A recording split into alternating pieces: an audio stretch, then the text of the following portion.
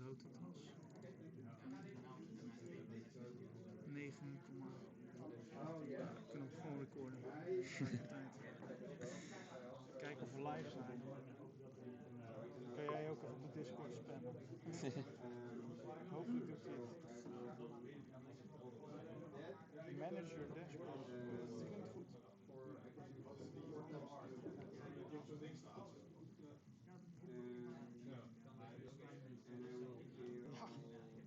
Ja.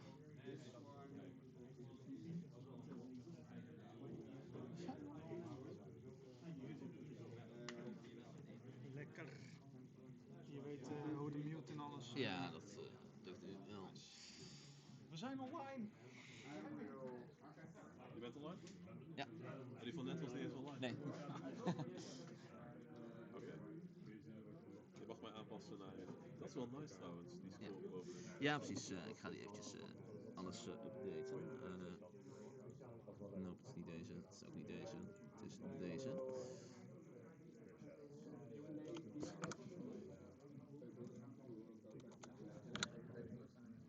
Oh, oeps. Niks gevecht. Wordt bellen?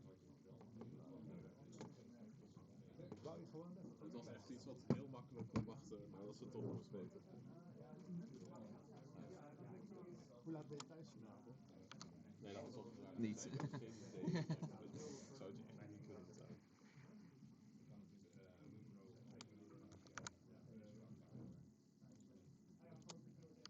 Goed hier.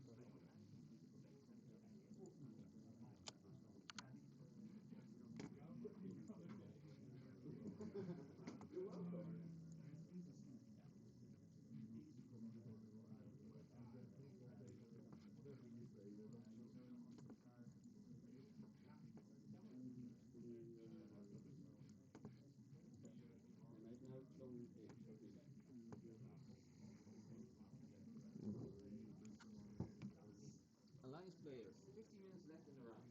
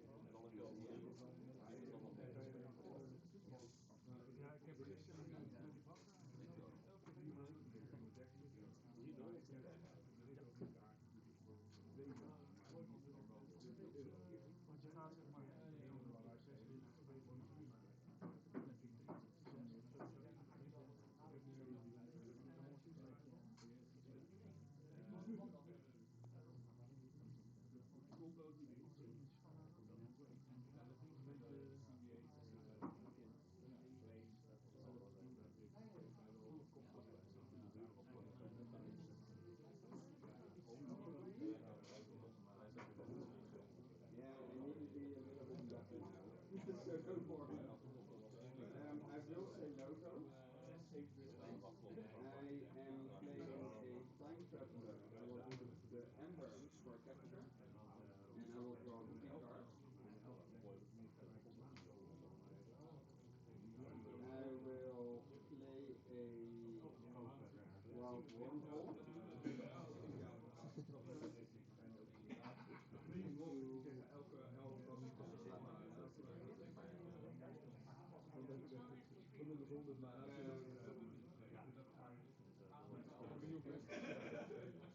Draw. And I will play half a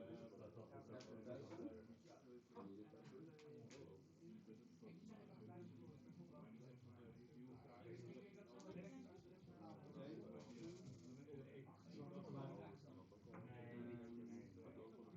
I will archive a card. I will play a Danish Archon with a caster. And I will discard my all two Danish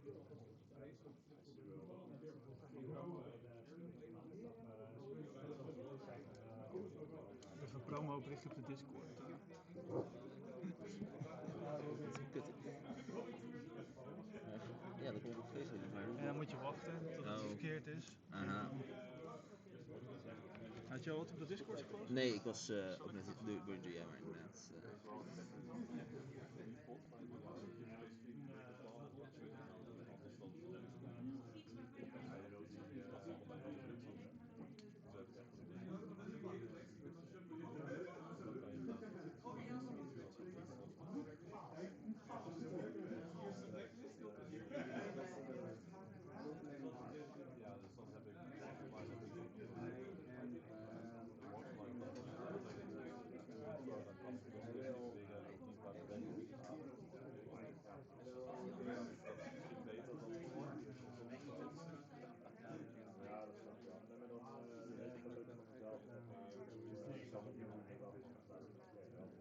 I will scoop up now later the caster.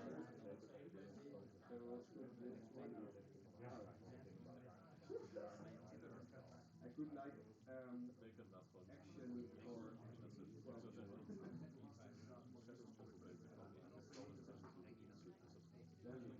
very slowly because I could not do the report very well.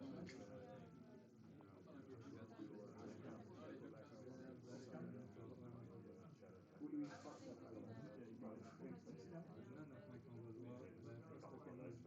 Ah.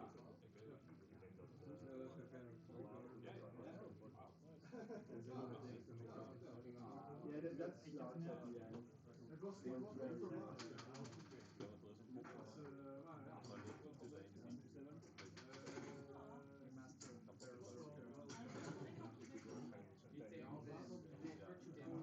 Hey, I went second with the Joker.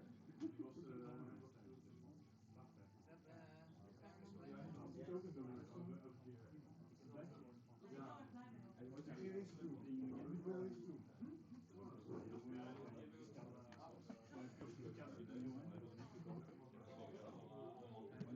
It is very cool. Had je de goede player intro's ook of niet? Ik had dus niet van, dus ik heb 2 keer Lars gedaan. Maar, je weet dat je ze hier ook kan viewen, weg kan doen als je er eentje niet hebt bijvoorbeeld. Okay. Ik laat het nu aan jou over. Ja, bijvoorbeeld. Ja, focus jij maar op Keyforge.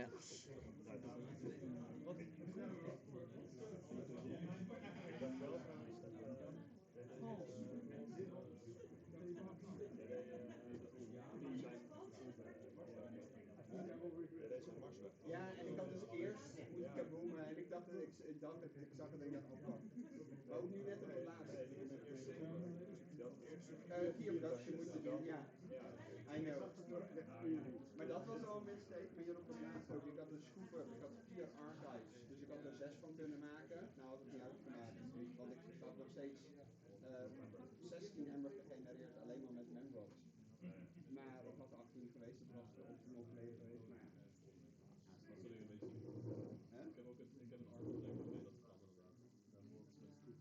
Oh yeah, I need to. Yeah, you do need to. Yeah, it was very tight.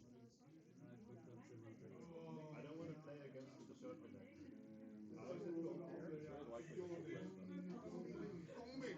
Such a small field, very likely. Also,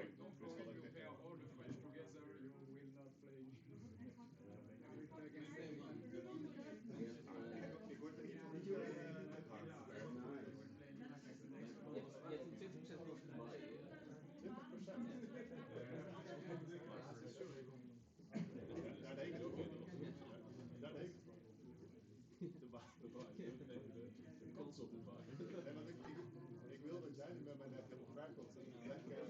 Ja, dat is wel. Je hebt gewoon 5 logo's in. Dat is matchmaking. Disqualified. Zo. Ja, dat klinkt als conspiring multiple. Mag dat niet? Dat mag niet, nee. Maar ik kon er ook niet zoveel aan We doen. zijn toch democratisch? Dat zit in mij nou wel, man. Ik bedoel, Maar je kan altijd met opzet verliezen. ja, kan wel. Ja. Wat zou dat dan? Maar dat hebben we deze keer niet gedaan. Deze keer niet. Al die andere keren wel. Maar zeg maar, mijn laatste Force Sorcerers hebben nog steeds hetzelfde risico. De battle is niet vast te rijden. Ja. Maar het feit dat dit letterlijk dingen kan doen. En alles dat je moet kan skippen. En alles is zo. Ik vind hem ook wel mooi als je op die damage doet. Maar ja, als je een creature damage, want dat is in jou in de tegenstander gebeurt, damage leggen, dan triggert automatisch. Maar als je het Dat had ik dus op de Voldor, moest ik tegen duet. Die had dus Carrion, Carrion Worms en dan kan er bovenop leggen. Rusty en dan kon ik niks opleggen. Oké, en dan dat en dan wist je, oké, dat moet je gaan spelen. Dat heb ik ook in de Archon deck. Ik heb toen, ons potje duurde maar 8 beurten geloof ik. Ik heb 6 beurten niet zelf moeten kiezen. Dat is echt zo. Ik speelde een stack met niet super goed. En toen werd in de aflevering echt introduction en een Winds of Death afgelegd. Toen dacht ik, ja, nu is het klaar, nu kan ik dat niet meer winnen. Want die heeft maar 1 Winds of Death en die heeft maar 1 introduction. Die was wel nice.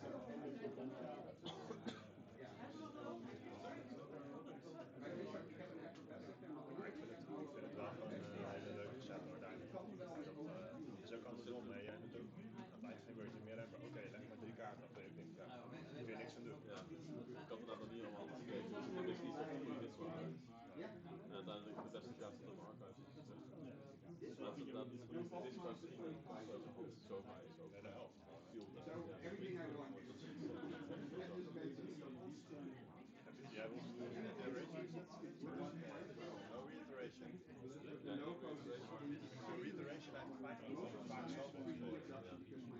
Dus ik was altijd, ik leg hem onder, maar ik denk, ja, kan het nee, ik wil eigenlijk gewoon weer trekken en ik wil iets onderleggen. Flexibel. Meer flexibel dan de Rage reset is echt alleen in de deck. En wat als je die uitvoert, dat kan wel nice zijn. Ik bedoel, als je al je... Zal ik hier ook een caster in doen? Ja. Dan kunnen we die ook als het goed is. heel veel geval iemand komt helemaal.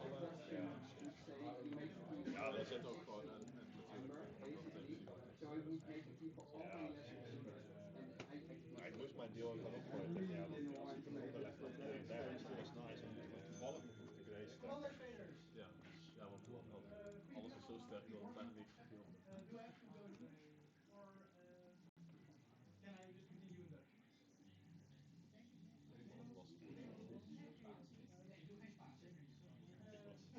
Het was die lockdown, 2 beurten achter elkaar.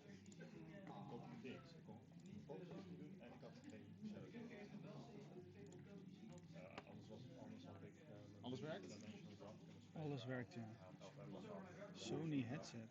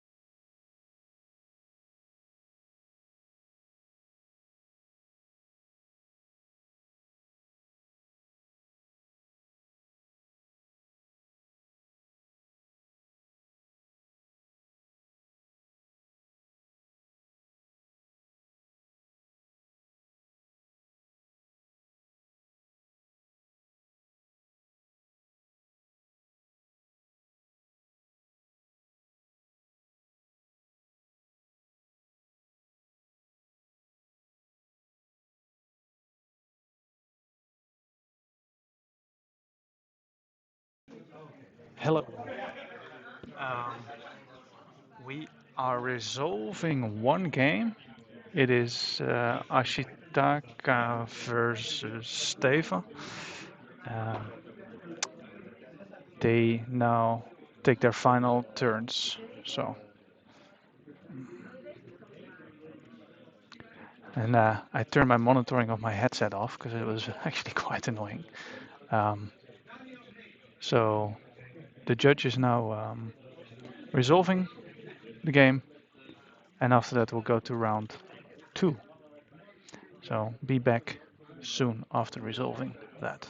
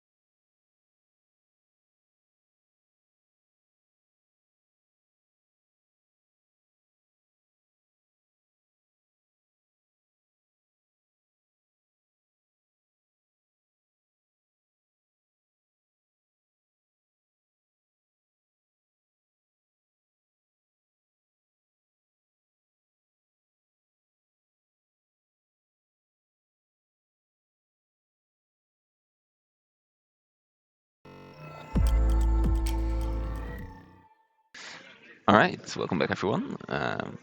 We are here with the second round of the Dutch Nationals. Round 1 just finished, and the players are now moving towards the table. We have, let me quickly update the things, Fakir versus Ashitaka. Let's see which side everyone is going to sit. There you go. All right, yes, we have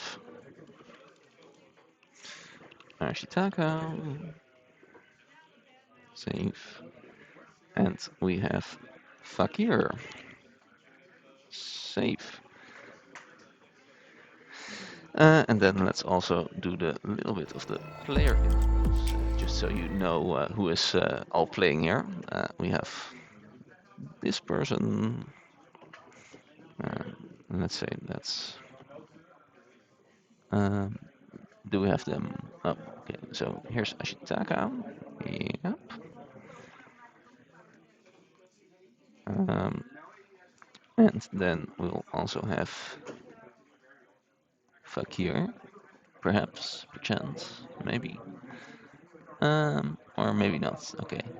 I think Fakir didn't manage to get in a player video, but that just means we have Ashitaka versus Ashitaka in the things. And there you go. Alright, let's go back to the table here. Our players are just getting seated, preparing for the round.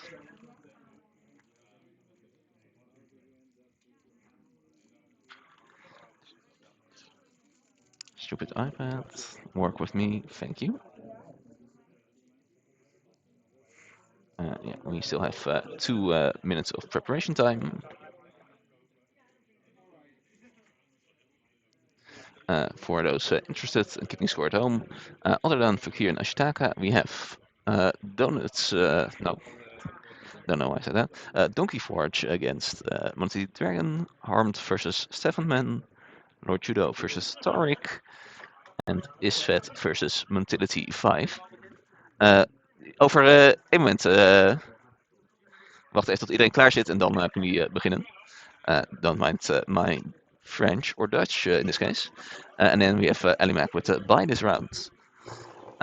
Players just shuffling up, reading some deck lists, and then I'm going to quickly do the announcement of that people can start.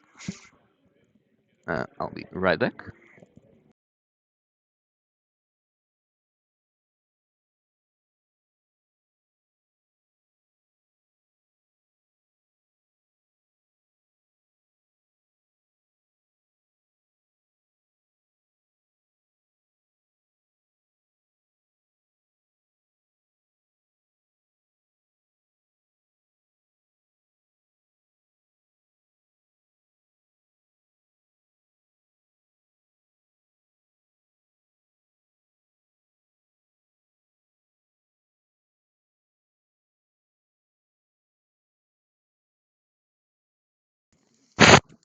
All right, and the round has started. Hello, it's me, Captain Gale.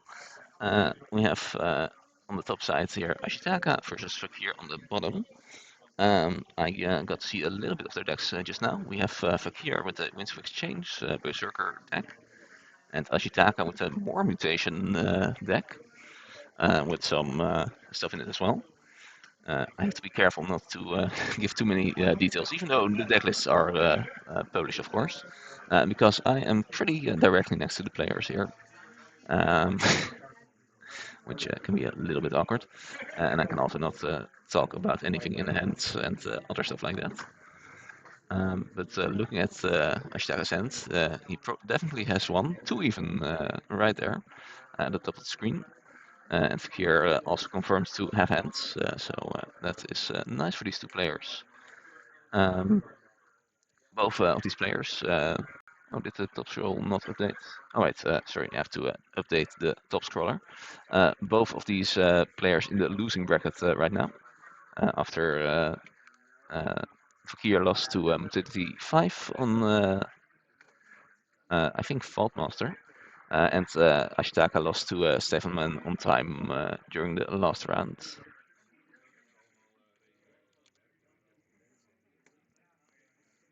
Let's see, are all the things updated now? I think so, yes. Alright, save those. And yeah, here on the top scroller, you can see the current standings as they are known to me. Players finishing their shuffling and cutting. I think Ashitaka might have taken a mulligan here. And we are ready to start with, I think that's going to be Fakir. He's going to start the game. And yes, we see a Kaup with an Ember enhancement, putting down some immediate pressure for Ashitaka.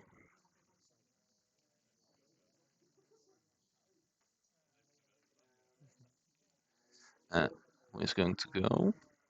Not that one. Or perhaps.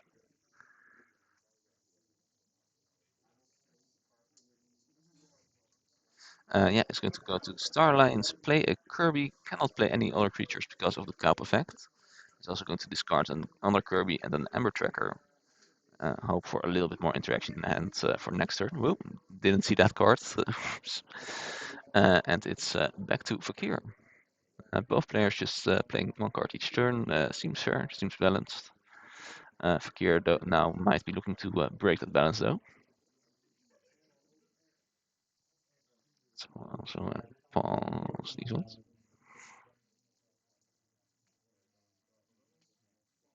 Perhaps. Okay, that's fine. Yeah, it's up to Fakir now. 1 Ember 2-0. Very start of the game here.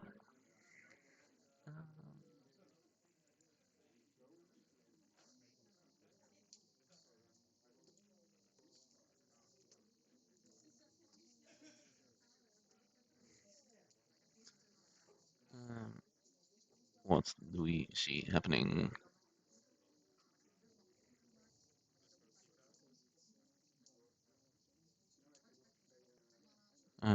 Not entirely sure what the hold up here is. Okay, we see Ashi, no, Fakir, go Illusions of Grandeur, call something, but we see the second Illusions, which will kind of assure 3 upper from being generated here. Um, see if anything else is going to happen. Guarantee is the word that I was looking for. Is going to reap with the Kaup here. And is going to end the turn, draw 2 cards, and give it back to Ashitaka.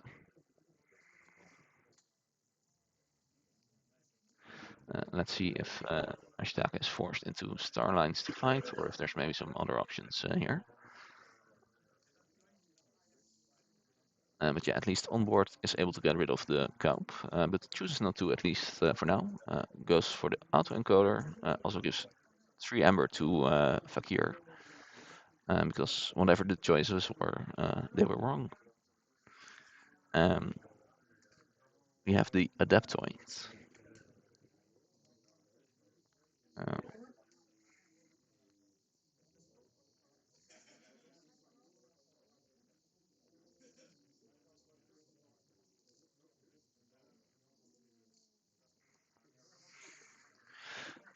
so we have seen an action and a artifact. I think we're seeing the reverse time being discarded. Doesn't want to draw back into those Starlines creatures, and also now gets to archive a card with the autoencoder. Fakir though will be forging a first key pretty quickly.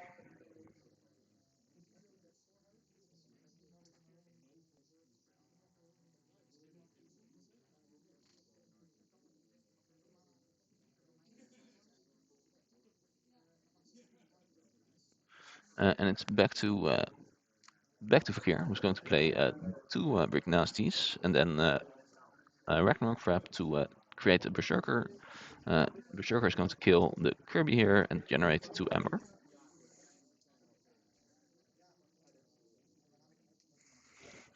That'll be it for now. And we saw the Berserker that was created was actually a clone home.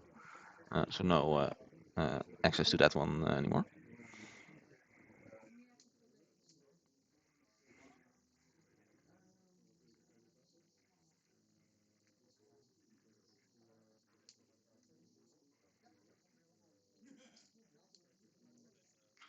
And how is Ashitaka going to respond here? Is still under the Kaup effect, so only 1 creature, action, artifact, and upgrade each turn.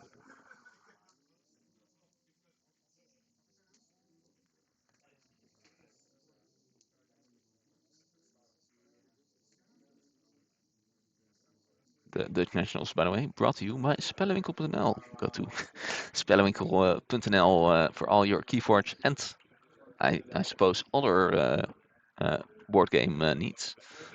Very nice store here in Delft, who graciously have hosted the Dutch Nationals. In the meantime, we see Ashitaka go into the logos, take out the Kaup here. I don't think any bonus icons have been resolved yet. But we see the bouncing death cork now also taking out the adaptoid and the one of the brick nasties. So doing a little bit of cleanup, getting rid of two large problems on Fakir's board.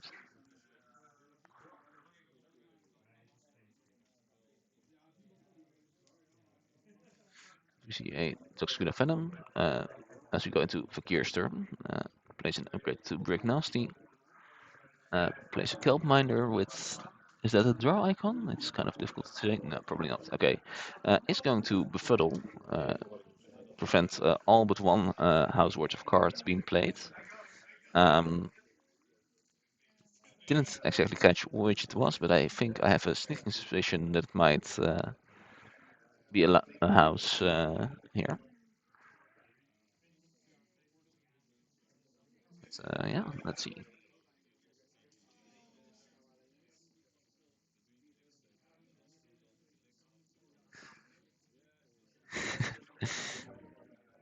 Yeah, Ashitaka is.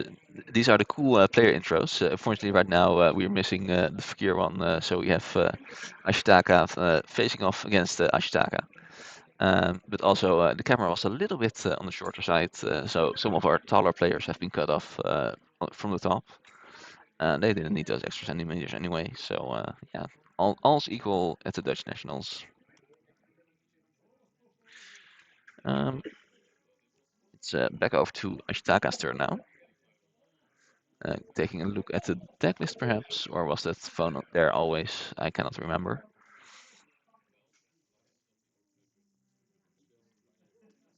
Has, I think, two cards in the archive right now, after, or perhaps three. Yeah, no, I think two. One from the first time, one from the dog book don't be discarded. Oh, right.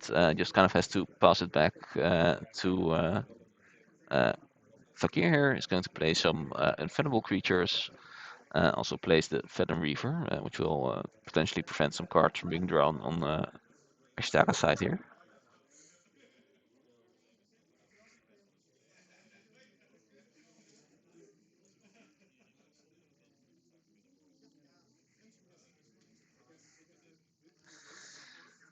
Yeah, I have paused them though. They can get a little bit excessive. But that's going to be the turn for Fakir, and gives it back to Ashitaka, who has a autoencoder and a dream right now. Also checks at 6 Ember Fakir at least, that is. Now we see Build Your Champion coming down from Ashitaka, going to archive two parts of Tormax. Has picked up the archives as well.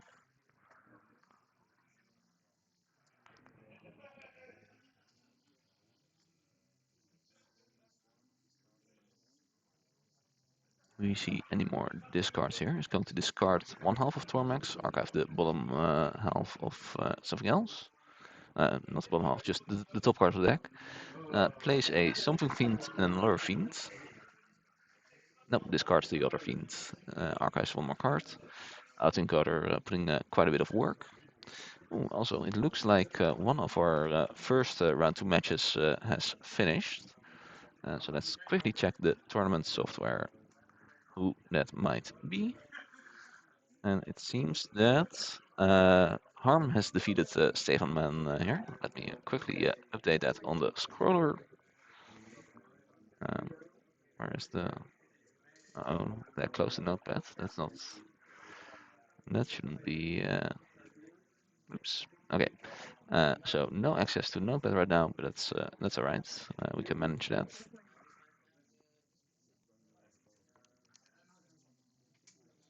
Yeah, we'll have to fix that after the stream here.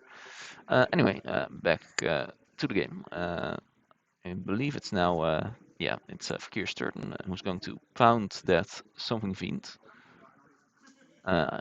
Might be Umbra, I don't think there's anything below the destroyed ability. Has the active personality as well. Is going to play the Revna Star Song with the capture icon, but nothing to capture here, which will prevent the Berserkers from dying. Finds a third brick nasty. That's a lot of nasty bricks. and is going to fight with the Berserker, it seems, into the Fiend. Didn't have, so no, okay, might have been the Untamed variety. But yeah, it's going to get Steel and Ember with the Fiend, and then get 2 from the double bricks.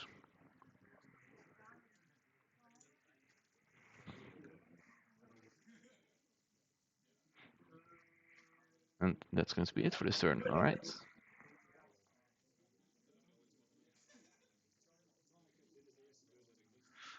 Is at 2 keys and 3 Ember right now, as opposed to a 0 keys and 1 Ember from Ashitaka. So looks a little bit close to the yeah, looks close to the finish line, but who knows? Maybe we see some reversal stuff happening.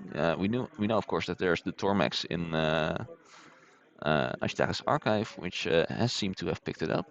So it's going to Tormax for a little bit. Tormax plus autoencoder is a pretty nice combo here. Oh, never mind. Hasn't picked up the. Was just looking at the archives, but hasn't actually picked them up.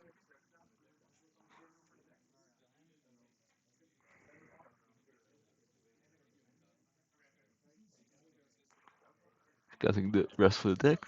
Of course, if you don't have a deck left, you cannot archive with the autoencoder, so that can sometimes be a concern.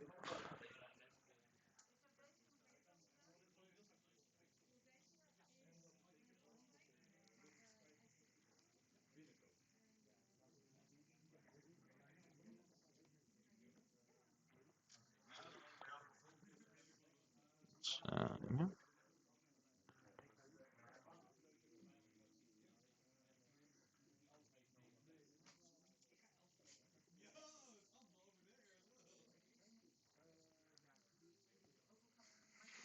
So, Ishtaka still right now is in potentially a difficult spot and has to think a little bit about what is going to happen here. Have we chosen a house yet? Perhaps not. No, still looks to be deep in thought about the best way to approach this board state. Now, this is of course also still under the effects of the Venom Reaver here. Um, so has to draw 1 card less each turn right now.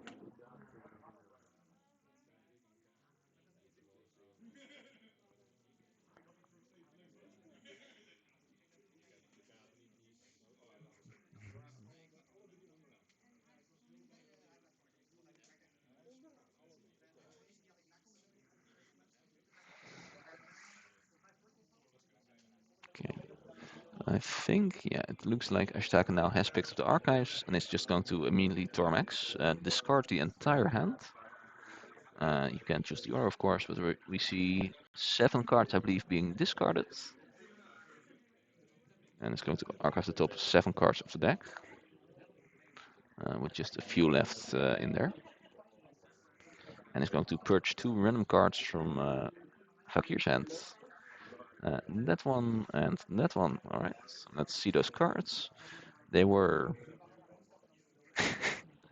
We don't know. Okay. But they were 2 cards. It's just. Okay. Not going to interrupt the players here, but let's just take a quick, not very totally suspicious look. Are they relevant cards? Okay.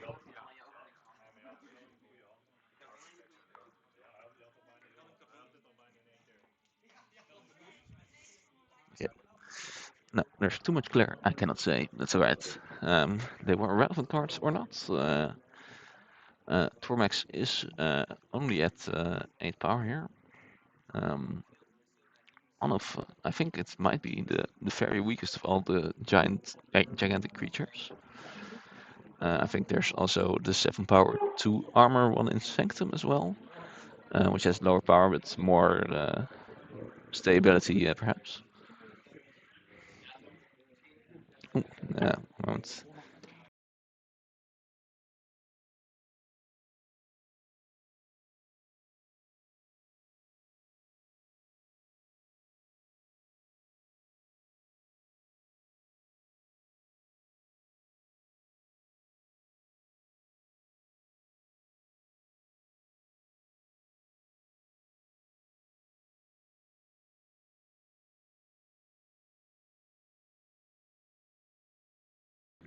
Right, and after having done a little bit of uh, cleanup on the stream, we are now back. Uh, Notice now the larger top scroller. Alright, so now, and also I now have the updated things, and I can update the scroller. Lord Judo right now is on 2-0. Congratulations to him.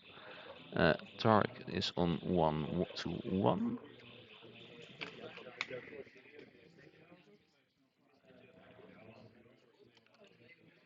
On 1, and then we have.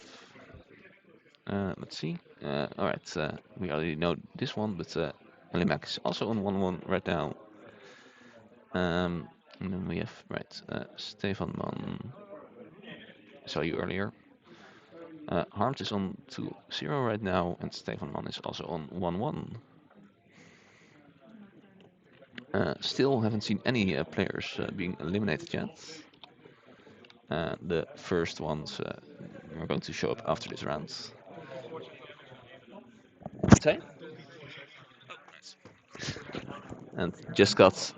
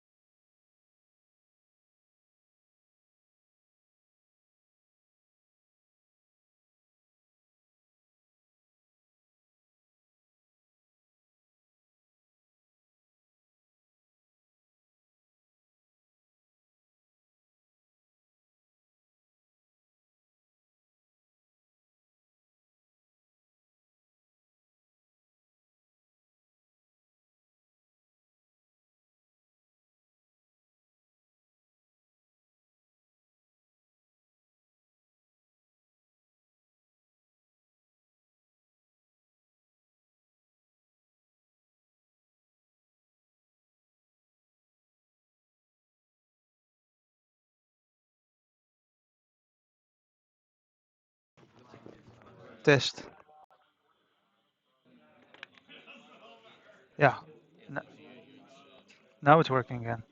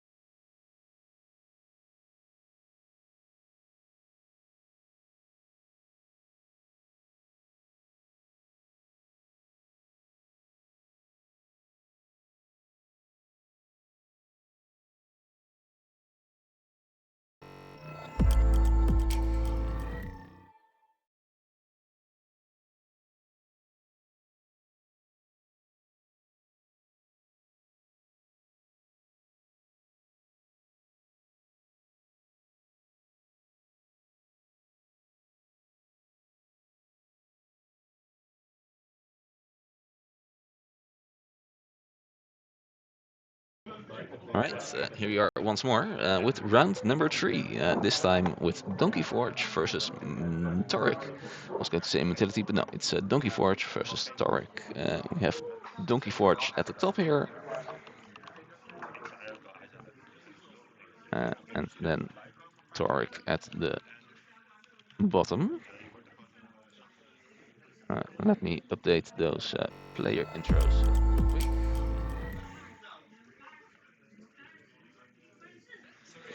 I think this, for the first time, we will have both players represented.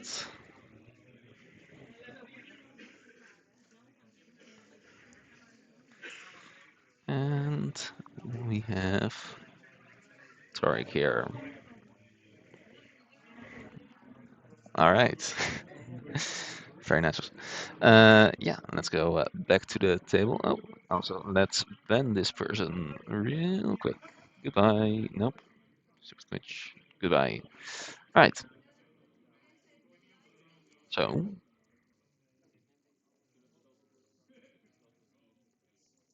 there, close it. Yeah. Let's go back to the table here. We have Tarek and Donkey Forge.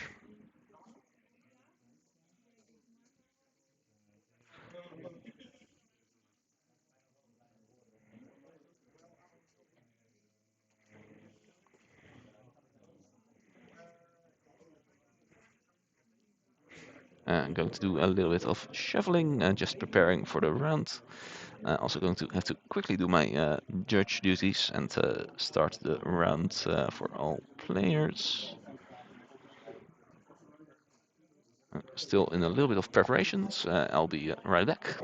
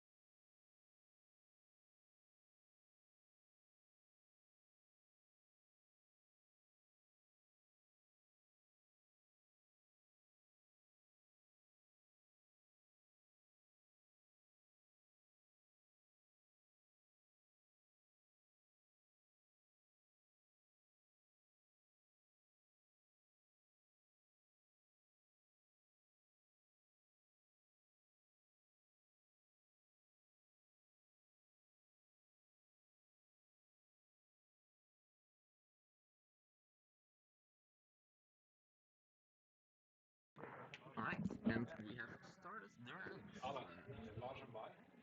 round. Nee, Kevin even bij. Oh, we have found a missing part. To quickly deliver that, but yeah. Maybe introduce myself first.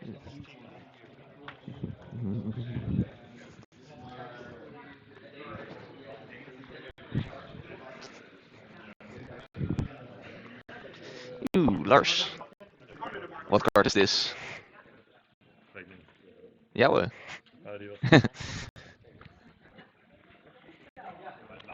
Lag nog bij de tafel. Alright, we have fixed those issues.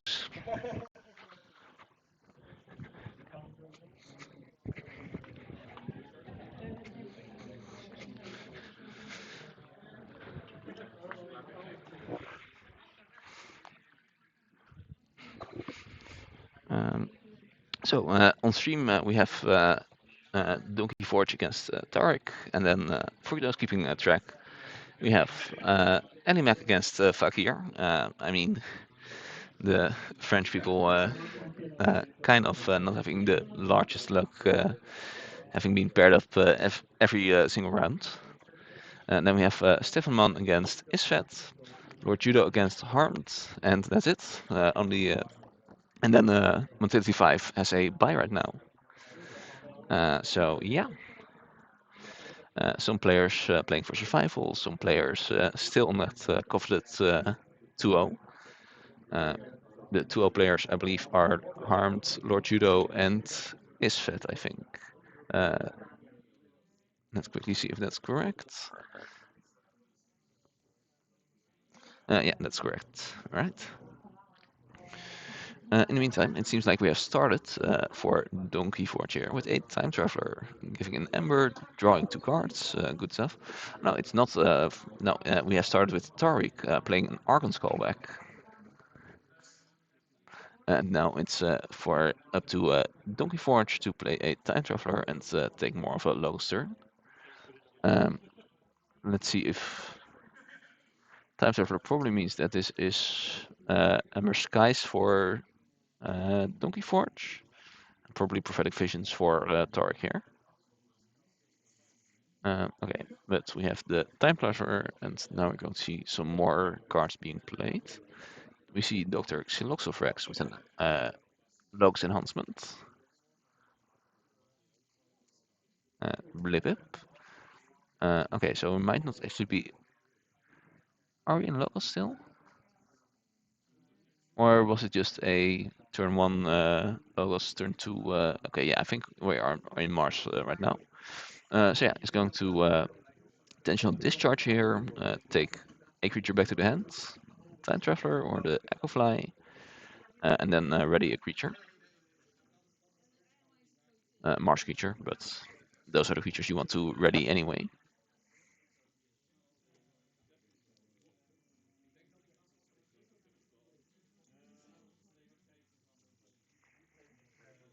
It's going to take back something. It's going to have a little bit of a think about what to take back here.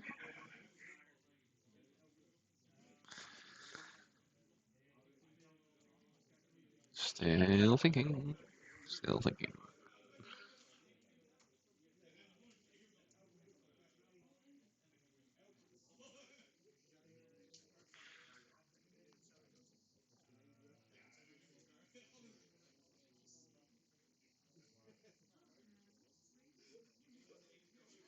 It's going to take the Echo Fly, it seems. Alright. And it's going to ready the Siloxofrax. Intentional discharge is going to go to the discard pile here. But I suspect we're now going to see the Echo Fly being discarded. And then archive that from the discard pile. And yeah, that is what's going to happen.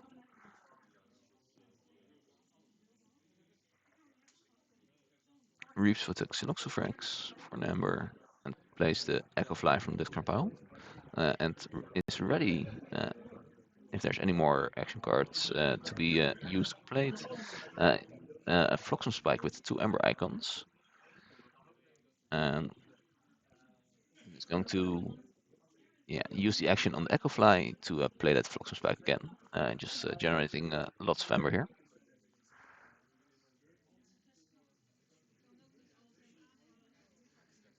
And it looks like that will be the turn for Keyforge here, just generating so much value right here at the start, and a check for a first key.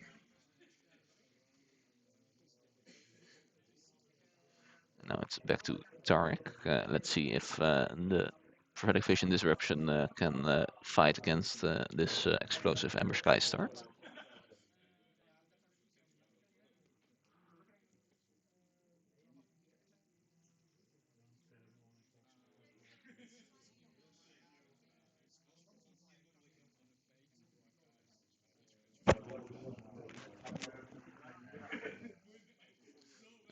We see Tariq here go into Aquadon.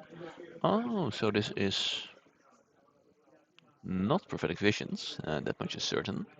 I guess it has to be one of the Vault Master sets. And I mean, if it's a Vault Master, it has to be 25, right? So play some creatures with Ember icons and the draw on the Historian Darkin.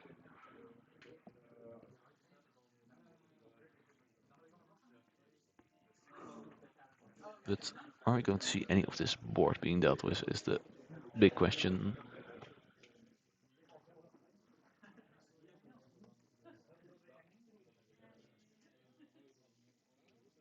And the answer though is no. We only see the leisure domain only generates one ember and has to pass the turn here.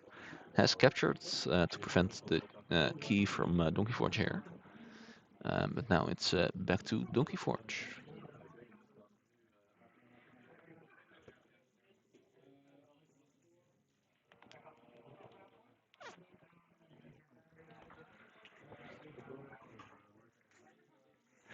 So what house are we going to see? There's of course a tempting Marsh board, but it seems like Donkey Forge is going to go into Geistoid. Generates an Ember, captures, and then resolve the Junk Restoration here.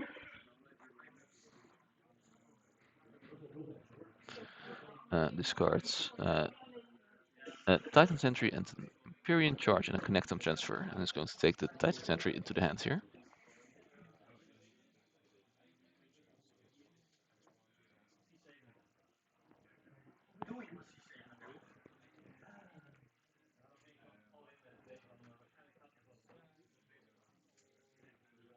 Moves it to this pile, very clean. Plays the Wellstring, the Summoned Council.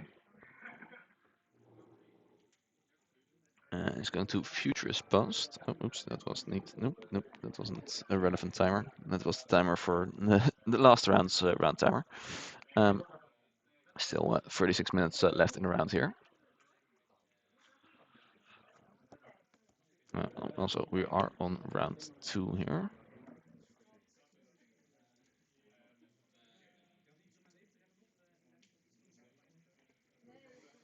Let's quickly. Why does not let's keep close gun zone? I don't know. I do not understand. Right. We are in round number 3. There you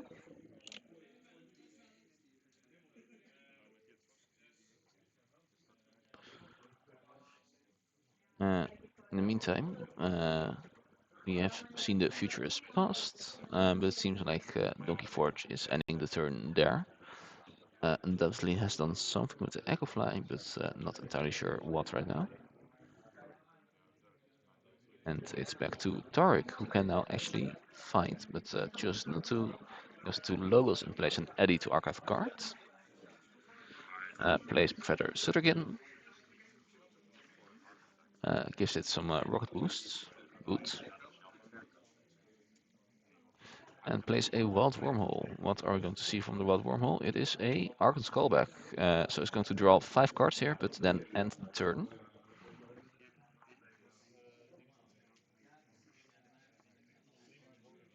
Let's see. Yeah, it seems like they are correctly resolving these. Yeah, that is the way you have to order the discard pile and the draw pile and stuff. Very well played here.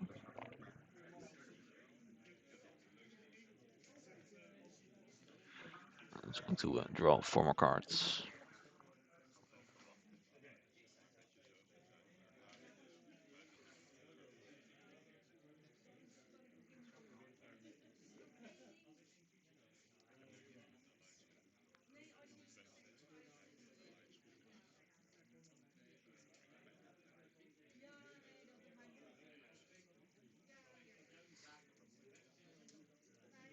Place the Titan Sentry.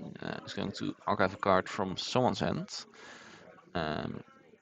Ooh, has brought out an interesting die that I don't usually associate with Titan Sentries. But we're going to archive a random card from the Tariq hand here.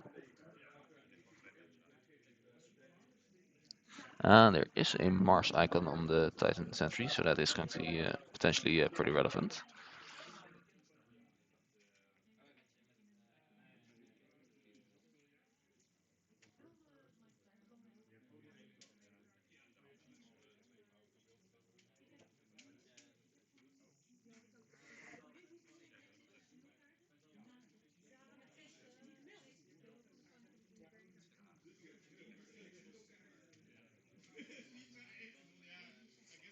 So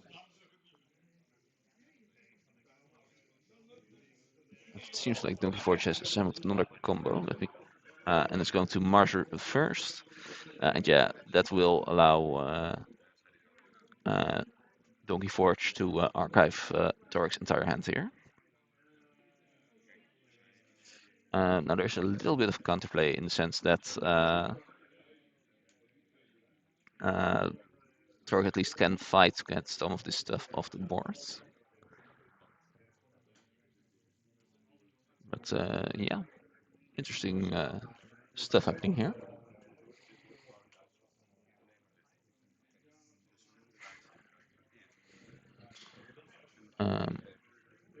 Oh, but he's also going to fight with the Sissics for a little bit.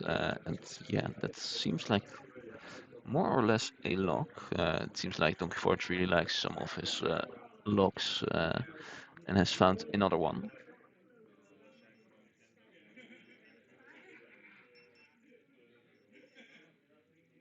Not actually using the die, but I think that's alright. This is the third use slash play of all the Mars creatures here. As long as they're not using any stock subtraction shenanigans, those should all line up decently. Okay, so you have a little bit of Sysok stuff here. I think that was the third play slash use. Just going to, I'm also the judge at this event, so going to make sure that everything is happening correctly.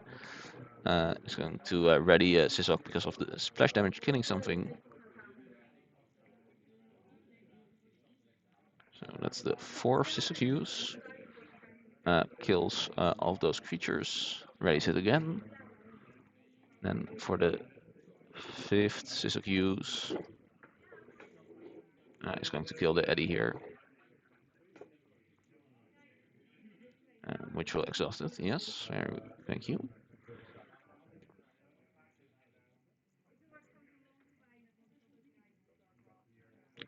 Yeah, and it looks like there's not really a way for this to happen again. There is some... Oh. Uh-oh, looks like the camera just died. That's fine, I think we are pretty much at the end of this game anyway. We'll have to ask Tom about that. Or perhaps the camera overheated, that's also possible, because it should be plugged in, right? Let me do a quick check of that.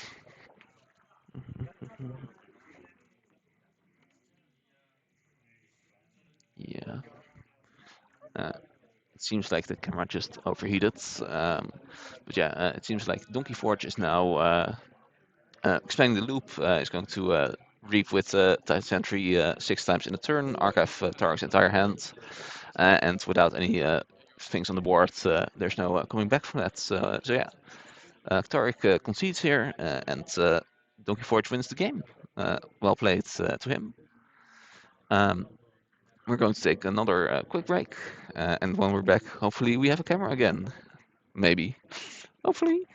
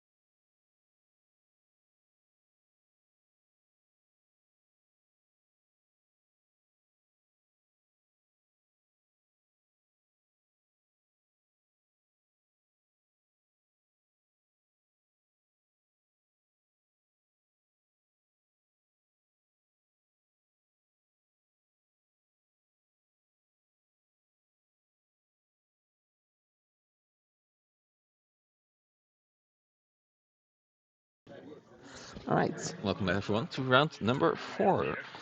We have still 6 players remaining in the tournament, but only 4 of those will be playing in the next round. This will be the play-in round to determine our top 4 for Alliance. And yeah, on screen, let me update the thingies. We have Lord Judo versus Fakir. We saw Fakir earlier, but kind of had a rushy start against the more mutation deck without too much pushback. And maybe this time we will see a little bit more of his deck. Fakir on the bottom, Lord Judo on the top.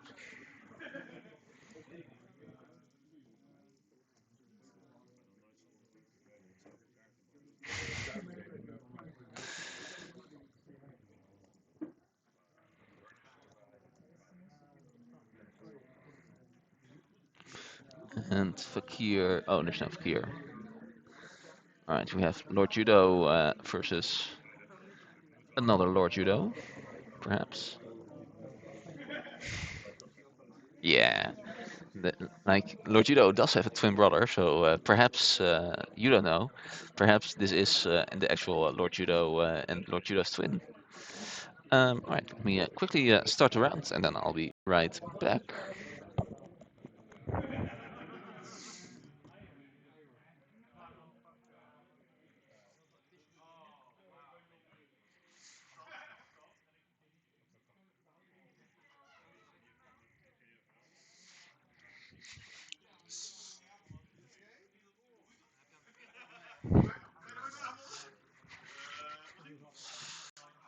Okay, you guys are almost ready? Yeah, almost. Alright.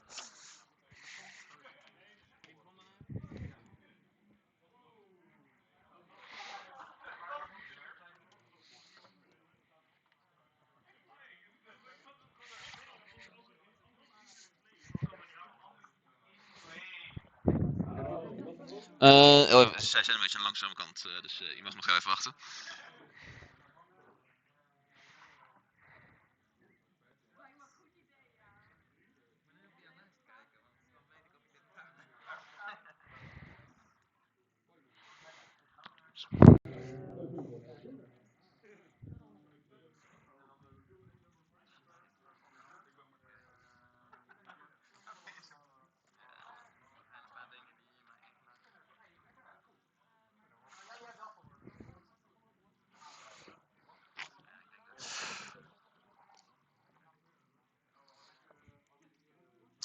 Alright, Keyforge players, I'll be starting this final play-in round. You have 45 minutes. And yeah, good luck. Ja, jullie kunnen beginnen. Voedsel is ook een goed idee. Ergens. Alright. I see now that I didn't mute myself. That's fine. That's what I wanted to happen. And we are going to, we have started a round. Still a little bit of shuffling to be done on this side. And because of Lord Judo's nice house tokens, we see that we have a Winds of Exchange deck with Mars, Propner, and Venerable against a Prophetic Visions deck with Logos, Starlines, and Saurian. Yeah, you can yes.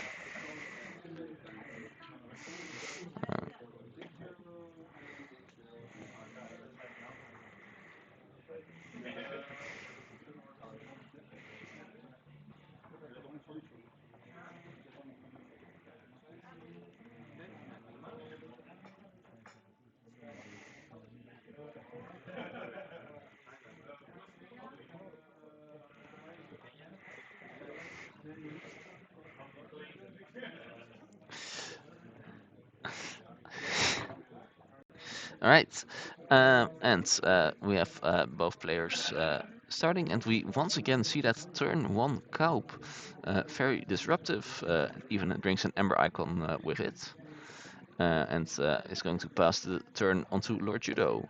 But importantly, perhaps this PV deck will probably be doing some of its game plan through the prophecies. So yeah, we see Lord Judo go into Logos, prophesy something under stars aligned, play Reiteration, draw 2 cards, bottom 2 cards.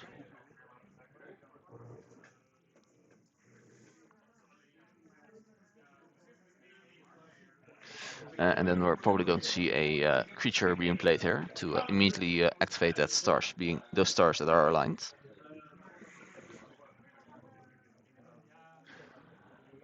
Puts 2 cards on the bottom with Reiteration.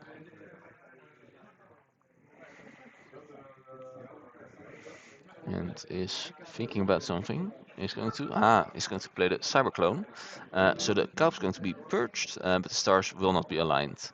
The Reiteration will, however, be archived, and Lord Judah now has a pretty decent Logos board here. We also see the Antennae on the other side of the prophecy here. Might see that one become activated next turn.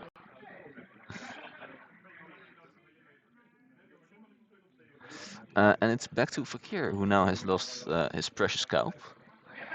Let's see how he is going to answer this. Berserkers, of course, are pretty useful at answering some of those lower power creatures. So if he has a way to make some of those, could see a pretty decent follow-up. It's going to go into Marsh though, and it's going to go with a Brain Dart to enrage and capture the Wormhole Technician. Is going to play the Fatminder, make a token creature, and that's going to be it for the turn. Does take away some of that annoying pressure from that Logos board. Can still reap for 2 and throw away the Technician, but might not be too worrisome, at least right now. Stars Aligned could be in play here though, if Lord Judo finds a way to reduce some of his own board.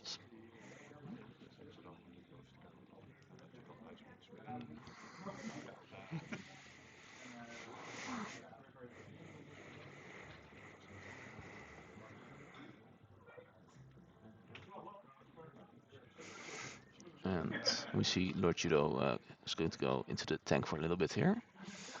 Think about his choices in life that have brought him to this point.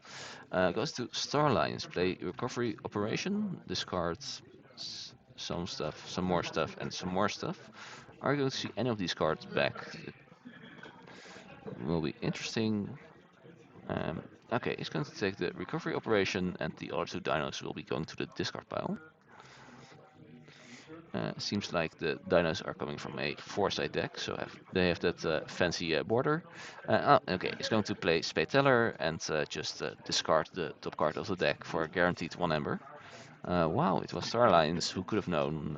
It seems that Lord Judo was the one that could have known, because he is going to get 1 Ember here. Are we going to see any more Starlines cards here, is the question. As well as, of course, there's still a prophecy that can be activated.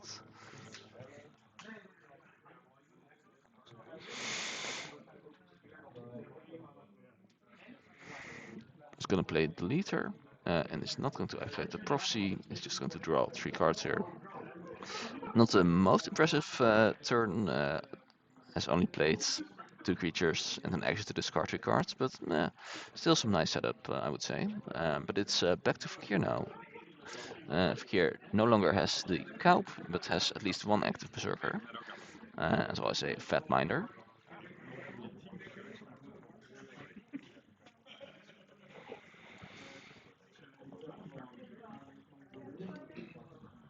Excuse me, still not used that there is a camera pointing at me right now. That's alright.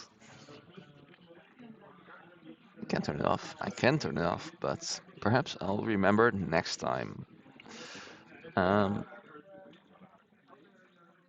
so it's up to Fakir now, who has only played Mars cards so far, I think. Is now going to go into Unfathomable, plays down the Fathom Reaver, makes a token, and is going to reduce the hand size for Lord Judo, if it stays around. Finds the Browsorge, so now no actions that Fakir doesn't want. It's also going to befuddle. Um, Possibly, I didn't catch that, but might be Star Lions, might be something else. The leader though on board can get rid of the Brio at least. Yeah, it's looking at that stars aligned. But yeah, it's the start of the turn, so that might be happening next turn, but not yet anyway. And it's back to Lord Judo here. Our other match, by the way, is Motility 5 versus Donkey Forge, who are also playing for a position in this top cut. Taking a quick look. They're not super far into the game yet, I think. But maybe they are. But that seems to be more of a combo versus anti-combo matchup. Well, this is just kind of a disruption on both sides of the table.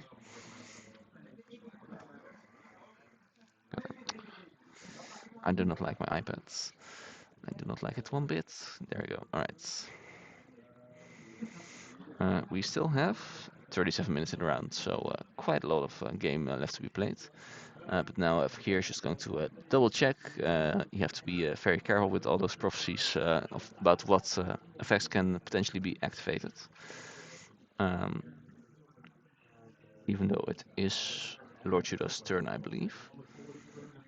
Yeah, so just doing some checking what can be under those stars that are aligning, while Lord Judo is also thinking about his own turn and how to deal with the brow sword, perhaps, or do some other stuff.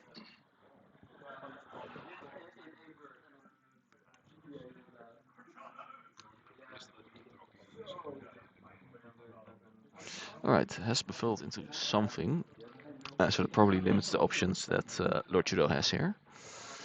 Um,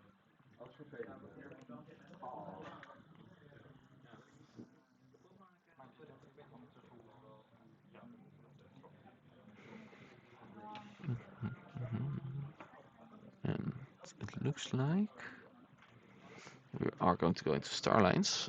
Refits is finally a worthwhile card. It now says gain an Ember, destroy a Berserker. Is going to reap with the leader, return those two unflammable creatures to the hand. Still have the Spade Tenor though, of course, although there might be cards that you don't want to hit, potentially. Yeah, it's going to fight into the Fat Minder here, puts a damage onto it, but seems like he might not want to randomly discard from the top of the deck here, which is fair enough. Are we going to see anything else? There's still, of course, that open prophecy spot that you can use. Any prophecies you want to prophesize here? Yeah, it's going to put something under. Whoa, there's a different card in the end of the night. And it's got, with those nice house tokens, it's going to put something under Trust Your Feelings on Bropnar. So if Fakir ever chooses Bropnar, that prophecy will come true. And then we can check if there's any fates under that. But that's going to be Lord Judo's turn, it seems, and pass it over back to Fakir. A lot less explosive start than we saw last time Fakir was on the screen. We're going to immediately see what's under it. It was an Unlist Numeri, so no fade effect. Yeah, way just to cycle a card out of the hand, which sounds fine. And yeah, Brofnar is being called. We see a Fire Spitter. Do we have any of the bricks in hand? This brick with a double K and not CK. Don't want to brick here, of course. But brick could be adding some value. Revna Starsong might also be nice.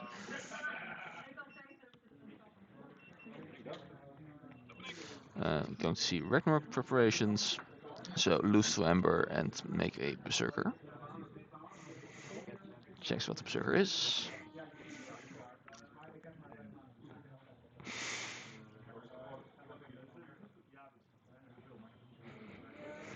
So now the question is what to kill, what to keep alive. It's going to pounce here. kills the 2-power cyberclone and then also puts the damage on the deleter and the CYX researcher here. Is going to use pound again, so kills most of the board and puts 1 damage onto the wormhole technician. I think, maybe. Well, probably doesn't matter because now it's going to throw a berserker into the wormhole technician, which was a delve. Now the other berserker, even though it is enraged, has no thing to fight, and so can reap here this turn, which is what's going to happen. And yeah, Fakir's going to check here at 7 Ember. On check for a first key. And draw some cards.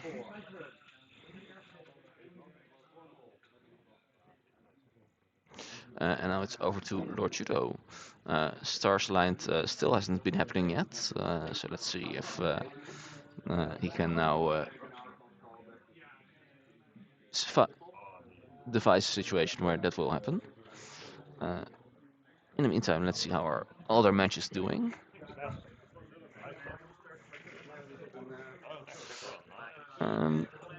Okay, it seems like one of these players is pretty ahead. Keyforge has a pretty commanding board presence here. And that game might not be going too much longer, but there are still some outs for 35. Oh, no, that's not what I wanted. There we go, okay.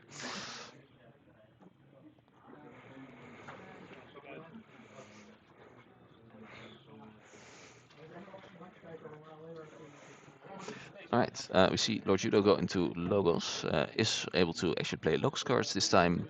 He's going to play Reiteration to do some stuff. Designer Crit comes down and is going to archive something on the board.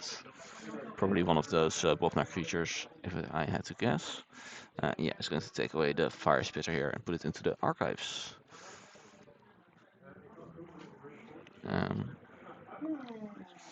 Kind of close to the stars being aligned yet, but would either need to take away 1 more creature or play 1 more of his own.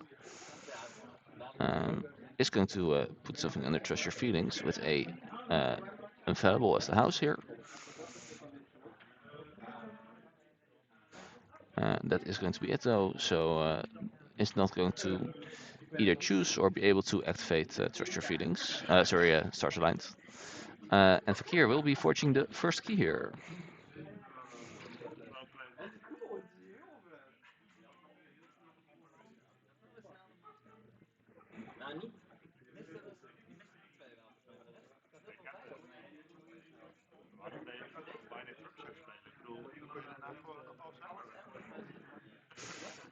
Right, and it seems like our first game has finished here, and Mentality 5 loses from Keyforge, who will now be going to the top 4. So congratulations to him. Let's update that on the stream here. Mentality 5 is going to end up with a very respectable 2-2 record. And Keyforge with a 3-1 is going to get to the finals here.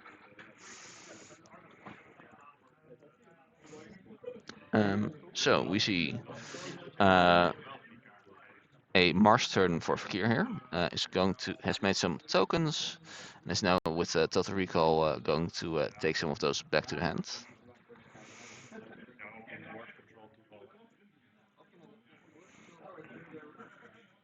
As well as all the other creatures, and generate quite a bit of Ember. Points to a card from Lord Judo here, but not entirely sure about what. Is going to make an Ember, capture an Ember, and make a token with the Fatbinder here.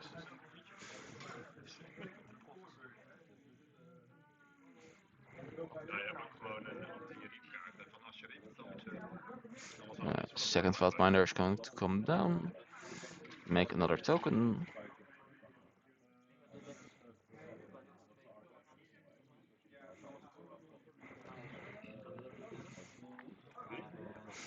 Has generated quite a bit of Ember. Pointing to some cards. He's going to play to the Rebel in between them. ready those two Fat Binders. Fat Binders won't be able to destroy themselves against anything on Lord Judo's board. Could potentially take out the either the Emeritus Darn or the Stomping Crick. The Silent Crick. If he is scared of the board presence, but can also, of course, always reap. So let's see what Fakir is going to go for here. I think that's. I didn't see anything being exhausted, but I think that was just a double reap. So yeah, fair enough.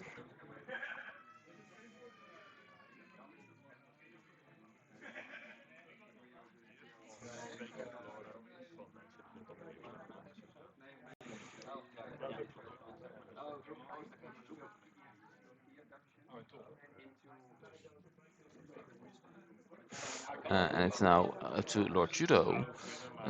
Has a trust your feet. Both prophecies active for Lord Judo right now. Um, Still not sure what's on the other side of trust your feelings because stars align. Sorry, I mean because the stars so far have not been aligning for Lord Judo, whether intentional or because of uh, yeah, whether intentional or not, we don't know. But yeah. Is going to go into Logos and take out the Rebel here. Is I believe there might be a second Total Recall in the deck for Fakir, so has to deal with that. And is going to Reap with Emeritus Darn, archive the top two cards of the deck. And now, for the first time, we see the stars actually aligning, which will destroy the two Fat Minders at the start of the turn. And then Fakir will be forging a second key as well. Now has 4 active Berserkers on board, but no more of the Mars stuff from previous turn.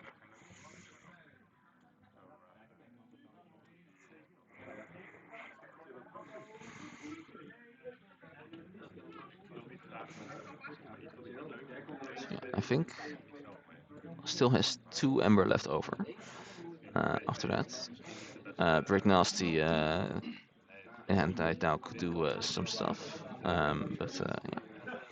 Let's see what Fakir is going to go with here.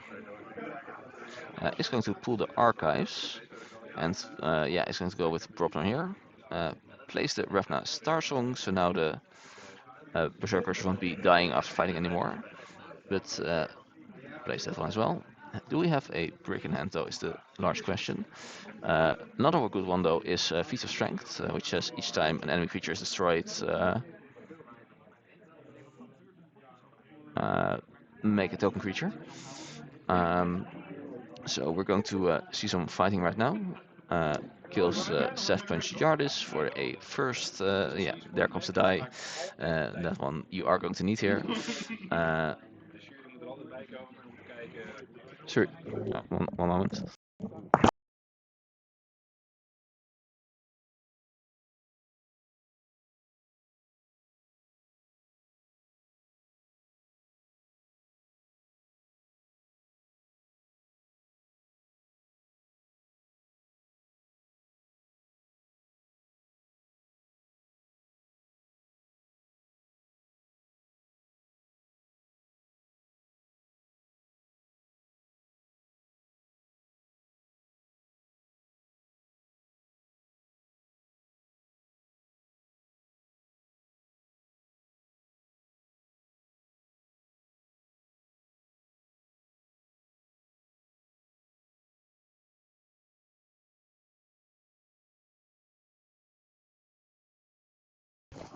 Alright, just making sure that everything there resolves correctly. Yes, and he's going to fight for the last time and kill the Emeritus Darn and make the final token creature here.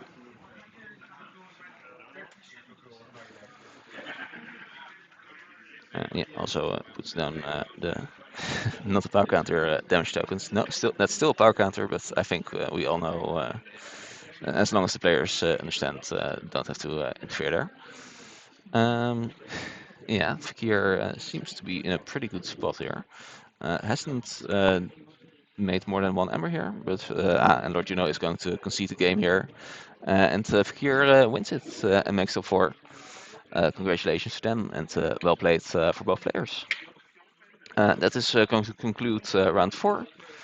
Um, but because of how we are scheduling things, next round will be Archon. But first, we'll have a little bit registration and break for the players to get some lunch and other stuff. So yeah, see you again soon. We should be starting in 45 minutes again with Archon. See you there.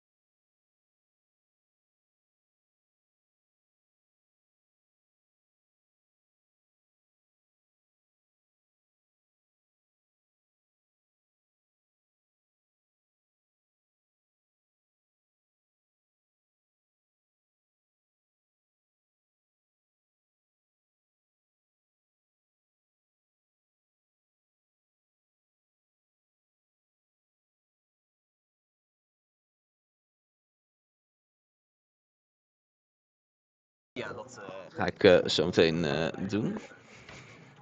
Oh, we are not muted. All right. Hello, everyone. Welcome back. We are just going to start the top 4 match a little bit early, just so we have time enough later in the day. Okay. Yeah. Players are finding their seats right now. We're just going to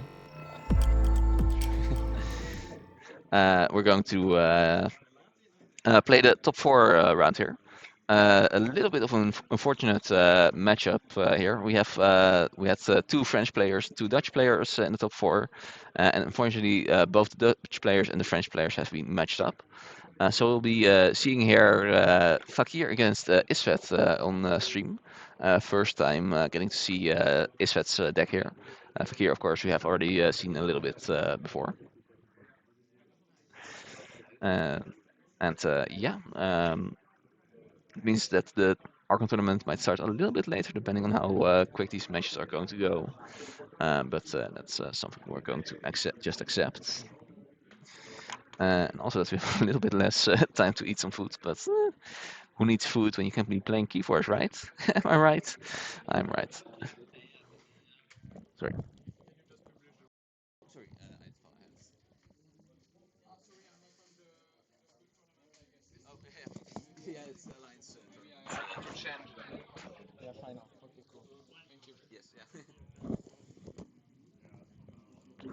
All right, just confirming a little bit thing with the players. Let's go to the table now.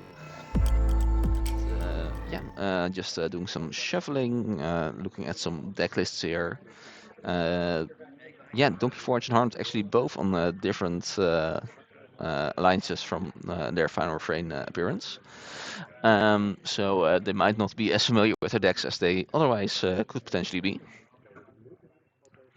And yeah, going to do a little bit of shuffling. I also don't know how. I think the French guys are pretty familiar with each other's deck lists as well.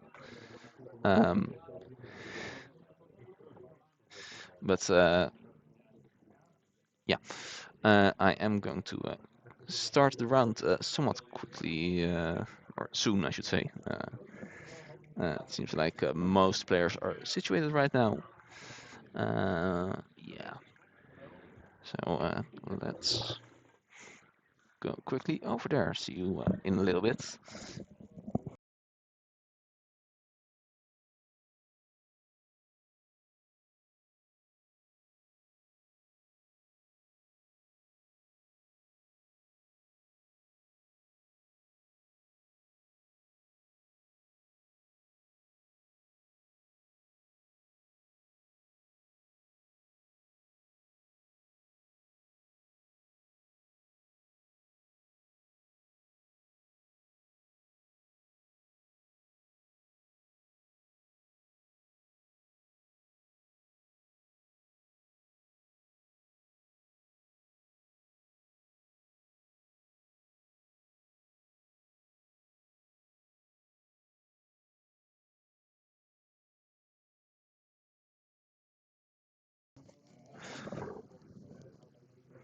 All right. Oh, yeah.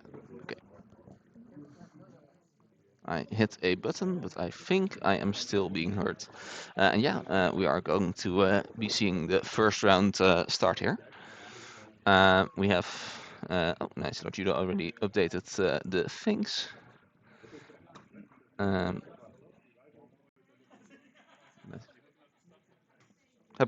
Hij is gestart. Je zit in het Archon toernooi.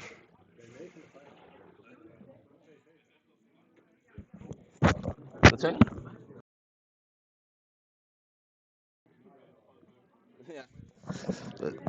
Yeah, just confirming that the round has indeed started.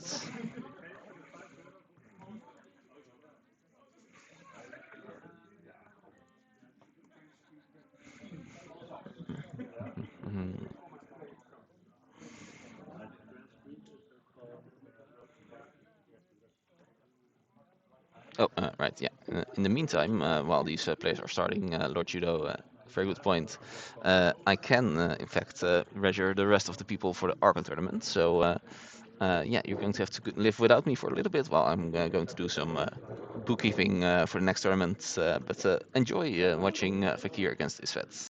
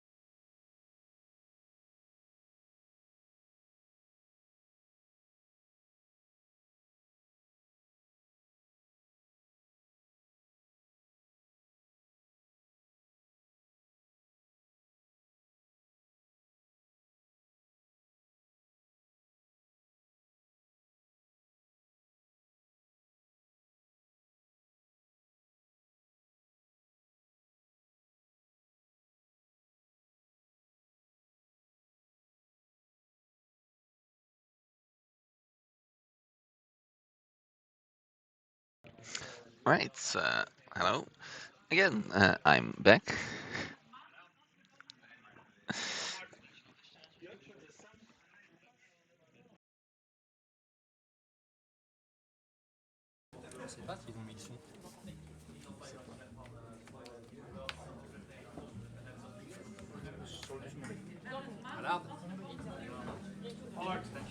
Did you put the sound of the microphone or not?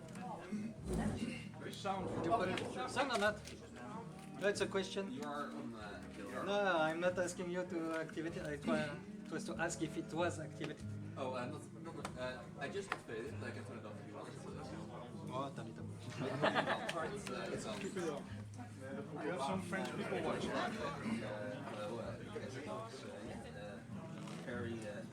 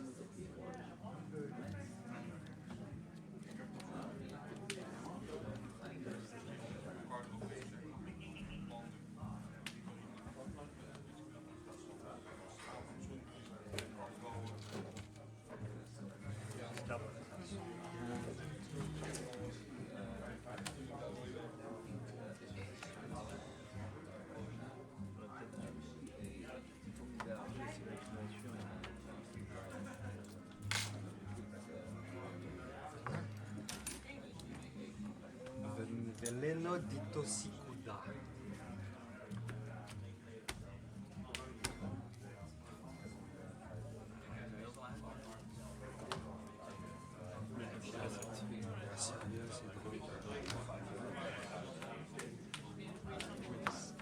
Ah bon rappelle-moi, si je joue une action, ça détruit.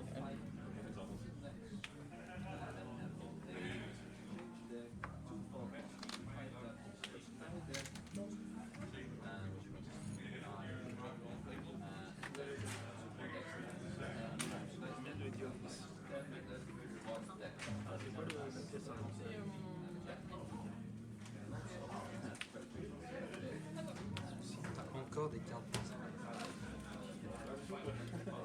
T'as pas joué tout ton 10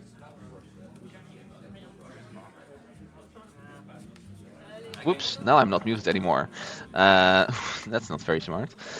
Anyway, as I was saying, in quite a roundabout way, I think there's 5 PV decks today, 2 Ember Skies, 2 Fault Master 25, 1 Winds to Exchange, and 1 deck that I'm not entirely sure about. As in, I don't know what the last set is. Not that I don't know which specific set a deck belongs to. Um, but yeah.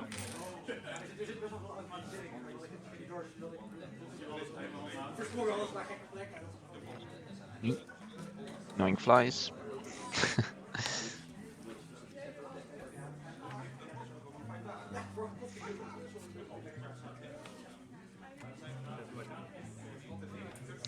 It is fed on play right now. The other finals match, Harmed versus Donkey Forge, is also going on at this very moment.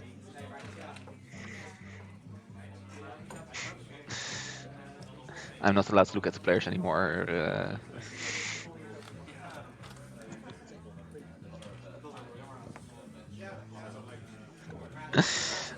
Yeah, I have been put into the shade. Yeah, I mean, fun spread slash prophetic vision dominance. That just kind of depends on how you look at it. Isfet is going to throw the Infernus into the Brio, put 4 damage onto it, and reap with the Arachnoid. It's going to boost his future. Um, and do so again. has put something under stars aligned, which we will now immediately see happen.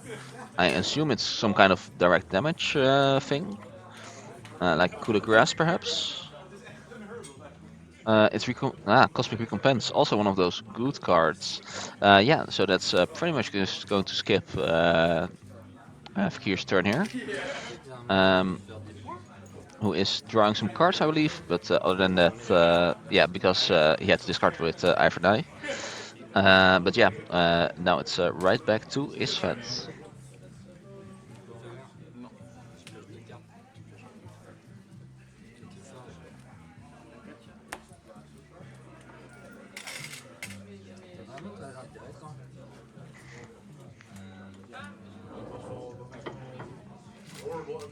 Who is going to forge a key here, I believe. And still has 7 ever left. Or is not going to forge. Right, Timothy the Damned is the reason that he is not going to forge a key. I think Fakir was the one who spotted that. And yeah, just took back the Ember for that. So the question is, what house are you going to see here? You can go into this, of course, do some controlling of the board, like throw the Spire into the Brio, re-put Ironite, discard 2 cards from hand, so that should already be a little bit tempting, but there might be more tempting stuff here. It's going to, whatever house was chosen, is going to boost the future. I get that. Very little. Boost the future again. Might be setting up some particular house at the bottom, or just getting rid of some cards that aren't particularly wanted right now.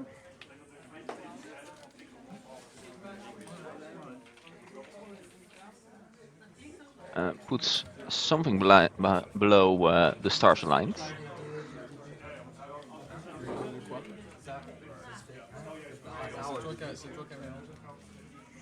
Is going to use the Arachnoid or not? Is going to use it and fight the Brio. Nothing to capture, but it's also going to throw the Infernus into Timothy. And puts it down to 1 creature on both sides. Reese with Ivernai, which will make Fakir discard 2 cards at random. That's 1, and that's 2. Those will be discarded. That's a Ragnarok Prep and a Pelv. And that's going to be it for this turn. Checks at 8. And now we see what's under the stars aligned. It is a Strategic Fiend, so discard the top card of the deck here. And that will not be playing any creatures for Fakir.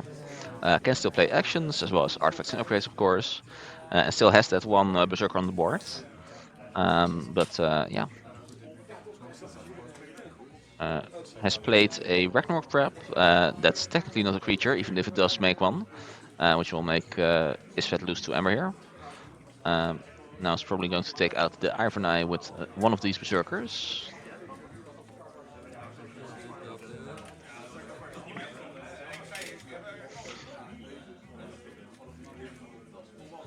On the other side, we also still have Harmed versus Keyforge, who are still doing stuff right now.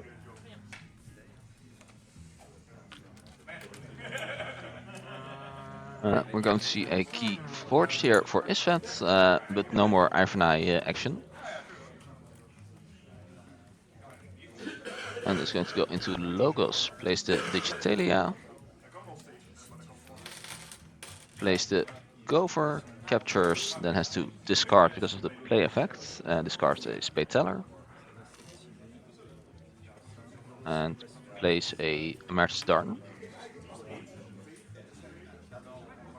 A little bit clarifying of Neo-Technicover's effect here, but yeah, you only get the Ember if you discard the last card in your hand, which wasn't the case here. Boost the future, it's not going to do it again, I think they left the card on top.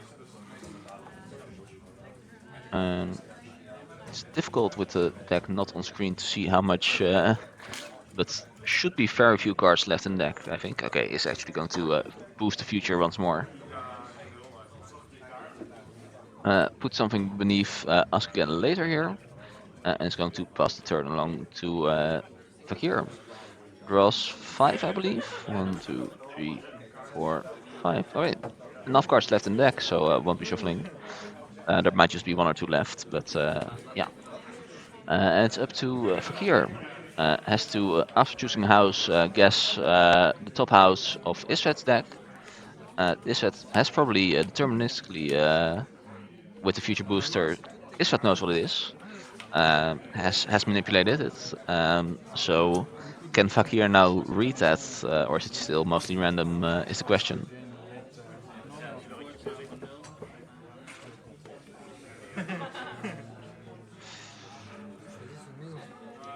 There is at least 1 card left in the deck. So there will be something to trigger here.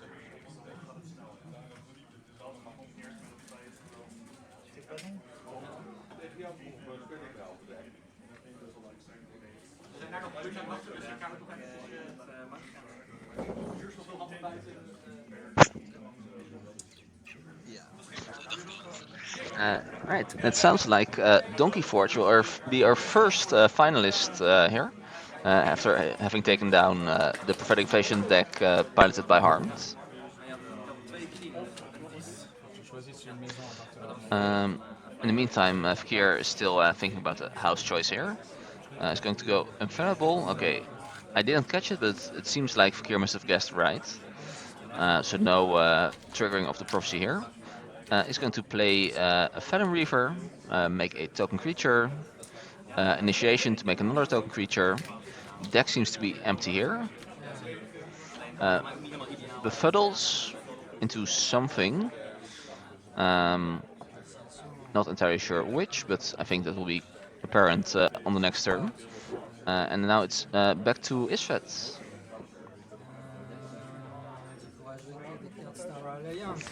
Who sounds like it's going for Starlines.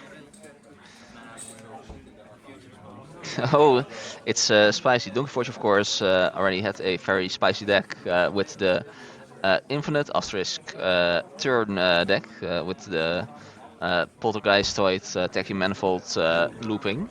But he has actually innovated and brought something new. And yeah, it looks very fun and will be on the finals in well, a little bit.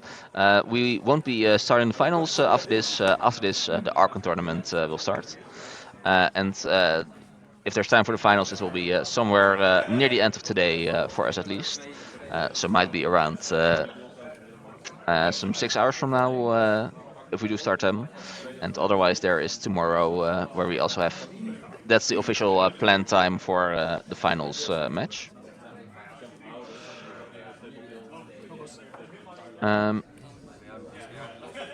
I thought at least that Isvet went for Star Alliance, but it seems like he has reaped with Digitalia here, so it might actually be in Logos right now.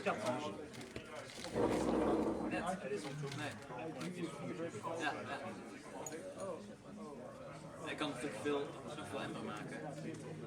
Oh, een alliance. En ik dacht, ik doe dat.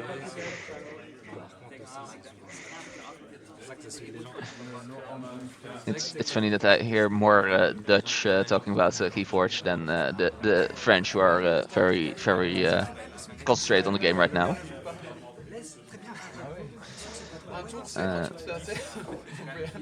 Alright, he's going to reap with the Gopher here. In Ember, discard something.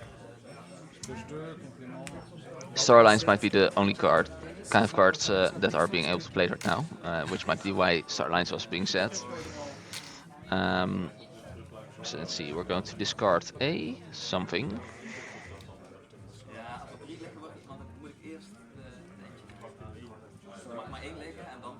Seems like we're on perhaps a little bit of a delay, because I'm pretty sure I can hear Donkey Forge, but looking at Donkey Forge, he is not saying anything right now.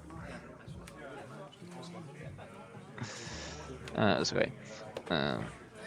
my field of vision has been decimated, so I'm not really able to see the game from here anymore.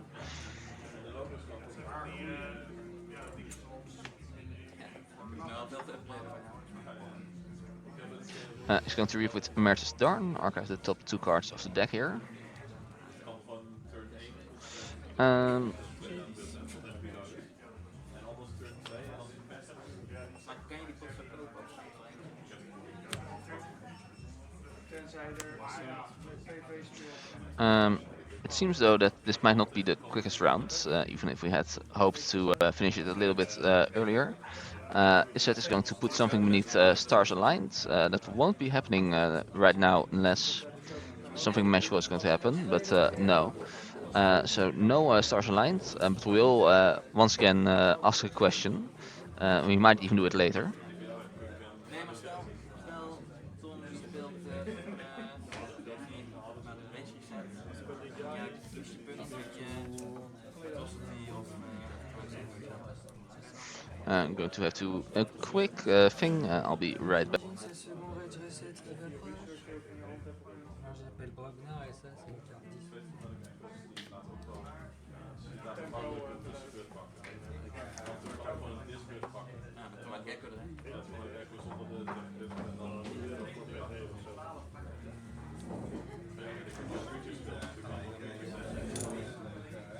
Als je mij features zegt, dan...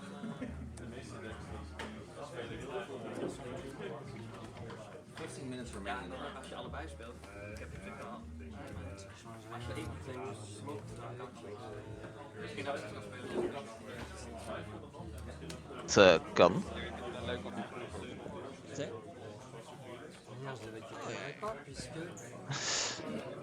Alright, so we only have 15 minutes left. Had to inform the players of that. I mean, they can. Yeah. They can also see on their own phones, of course, but just a courtesy call. And we see Fakir going into Brockner here. I think once again has called us again later correctly. So still not seeing what's under that one. And is going to do a little bit of culling of the board here. Also generate some Ember with Brick Nasty. I think that might have been the turn though. Yeah, it seems like that was the turn, and now it's back to Isvet.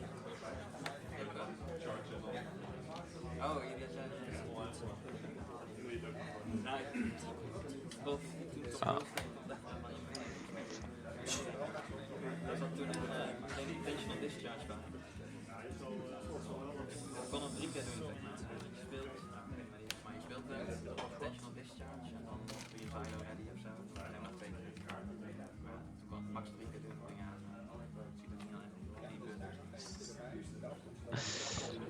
Yeah, we see the sun coming in. That sounds like something that's illegal. Why is it even? Okay, we're going to put up a little bit more shade here. That's fine. And we see a Starline's turn for Isvet here. Puts down the Book of IAQ and does some stuff with the recovery operations. Is going to get an Ember with Spade Teller here. Shocker didn't actually want to refit. I know you're all amazed. I think Motility is like a friend group thing. So it's a friend group they have outside of Keyforge. And they are all called Motility something. But they're all part of the Netherforge Lions team. Everyone here who is not from France is. But yeah. I am not muted. No, right, yeah, alright. Yeah, fun. They've also been asked if they are brothers. They don't look anything alike, but it's with the association can sometimes be people wonder. Alright, and we see the Starline's turn end here though. Let's see if Fakir can guess correctly once more. Seems to be a pretty close match here. Almost seems like fair Keyforge.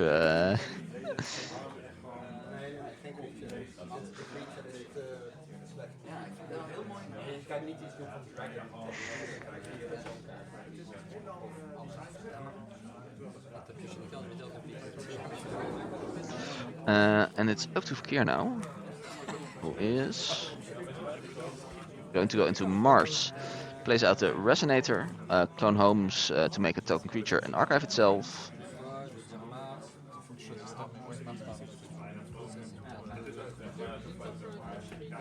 That's going to be it though for this turn. So now it's back to Isvet, who now has a active Book of IEQ, if he wants to start using that. Can just generate a lot of value in Starlines now, and almost kind of always choose the top of the deck. Knows because of Askan later what the top is. Is going to reap with Scout Pete. Doesn't want to go into Starlines here.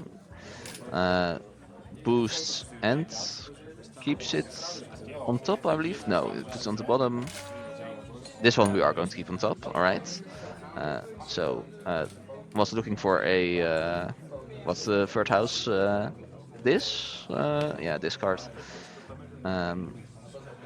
Let's see if there's more Starlines action or if we are going to end turn here. No, it's going to go with Book of IQ.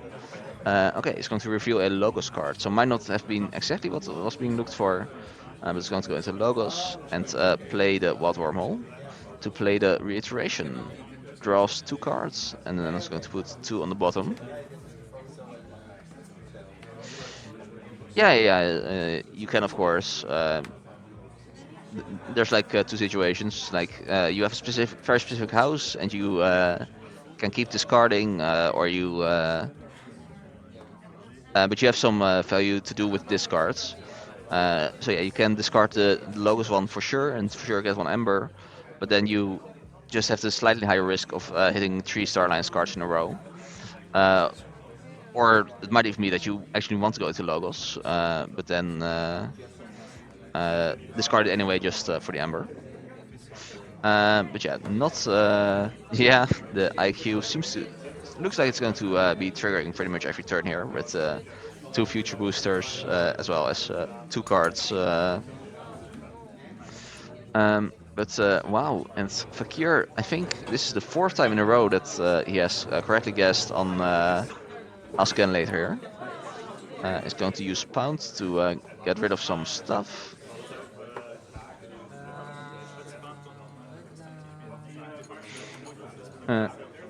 Also, without let's not lose the round time.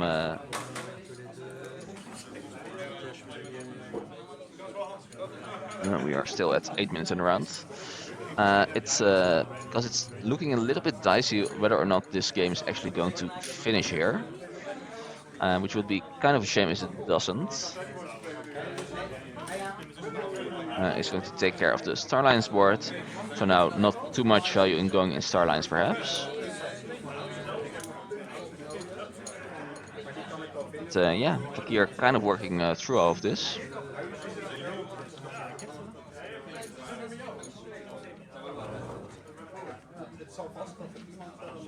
And it's back to Isvet here. Both both players working on their second keys here. Although keys aren't often the end of it. Is going to find a Delta P here and just decimate the board for Fakir, destroying it all. Oh, yeah, that's a Mars card. And is going to put down the Atrocity as well as an Infernus and another Infernus. That might actually be the push that Isvet needed to be closing out this game here. It's going to purge some cards. What are we going to see? Brain Dart, Total Recall. That sounds like good options. And a Brick Nasty, I think he's looking at. No, he's just going to take out 2 Ragnarok perhaps. Says, I can deal with your creatures, just get your stupid actions away from here. Okay, now he's going to go for the Pound just for a little bit of ammo control. And yeah, that's going to get purged. And it's also going to check at 7 here. And now we're going to see a random discard from the top of the deck. It's going to be Bropnar. So Isvet Fakir has to choose Bropnar and now has to choose a house for Asken later. And gets it wrong for the first time. Now hits the rage reset, and we'll have to discard half the hand now. Lots of fives, 5, 4, and one more thing. Oh no, that's it. It's going to discard 3 strong infallible cards, but he was in infallible anyway. But do we have any Dropnar? No. Okay, and the turn is going to end here. And Isset will be forging here. Let's see what Isset is going to do here. Can of course reap. Okay, yeah, it's going to go into this. Reaps 3 times. Plays Cleaning the Cube for a 6th Ember. Gets to check here. Gets a little bit overchecked. Don't know where that Ember came from, but I'm sure it's all above the board. Prophesize something under Wounds into Wisdom. And seems like, yeah, it's going to pass the turn here. And now Fakir will need to be... Okay, he's going to give it up here. And congratulations to Isvet, who has just earned his place in the finals. Thank you all very much for watching.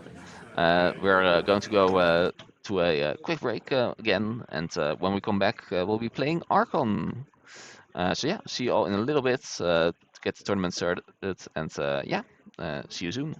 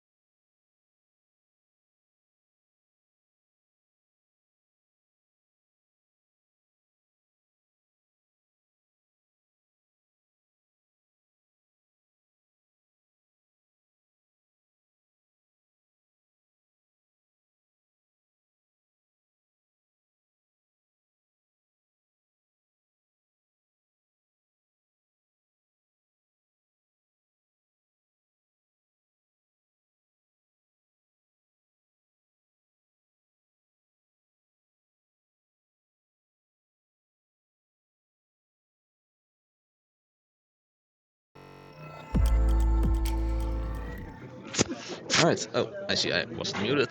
That's perfectly going to plan. Yeah. Welcome back to the first round of Archon. This time, some familiar faces in the sense that we've seen them on the stream before. We have Torik against Motility Dragon. And I think this time both players should have an actual video.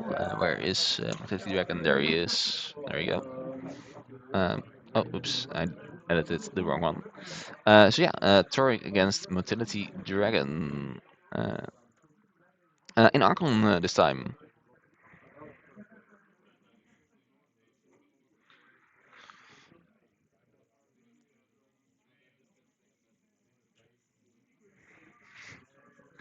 Let me also update it in the screen here. The top player is going to be Motility Dragon, yes. Save that one. And the bottom player is going to be Torik. Now, I did register all of their decks, but I have no idea what any of them is playing, so it's about as much of a surprise to me as it is to you, perhaps. And the players, of course, can... oh yeah, let me quickly say that.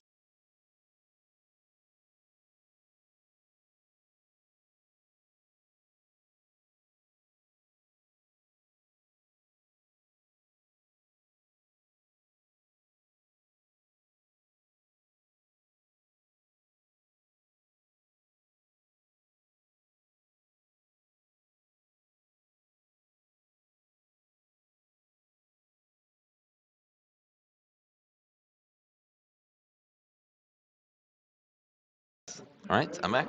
Yeah, no. Oh, let me show myself.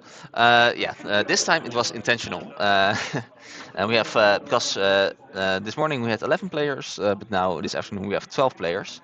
And I was just explaining to one of the players who has not played with Playstyle before how you can look up your opponent's deck list. Yeah.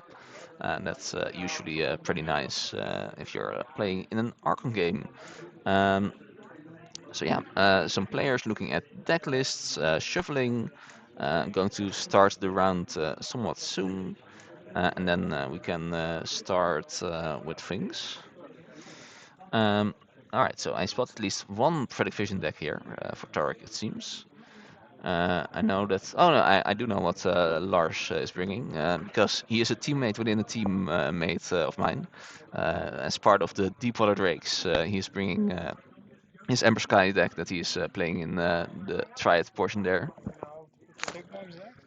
What? Yeah. Oké. Sure. Maar hoe vind ik hun decknames? Yeah, okay, yeah, that's sure. I'll take a look at that.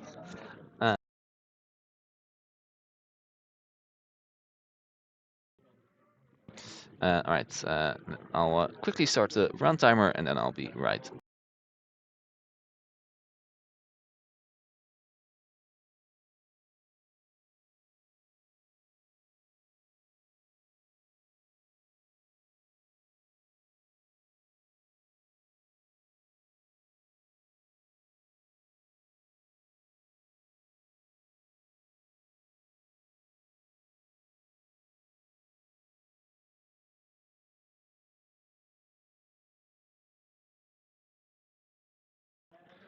Alright, and the round has been started. So yeah, or the timer at least. The players here are still shuffling a little bit, doing the last mulligans. Going to cut their opponent's deck, doing a nice little shuffle. And yeah, should be starting soon. Alright, I can find the deck names if I'm going to do a little bit investigating, perhaps. Oh yeah, I can see it right here. Alright. It's good to be omnipotent, as they say. We have Motility Dragon against Taric, and then we have the bottom deck for Taric, which will be. Now I have to actually type it out to Rarity Spawn of Whisker Trion. Save, and then the top deck name will be from the Dragon Ogre Gla Spawn of Kidney. Alright, there we go. And with this, they should appear on the screen right now. Yeah, there we go. Nice. So yeah, an Ember Skies deck versus a not Ember Skies deck, Prophetic Vision deck. I believe this is the one that Tarek was using in France. Is going to make quite a bit of Ember after Titty Dragon here has played a Boomerang turn 1. Yeah, Battle of the Spawns, the Spawn mirror match, one might even say. So yeah, I was talking about how Motility Dragon is a teammate within a teammate for me. And is going to read the Resonant Orb here. I could also, in fact, not tell you by heart what exactly it does. Something with like top of deck and creatures and something like that. But yeah, back to Motility Dragon here. Who is third time starting his story, is playing this deck in the KTL Triad League. And I think if any games he is losing, they are not because of this deck. This deck is a very good one because of this card right here. It's the Crepuscular Race with double capture pips. And just lots of way to recur those. Yeah, I know, Cats and Dogs, you are competitors, but not directly. Is also just discarding some cards, get rid of the Resonant Orb, and then place the Parabyte. No Ember to capture yet. Perhaps the guys are stuff a little bit earlier than you want here, but it's probably fine. Yeah, and this deck can just on multiple occasions. Like it doesn't crap race for 20 with like Veil of Ectoplasm, but it can crap race for 5 like 3 times during a game. So pretty can be pretty devastating. Tarek goes back into Untamed here. He's going to shuffle the Parabyte back with the Lost in the Woods, and then play that one not super relevant Untamed creature in Prophetic Visions, whose name I don't really know right now. I'm washed, it seems. And we see the turn, I think, being passed back to City Dragon here, or perhaps, yeah, no, okay. I think Tarek is going to prophesize a card here. Oh, it is me.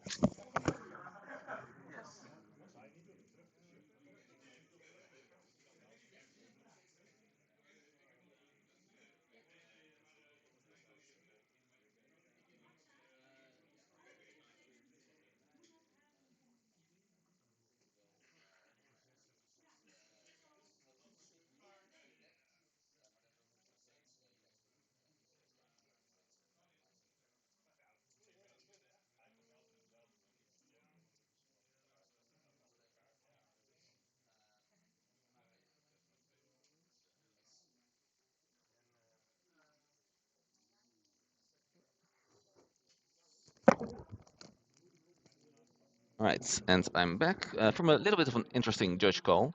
The question was, if you use Lost in the Woods to shuffle 0 creatures back into your deck, do you have to shuffle your deck? And I hope I'm correct in this. I'm like 90% sure, but I believe you have to you shuffle 0 cards into your deck, and then you still have to shuffle your deck. So yeah, this was the quiz part of the Keyforge stream here. But yeah, one of those things that comes up in the game sometime. In the meantime, we see Matili Dragon taking another Geister turn. I believe he has archived something with the Echofly, but I'm not entirely sure what the top card of the deck was anymore. I think it was the this card. I mean, I think it was the All Hands on Deck. But yeah, just building out a little bit of a board here. And it's now going to go to Torek. who is in Saurian and exalts the Colonel Slime tries. Plays a persistent hunting to exhaust the board.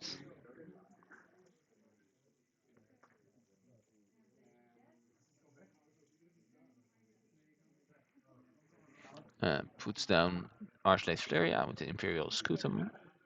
Just making some Ember, building up a little bit of a board here. And that's it. No prophesizing for Tark here. Just keeps the one below. Treat each action as your last.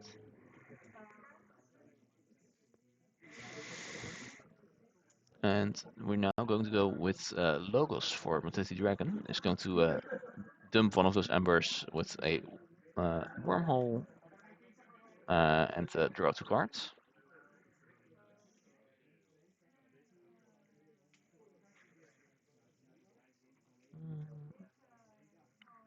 I don't super remember how much the Logos did in this deck. I think it was pretty decent, but only time's going to tell here.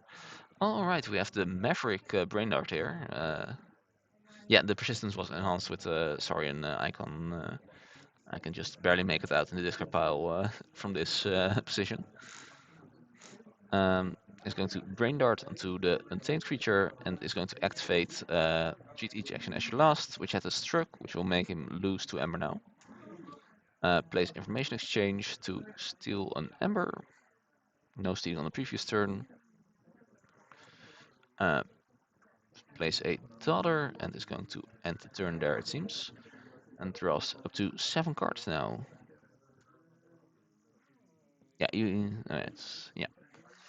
So yeah, the I know at least that the PV Untamed is not bad, but it doesn't have the somewhat feared Untamed loop stuff in it.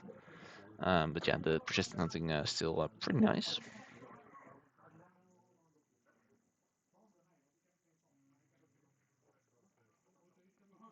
Let's see if there are any results yet. No, not yet. It seems we're still only 10 minutes in the round here.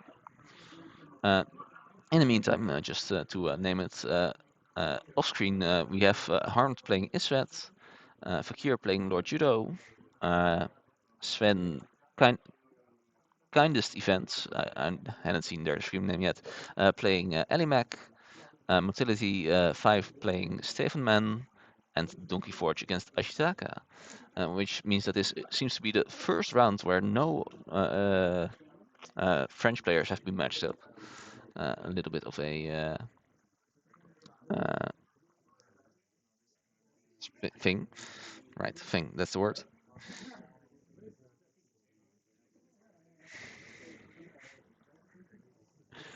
In the meantime, we see Archlate Valeria take care of that Colonel Slime. Doesn't get to exalt, but does just get to kill it.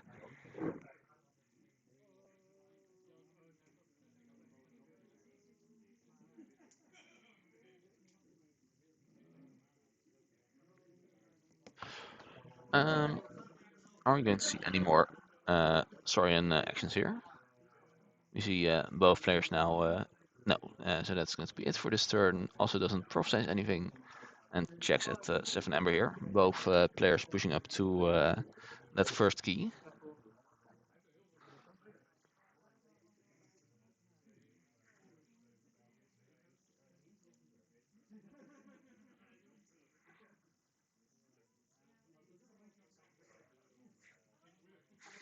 And let's see how Motility Dragon is going to respond here.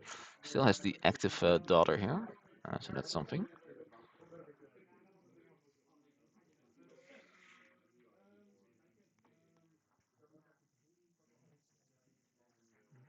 Alright, we're going to go into Skyborn, play the Red Baron, play the Skellig Fin, there we go. Against all flags, steal 2 Ember. More stealing, some actual stealing here.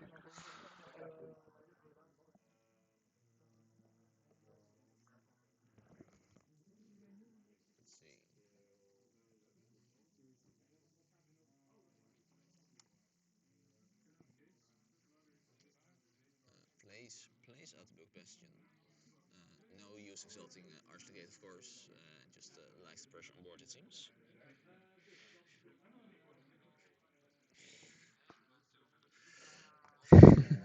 Thank you. Yeah, Amphius. I mean, I just kind of know that it wasn't. I think it has like skirmish and poison or something along those lines. I just kind of know that it wasn't the most relevant creature at all times. But yeah, that is the one that is on the screen right there.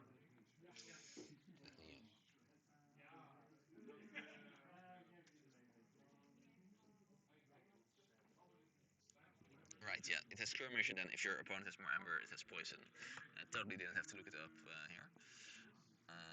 But yeah, we see Tarek now exhaust the Skybomb board, shuffle a random card from the hand back into the deck here. Oh yeah, right, yeah.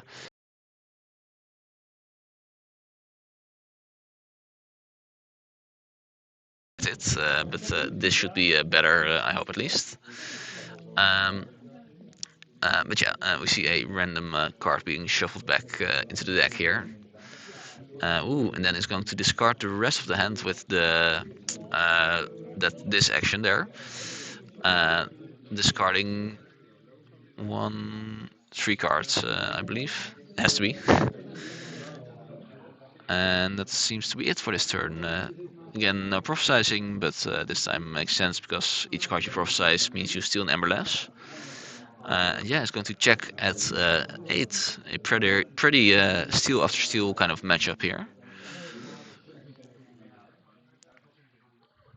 Let's see, do we have any more results coming in?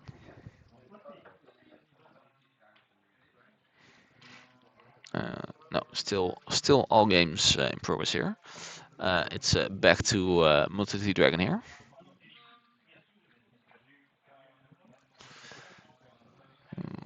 That's one interesting card at least.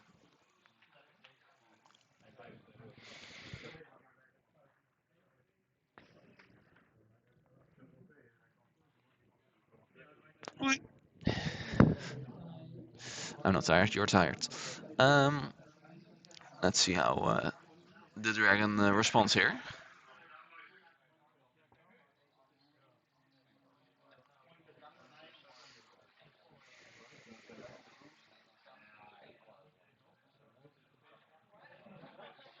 Taking a little bit of a look at the discard pile for some options. Nothing super scary going on Tark's board right now. So in that sense, doesn't immediately has to answer any problems. But yeah.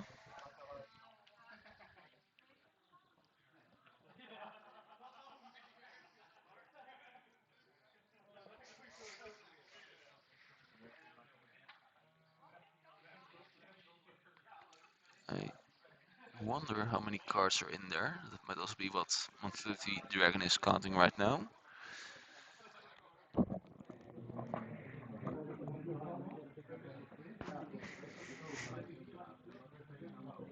And yeah, the Ember Skies deck has quadruple Bug Bastion, so 4 Ember and 4 damage enhancements strewn throughout the deck, which can be pretty nice.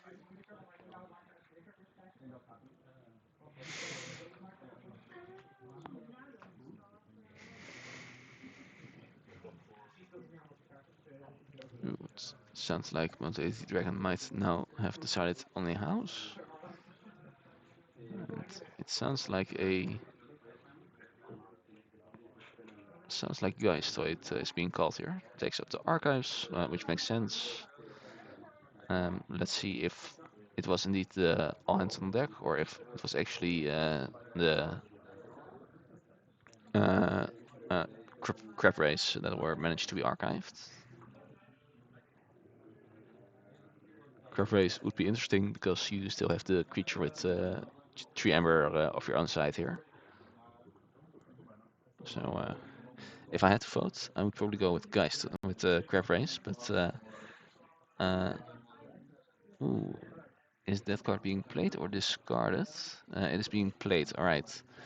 So yeah, it's going to lose 2 amber to make the opponent lose 4 amber.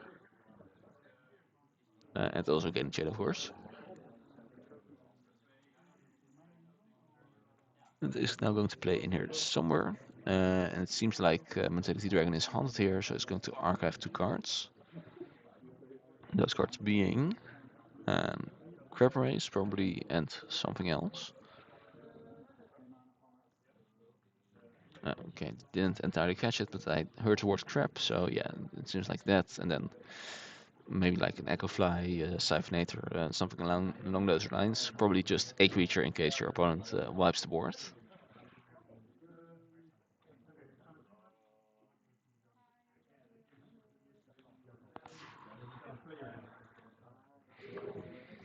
It's going to use the Wellstring. Reaps and gets to do 3 damage somewhere.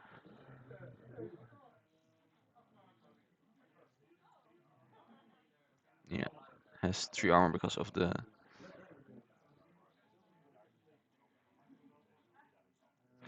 Alright, puts 3 damage onto the Fleria, and then with all hands on deck actually kills it.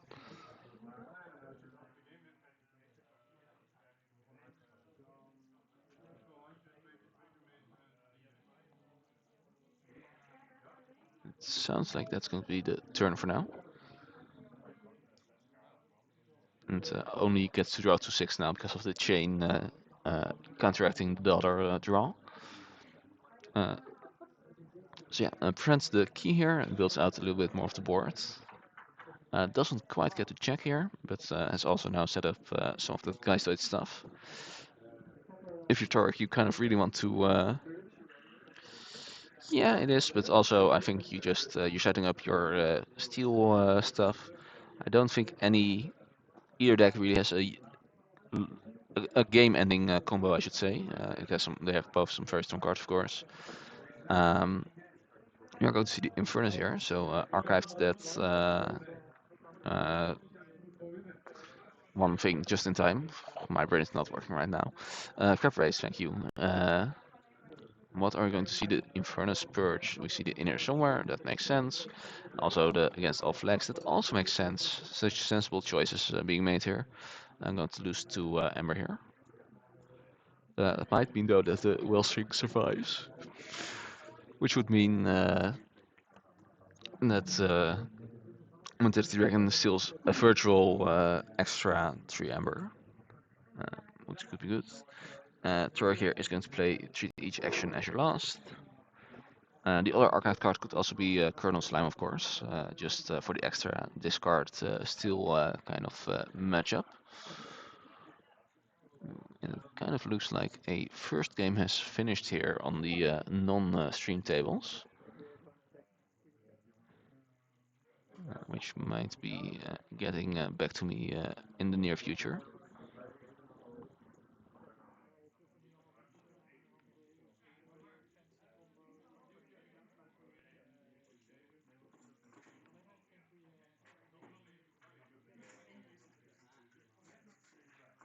Yeah, it seems like Stefan Mann has defeated Mentality 5 in the first game to finish here. Pretty quick, I would say. So let's update the scroller. Mentality 5 and Stefan Mann, Tom Stefan Mann. And let's save it.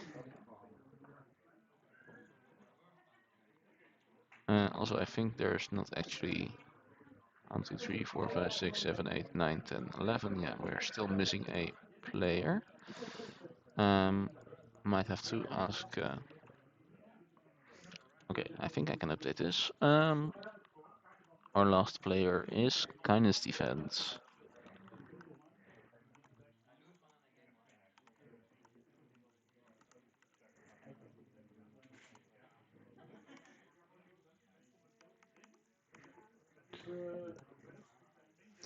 Alright, I think that should be good.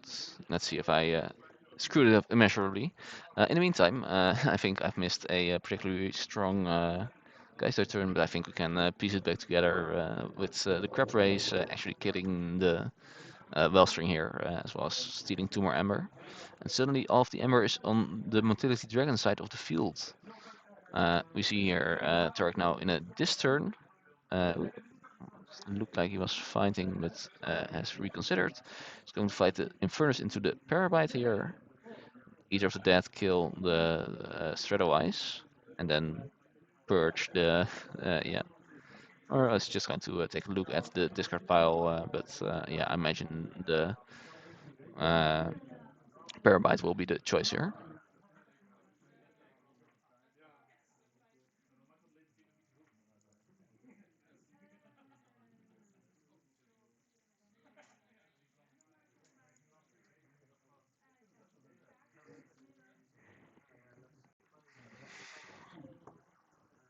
And yeah, confirmation that indeed Stefan has defeated Motility 5 here.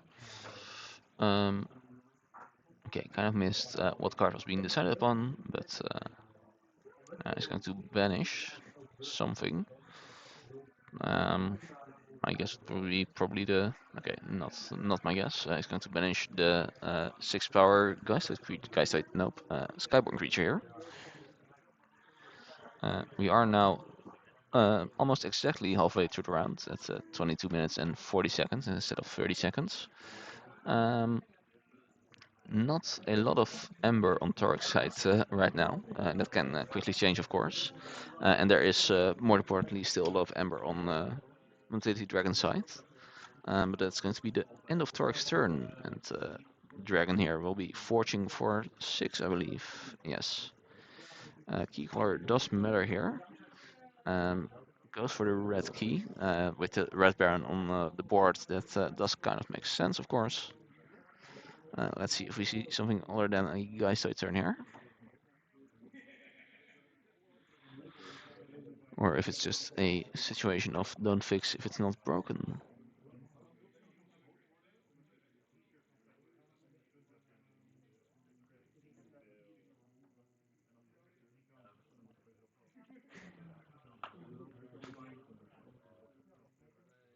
Let's see.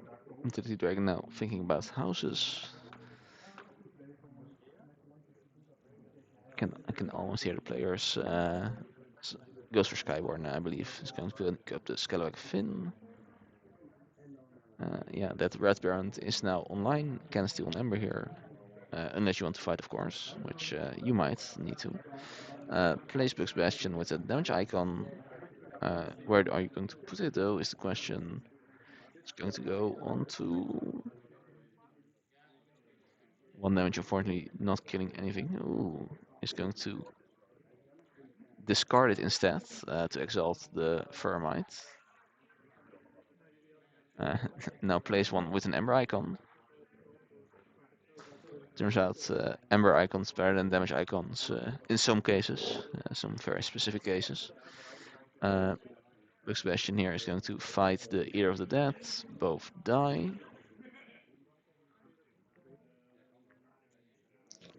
Place the Scalawag Fin. And Reaps with the Red Baron to steal an Ember. It looks to be on 10 Ember right now.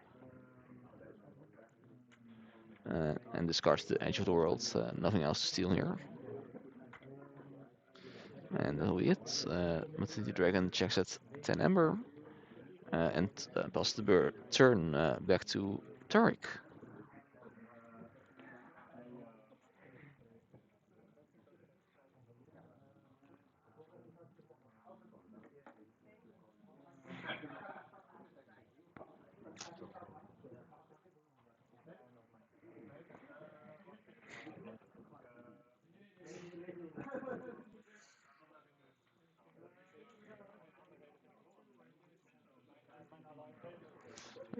And it's back to Tark here. I think it's been a while since we've seen an untamed turn, even if there are some untamed,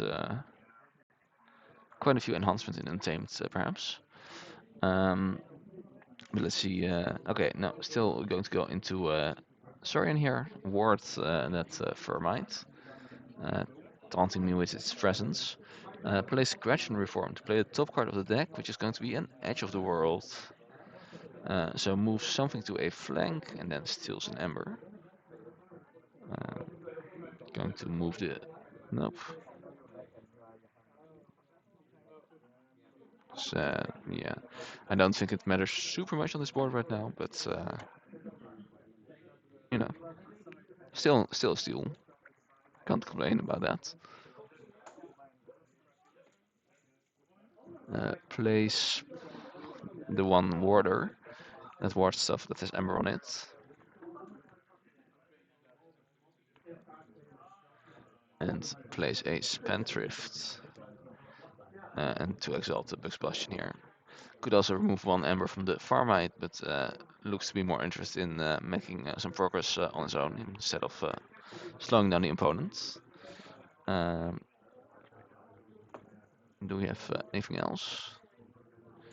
Strategic action as your last is still in play here. He's going to discard the exile and then draw up to 6 cards here, which means that Monstrosity Dragon is going to forge for 6. Could potentially, of course, go into Skyborn, generate 4 Ember, other than possible cards in hand, but might have even bigger plans in the future.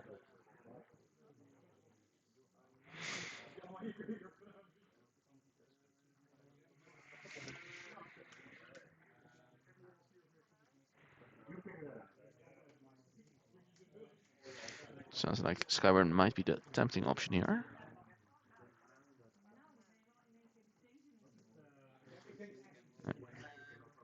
Has found something other than Ember in there, takes it away. Fair enough.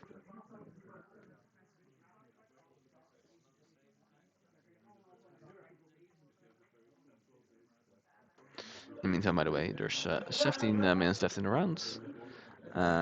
So we are fortunately looking to be a little bit near the end of this game. But yeah, still only 1 of 6 games has been reported so far. So hopefully that won't be leading to too much time troubles.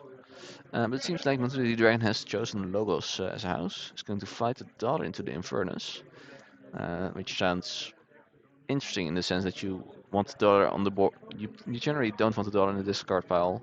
You generally do want to have the Infernus on the board for your opponent.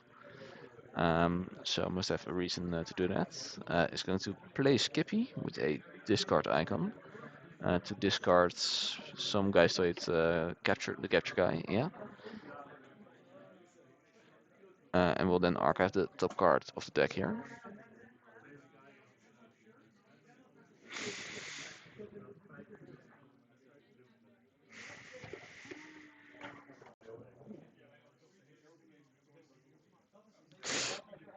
Play something off the side of the near the edge of the world, off the side of the screen.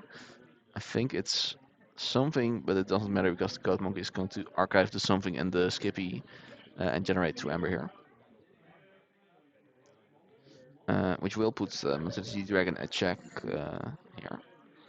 Also going to play the Quantum Mouse, going to use the draw icon as a draw icon here. Because of the way the rules work, of course, you can choose to have draw icons that landed on the Quantum Mouse be resolved as discard icons. Ooh. In an interesting update of results, we have Harmed winning over Isfet here. But that's... and with Connectum Transfer is going to archive the flank creatures. That makes sense why you want to kill the Infernus there. Did not want to archive that one, which sounds smart, handsome, and correct. And it looks like that's going to be it for this turn. Nope, never mind. Plays Mind over Matter to archive the rest of the board, which will give both players back to Ember. And we'll now check at 9, I believe. Oh, right, yeah, very good point. That will trigger treat each action as your last, which will give 3 Ember to Tarek here. And Tarek, it seems, is going to forge here. So that's a pretty nice sequence for him, something he probably needs to get back into this game. Let me quickly update this one. Harmed versus Isfet. See.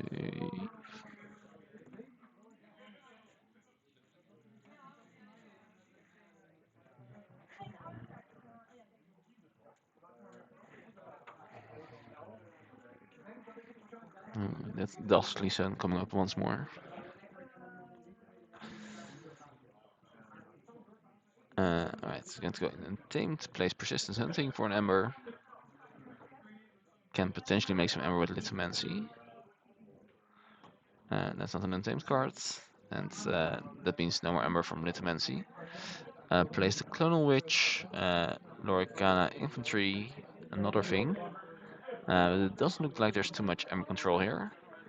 And that might mean that Motility Dragon is going to win the game here.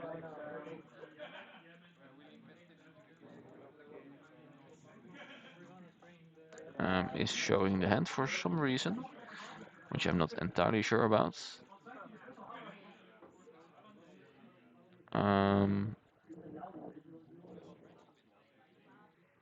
Okay. Okay, has punctuated equilibrium. So yeah, the hand shown was the hand being discarded with punctuated. Now both players drawing a fresh new hand of 6 cards. It seems a little bit unlikely though that there's enough Ember control in. Alright, and yeah, it seems like Torek surrenders here, and the win will be going to Motility Dragon. Congratulations. Motility Dragon winning 1-0 over Torek.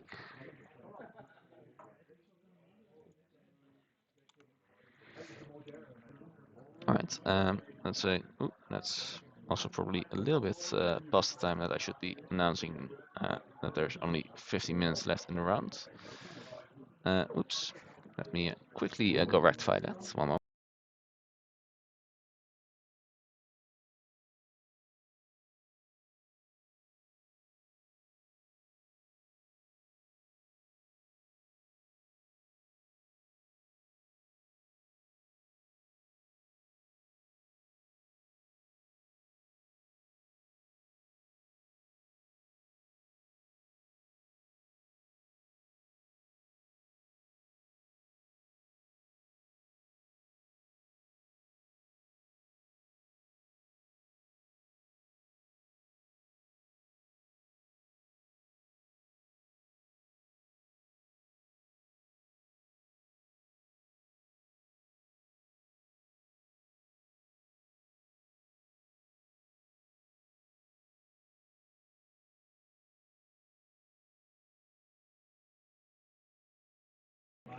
Right.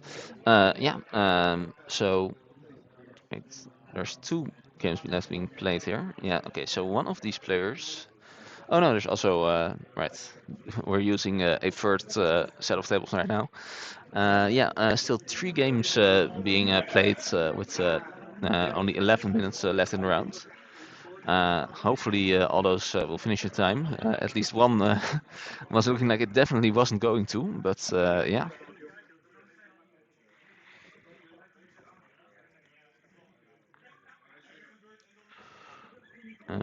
Oh, and it seems like our camera has died. That's alright. Pretty perfect timing. In fact, we'll fix that between rounds. For now, though, I'm going to leave you guys. We'll be back in, well, about 10 to 15 minutes with the next round. See you guys then.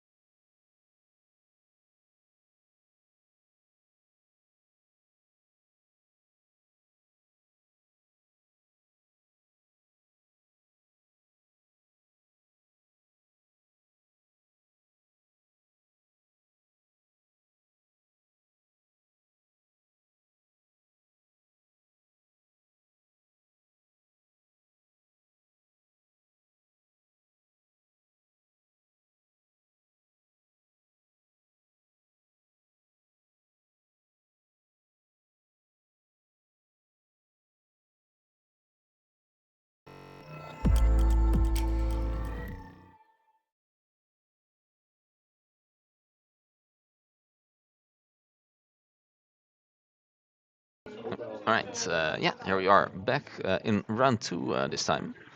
Let me quickly update the round info. It is round 2 of Archon. And this time we have Motility 5 and Isvet. On the bottom is Motility 5, that's alright. Motility 5. And on the top we have Isvet.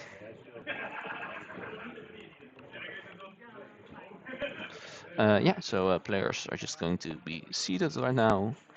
And yeah, doing a little bit of preparing. I'll have to manage some stuff, but then, oh right, I can also update the deck names, of course. Let's see what each player is bringing. In the bottom, for Mentality 5, we have, no, that's Dragon 5, there, Retruvia. Retruvia of the Haruspex Isle. There you go. And then for Isvet, we have the Lord that opens innocence. Alright, so those things have been taken care of. People now looking at deck lists, just doing a little bit of preparation. Um, and these these 5 minutes of preparation are going by so quick, or I should say at least the first 3 minutes don't exist. Whenever I start doing things, pointing people to places and stuff, whenever I look at the time for the first time, it's always somewhere in the high 1 minute mark. So yeah, very convinced that those first 3 minutes just don't exist. Kind of a universal glitch that we are working with. Am I being heard? Yes. All right. Good. But yeah, just going to do a little bit of player management, and then I'll be right back with round 2 of Arkham.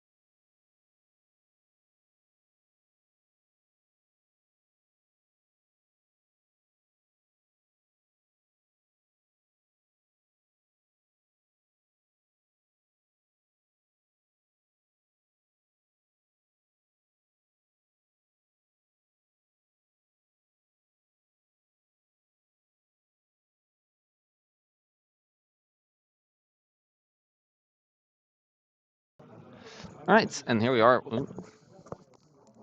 with round 2. It seems like the players took a pretty quick start, and we see already 5 houses on the board, 4 houses on the board. That's going pretty quickly. Um, You might, yeah, okay, there's an untamed icon that Seth Punchard is there. Oh, and we also see the Unity Prism, which will probably explain that. Unity Prism making the first player go second, or something like that. Second player go first. We see the Vivid Fairy reaping for 3 Ember here.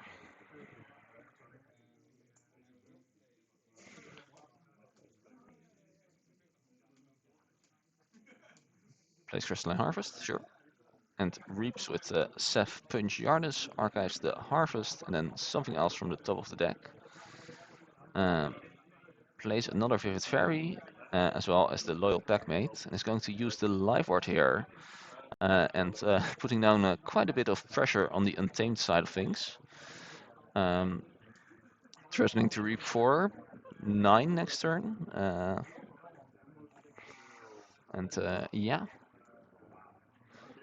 Reminder that this is turn 2 of the game, where Mortality 5 was the starting player, and has, I think, 6 Ember right now. Let's give you some energy.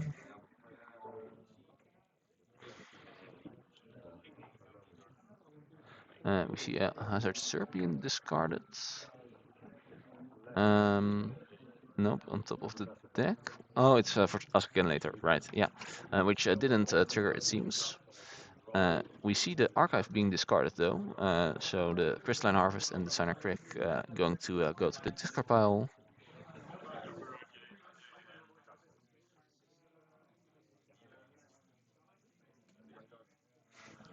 Asking some questions about how the taunt on Loyal Packmate works.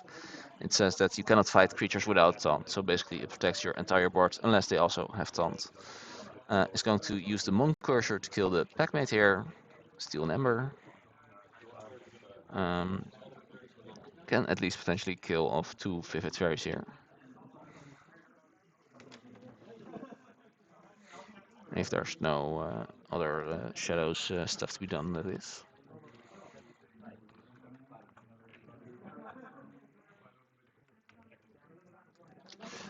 Also, fun fact, I just discovered. You know how PV was kind of overrepresented in the Alliance? Well, last round we have seen the only non-PV deck that's with us today. 11 players bringing Prophetic Visions, and then 1 player, Mortality Dragon, on something other than Prophetic Visions, who has won right now. So win proportionately, at least. Prophetic Visions is underperforming, but that's yeah, that is certainly something. Yeah, we're going to see the turn be ended here. It seems like Mortality 5 won't be forging.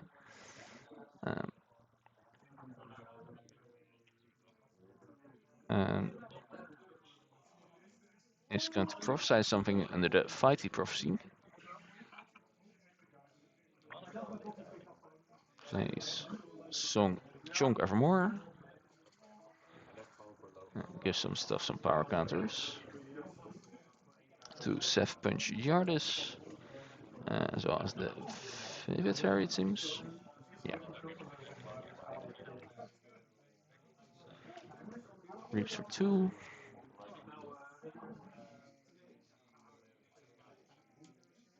And throws it into the Moon Curse here. No more stealing.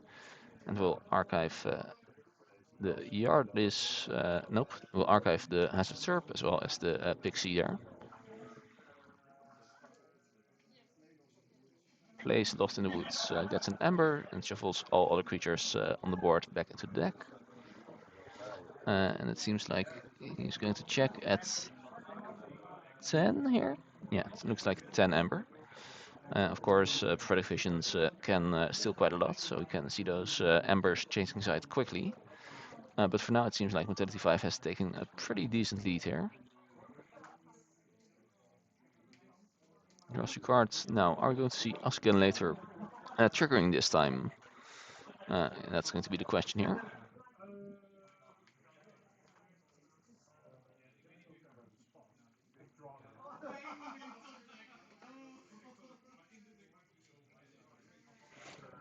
No, we don't. So we see the rage reset being triggered here, which means that Iset's going to have to discard half of the hand here.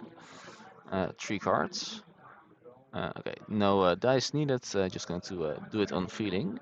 Those 3 cards are Iverneye, Hazard Serp, and Reassembly Required. Now, which house is it in? It seems to be this, I guess. I don't know why the one shadow card was discarded, but I'm sure it's above board. And Mentality 5 will be forging here. I'm going to go into the logos and trigger Trust Your Feelings. Solo destroys nothing. Oh, I have to 1 second.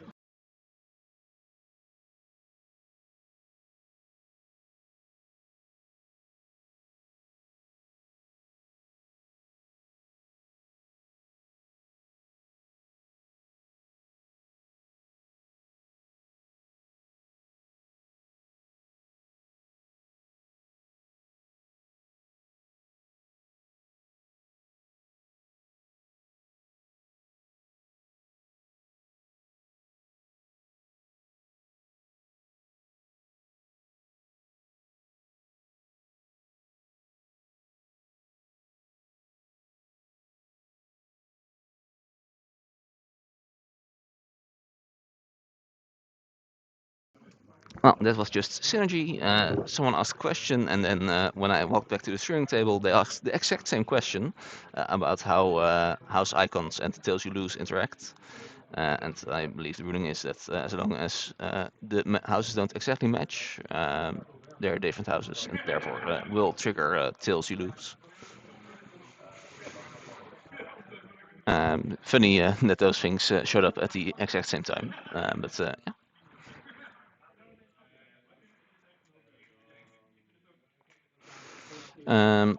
Sorry, who is playing right now? I think Mentality 5 just ended a turn, or is now looking at profit. No, okay, yeah, it is. It is the turn for Isvet. Is going to rig some lotteries. Somehow find 0 shadow cards for Mentality 5.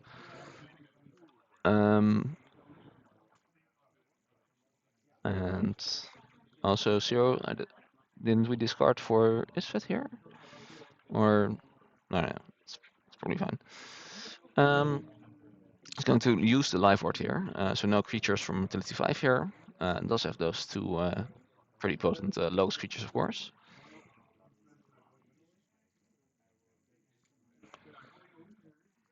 It's going to go into this, take care of the board here.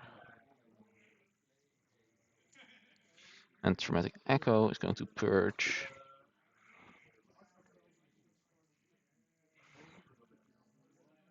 Wormhole Technician, so just not going to allow creatures to be played for Isvet either.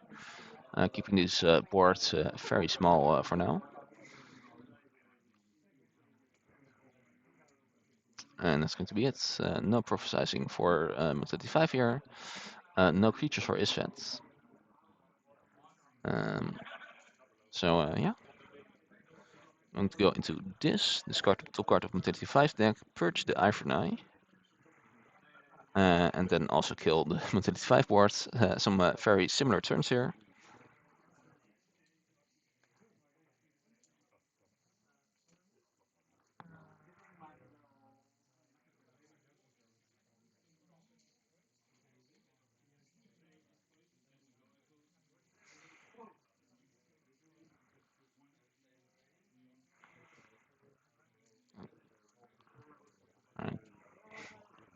Alright, we see a large Untamed Ward coming down from Mentality 5.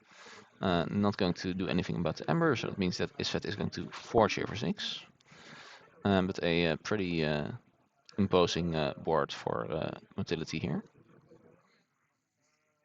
Let's see if Isvet can answer it. Or maybe choose not to, of course. Mentality 5, not quite a check here. Is going to forge is not going to forge here. so that at least gives a little bit of breathing room for Isvet.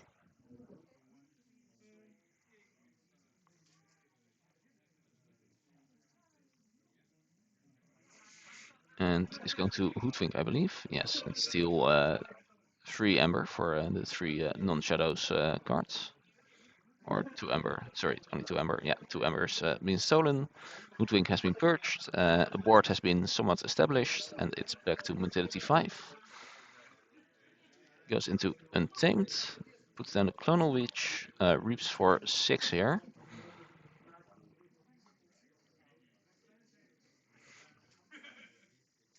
And then reaps with the Cha and also steals an Ember. Gets something back into the deck here.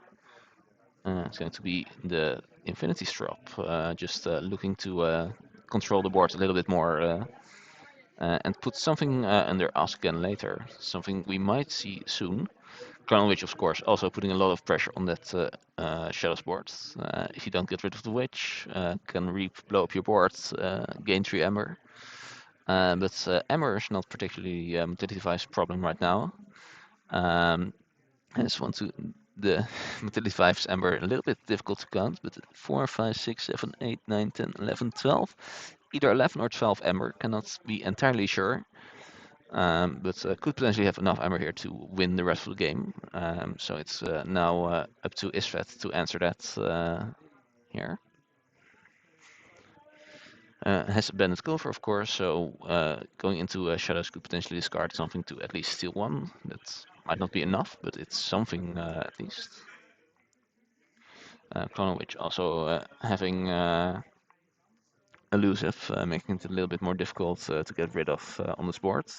You can fight 3 times, get rid of a fairy and a witch, or 2 fairies, no witch, or a fairy and a cha. Okay, so you do see him going into shadows here, discard the Merkins. Yeah, just interesting here. We're seeing the Merkins being discarded over the Portacilla. I think that's really just because of the 1 power difference here.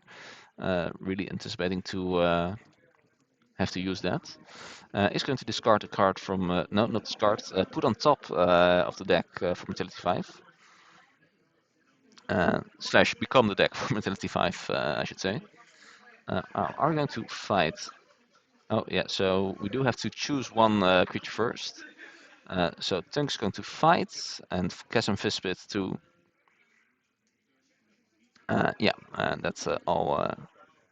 Oh, that also makes sense. Okay, but the 1 power could also have made a difference. Okay, but that might be the more relevant distinction here. Wow, okay. I cannot say too much about these players' hands because they are pretty near me, but I did kind of have to laugh looking at Mentality 5's hands here. He's going to play 3 of his 4 Infernuses. 1 just going to take out all of the annoying stuff for gets to purge 6 cards here. Probably wants to do 4 Ember Icons, maybe not, but he's going to be taking a lot of these things away.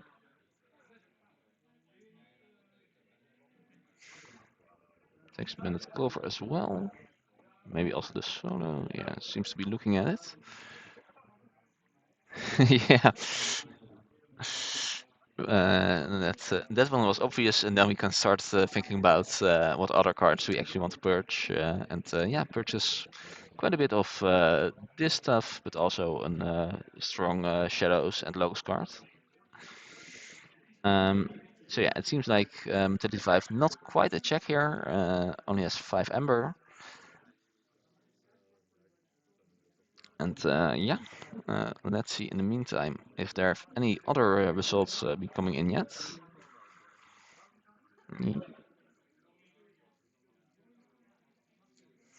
Do we have any results? Not yet. All players still fighting hard for their keys. No early conclusions to any games.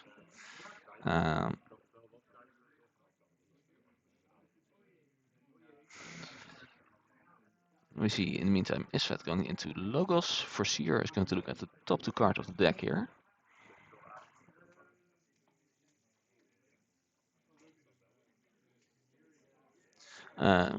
You don't look for a single moment and then suddenly there are 3 Chas on the board. The Foreseer though might be a slight weakness here, because the Foreseer can be killed with the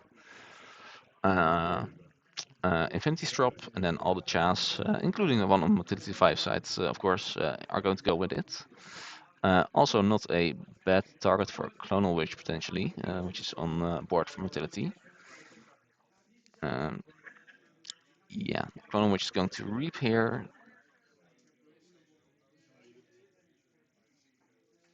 And it's going to kill 6 lowest creatures and gain 6 Ember here. That's a pretty good Clonal Witch, I would say.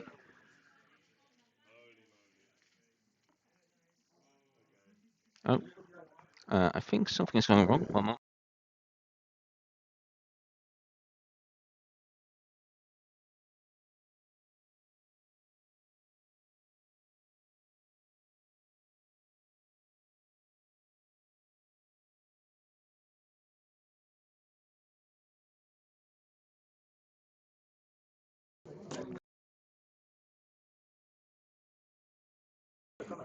Alright, just making sure that the Clonal Witch went to the top of the deck there, but it seems that it didn't matter, because at that point Isfet conceded to the dozens of Ember on the board. Yeah, difficult to deal with that Clonal Witch there.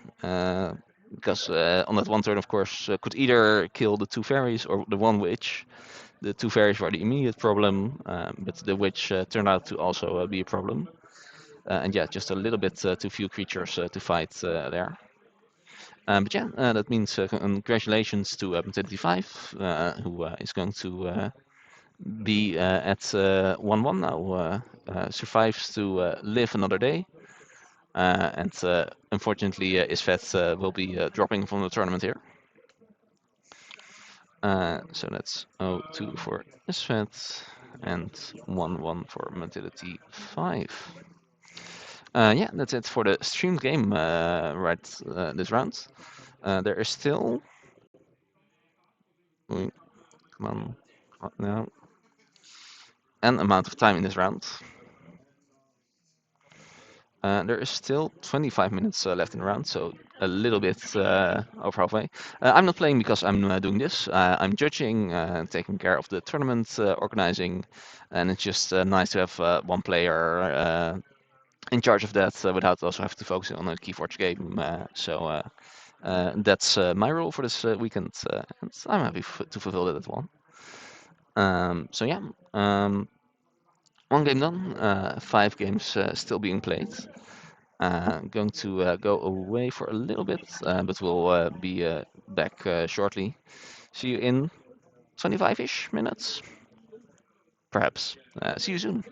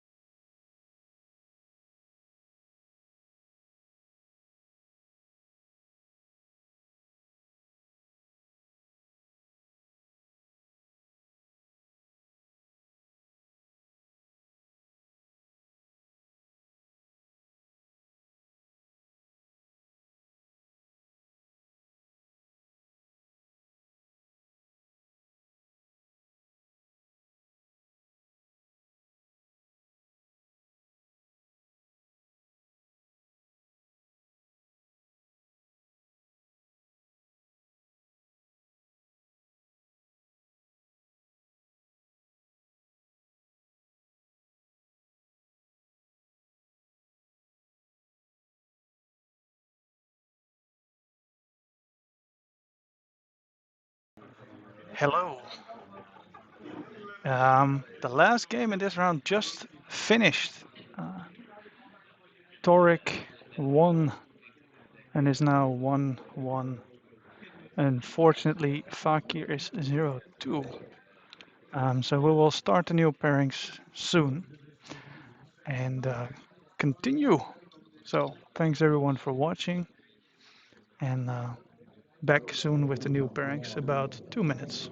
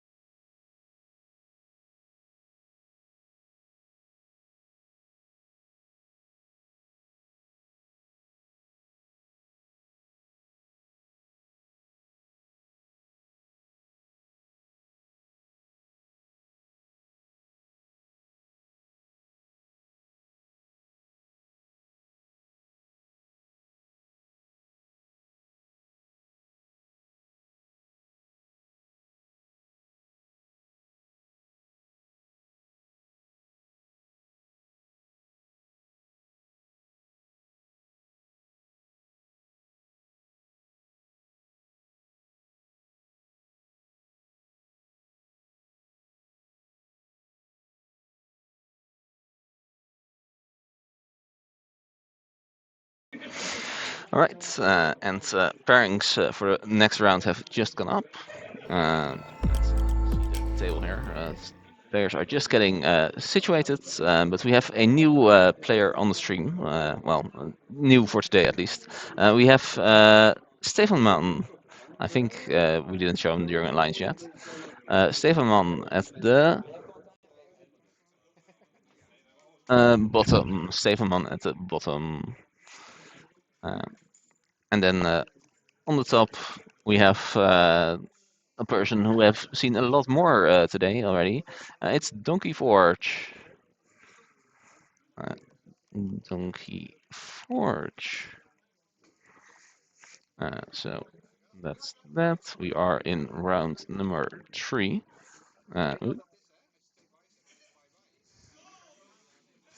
And then for the deck names, at the top we have Donkey Forge, who is on, or is it there? Oh, set Run Squid of the Wary Pieter.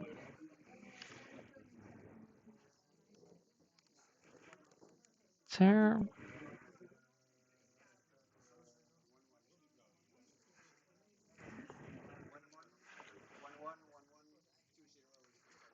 So that's on the top, and then on the bottom for Stefanman we have Gala Skip, the underling countess. There you go.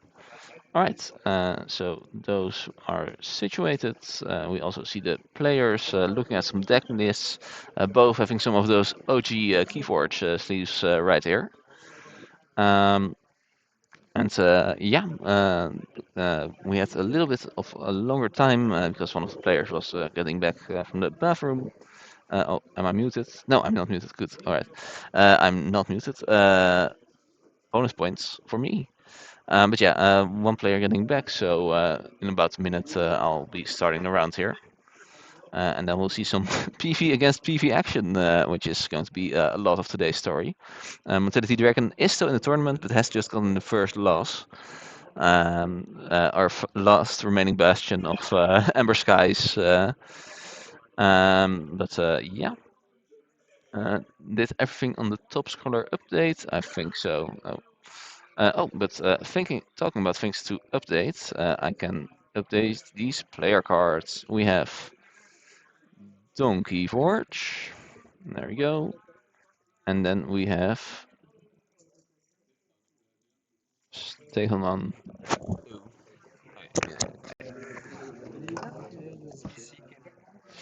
Sorry, what? I don't know. I don't have any. No. Um, no. Sorry. I don't think I have any cables here. Most of this is Lord Judo's setup. Yeah, this is just. This is. I don't think this is USB-C, right? Or is it? Yeah, if you can. Yeah, yeah, that's fine. I'm at 96% on the iPad. Um, okay. I don't think we have. I don't think we have Stefan here, so that's just going to be Donkey Forge against Donkey Forge.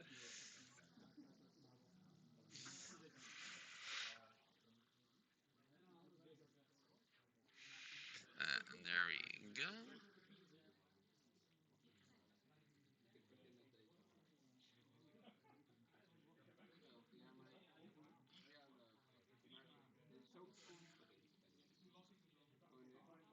Alright, we have back of Donkey Forge against front of Donkey Forge. But let me start this round time.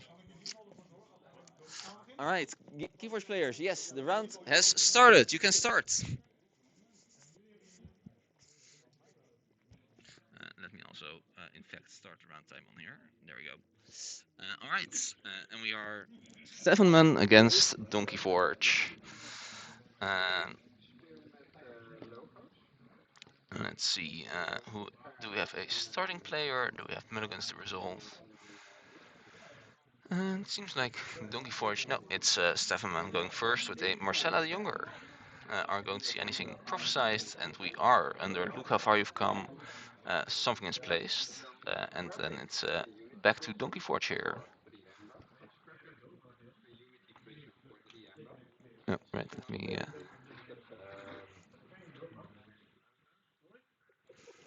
Update the scroller. There we go. It's a little bit on the small side now, but at least it doesn't overlap with the thing.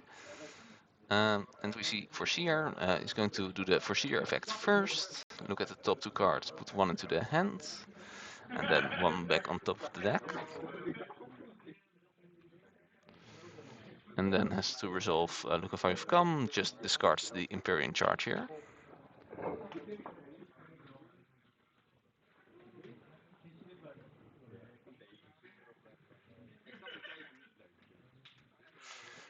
Wormhole Technician is coming down.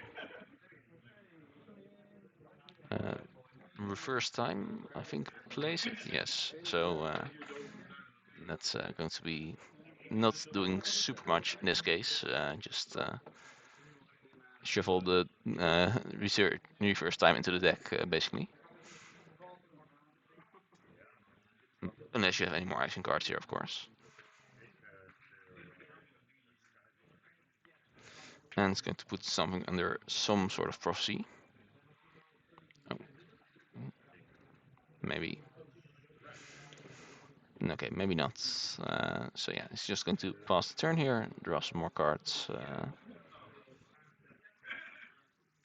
And just quickly check if players are planning on using those prophecy cards there. I will ask them to move them a little bit.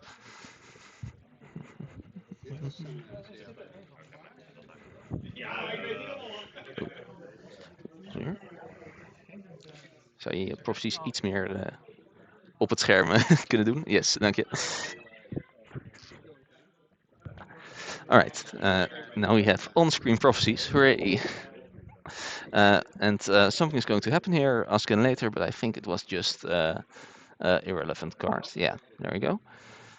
In the meantime, Stefan plays the Vesuvius Dome, reaps with the Marcella, is going to exalt it to draw 2 cards. Finds some more creatures there.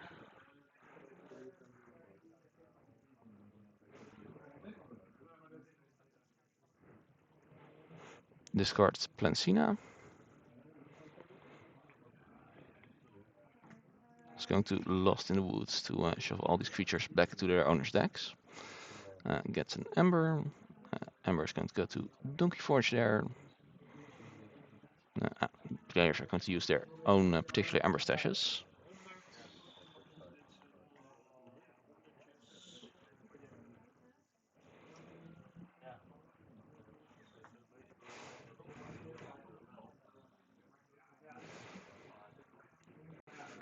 A little bit of shuffling to be done here.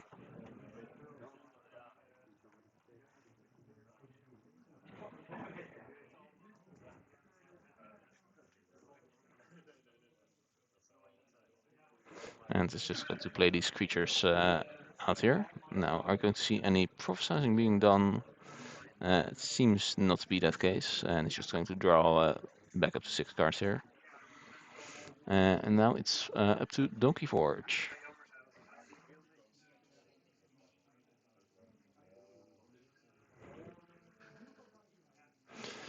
Who is going to play the Chasm Vespit, draw a card in this. No in-house enhancements here.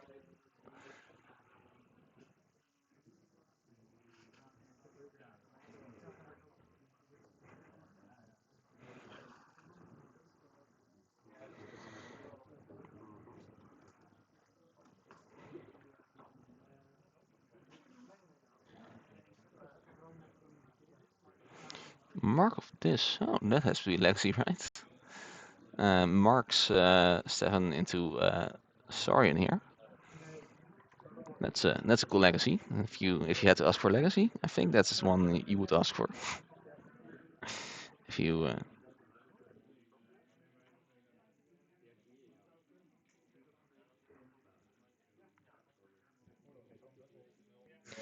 is going to use the Vesuvius Dome. No, he's going to destroy it with Remy's Horror. Never mind. I was paying attention to the stream. It was you who wasn't paying attention. And that might be the end of Donkey Forge's turn, though. Maybe Prophecy is going to be activated.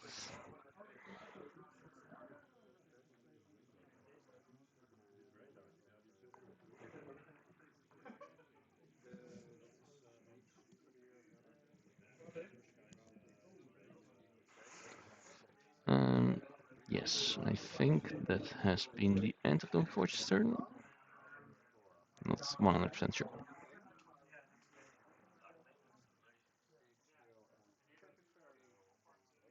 No, it's going to. They are going to tell no tales and kill. Yeah, kill the saurian creature. Makes sense.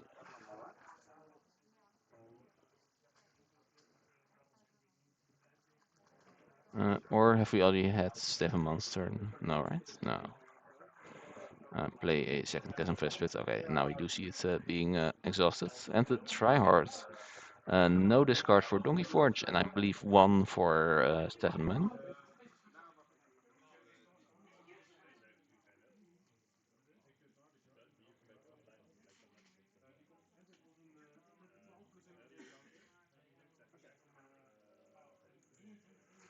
Discards digitally at random. Well, you couldn't play that card next turn anyway, so that's probably not the worst discard there.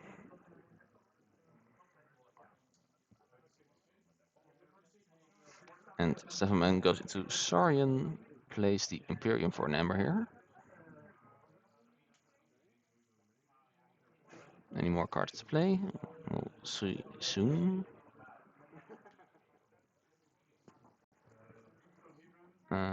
Looks like he might be prophesizing something. Oh no, he's going to prophesize off screen. No, okay, thank you. Thank you, Stefan. He's going to prophesize on screen with Trust Your Feelings on. I think I heard this from around there. And that's going to be it. A little bit of a brutal mark of this there, I would say.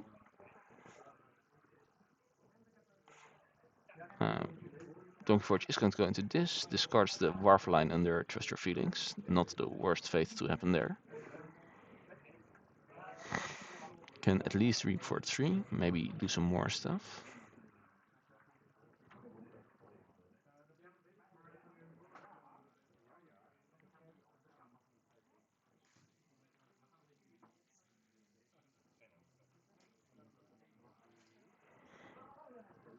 Let's see.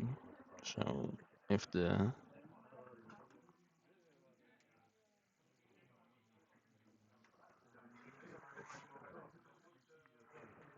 okay, uses Traumatic Echo to purge They Tell No Tales to prevent actions from Stefan next turn. Plays another tryhard to discard 2 cards for Donkey Forge, for Stefan, I should say. I think there is also no. Okay, we already saw 4 cards, 4 discards. Wow, them for Donkey Forge. So no discards other than that. And it's going to reap tries. A game so nice he reaped it tries, or something like that. And no prophecy activations either. So he's just going to give the turn back to Stefan here.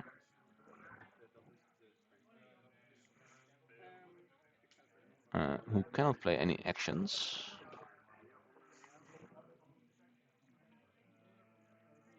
Even no matter how much he might want to. We are going to see some untamed features now. Gain 1 Ember from the Red Pixie. Play the Mock, the Resonant Orb. And yeah, not much more to be done here. Donkey Forge will be forging for 6 here. First of 3 keys. Well, 3 potential keys, I should say. Now, are you going to see him go right back into this, or is there something else to be done here? That this into another 4-card this turn was pretty lucky last turn, and is a little bit difficult for Stefan to deal with.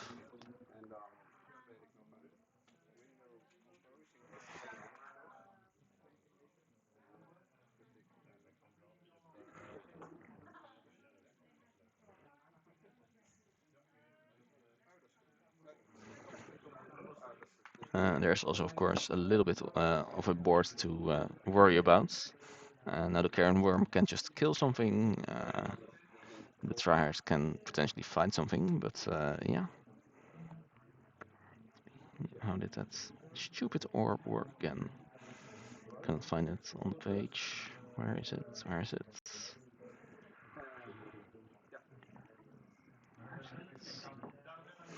Okay.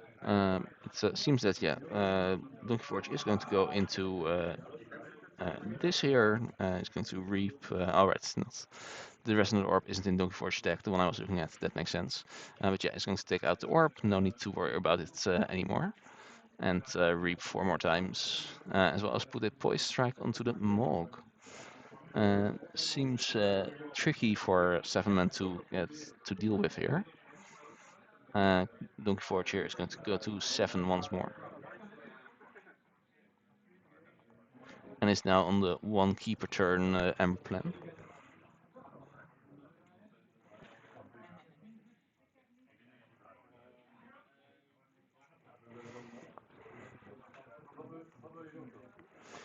And it's back to 7-man here.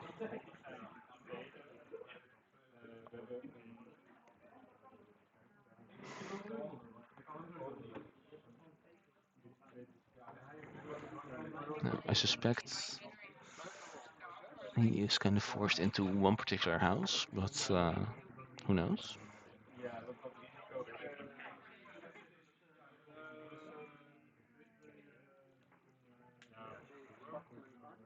Reveals something on Ask Again Later, and it's going to reveal Emeritus Darn, so no fade effects here.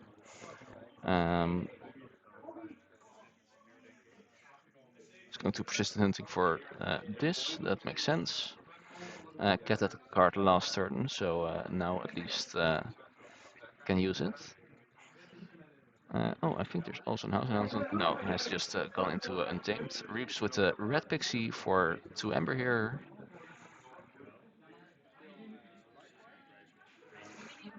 Are we going to use the Mog to kill something, or do you not want it to die? A Rufus with a Untamed announcement. That's also nice. And a Rusted Nabil. Yeah, confirming that indeed there is an Untamed enhancement on there. And in other news, I just got result that Ashitaka has defeated Elimac, and Elimac. Oh no, those were the two of the undefeated players. So both of these players still in the tournament, regardless. Let me quickly update that. Ashitaka at 3-0 and probably will qualify for the top 4 cuts that we are going to. Well, Animac is on 2-1 and still has to win another match.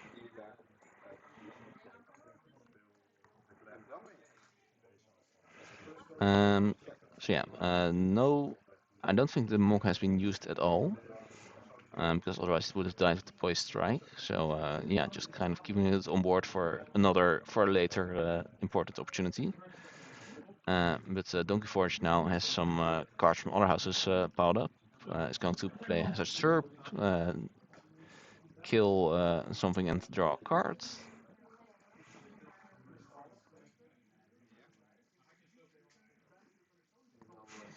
Hmm. Also, no processing on the 7-man side. Plays the Volkmer Mook, just barely on screen here. How many rounds to top cut? If there's a pair down this round, which means that if they win, so if the 2L player wins, then there will be 1 more round. If they don't win, okay, so either way it's going to be 1 more round, but either we'll have 2 players at 3-0 and 4 players fighting for a spot in, or we have 1 player at 3-0 and 6 players fighting for a spot in. So either way, the round after this round will be deciding the top 4 cuts that we are going to be getting to.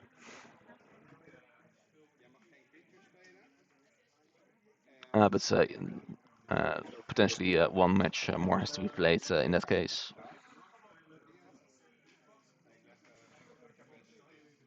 I think Donkey Forge. Oh, it's in Untamed right now and was playing has a serve with a Untamed announcement. It's going to play Invigorating Shower and shuffle something back into the deck. Let's see what this something is going to be. Could also do nothing, of course. Uh, this perhaps looking a little bit spicy. I think has decided for nothing here. Discards the second invigorating shower. Fair enough. And that's going to be it for Donkey Forge. Uh, oh, and it seems like 7-man is going to be forging here. So that's wonky at least. Donkey Forge not a check either, so at least a small break for Stefan to perhaps develop a bit of a board, get a bit of more of Donkey Forge under control. All of that is possible. Ja, dat weet ik. Maar daar had ik ook gerust een stiel voor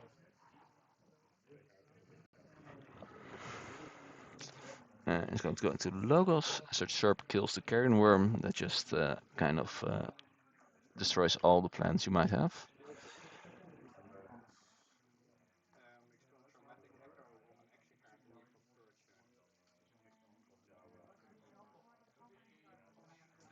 purge. Yeah, we see the Cutter's research being played. Figures there's no time to hold on to this. Just let me get another card and let me get one ember. That's all this card needs to do for me right now, or all it can do, I should say. Perhaps it would need to do a lot more here. The Monk does have a logos enhancement. Are we going to use it here? Seems like the answer is yes. And take out Tryhard. Yeah, Tryhard. So yeah, both these creatures are going to die. Gives back the Poised Strike.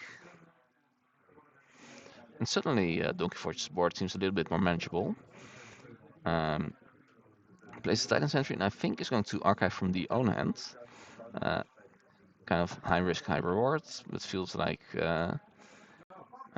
might just need to see one more card to have a chance here.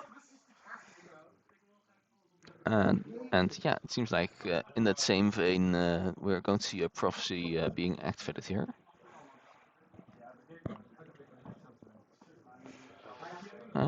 And that's going to be the turn though. So Stefan Man going to draw up to 6 cards. And it's back to Donkey Forge, who, even though the board has becoming a little bit smaller, still has a potential Reap 2 in this. But now has the Trust Your Feelings to deal with. I'm not sure what the player named here, but that might also be a consideration, of course.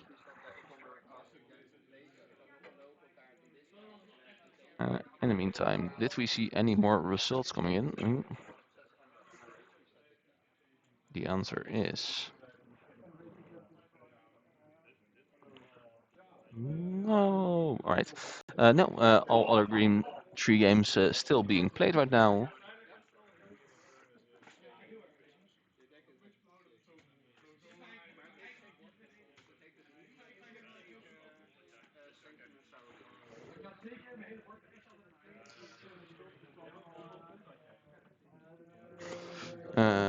We see, okay, yeah, consult the bone, so both players discarding the top card of the deck. I think that was 0 Ember Icons, that's a little bit unlucky.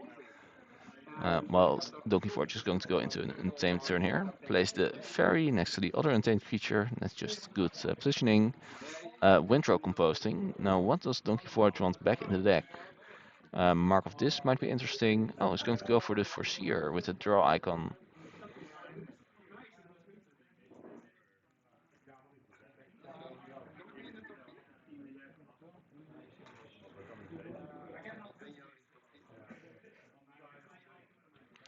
It's going to reap with a Fogmermook, which will put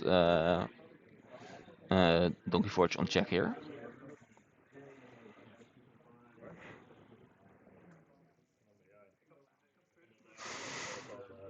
And put something under Ask Again later. Something we might be seeing soon in the near future. But perhaps Stefan can avoid his fate for a little bit. Just all try to outrun it.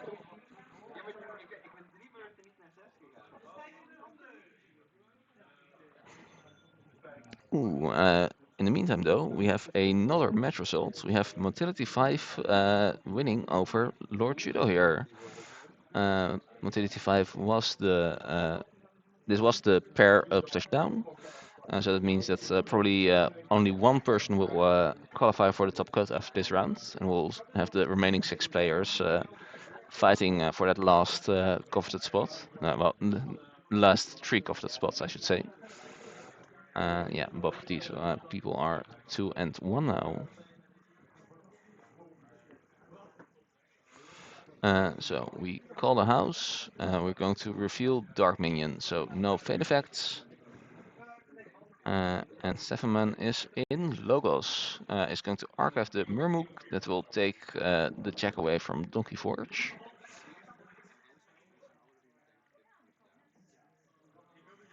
Now, what is the Titan Sentry going to do is the big question here, I think.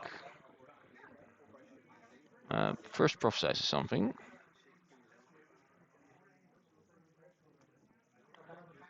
They're both going to reap the Titan Sentry second.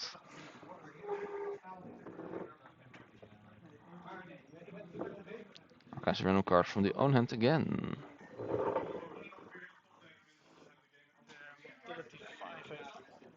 I see it. That is going to be the turn here. And it's back to Donkey Forge, who is very close to winning here. 2 keys, 5 amber.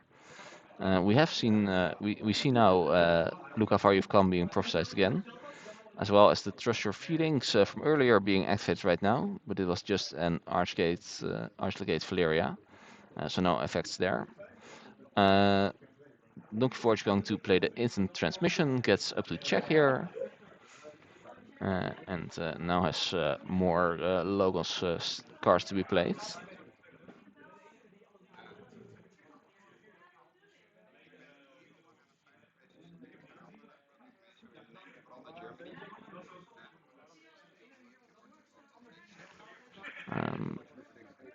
But those is going to discard from the archives. Yeah, and that were 2 creatures, so it's going to steal 2 with the parallel thinking here. Got to keep that Ember sorted, especially if you have the exact same Ember tokens.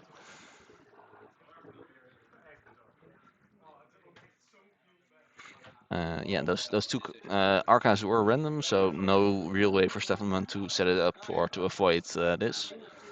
But yeah, even if Donkey Forge hadn't hit the specific things, getting rid of your opponent's archives always nice. Plays for Seer and is going to forge with Prince Buffo here, I believe. And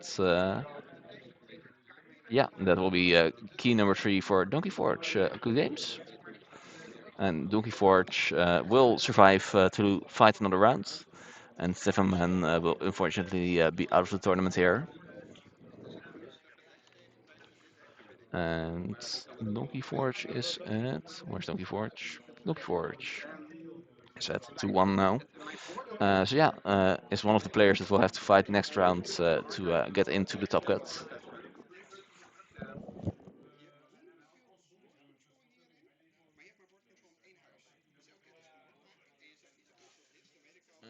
Yeah.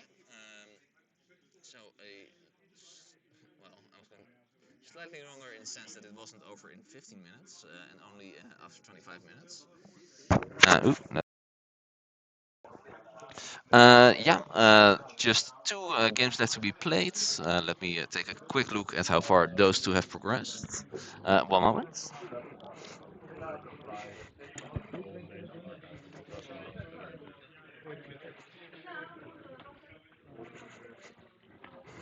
Yeah.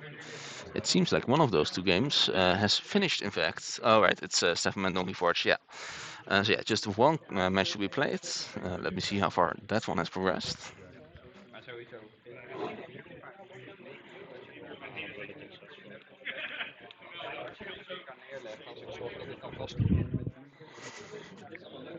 The last match being Harmed versus Motility Dragon.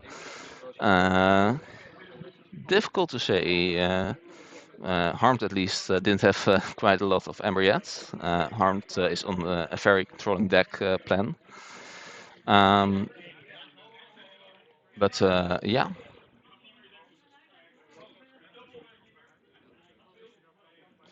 We're going to take another quick break. I think probably in around 10 minutes we'll be back, but yeah, depends on how long that one game goes. We'll be back soon. See you then.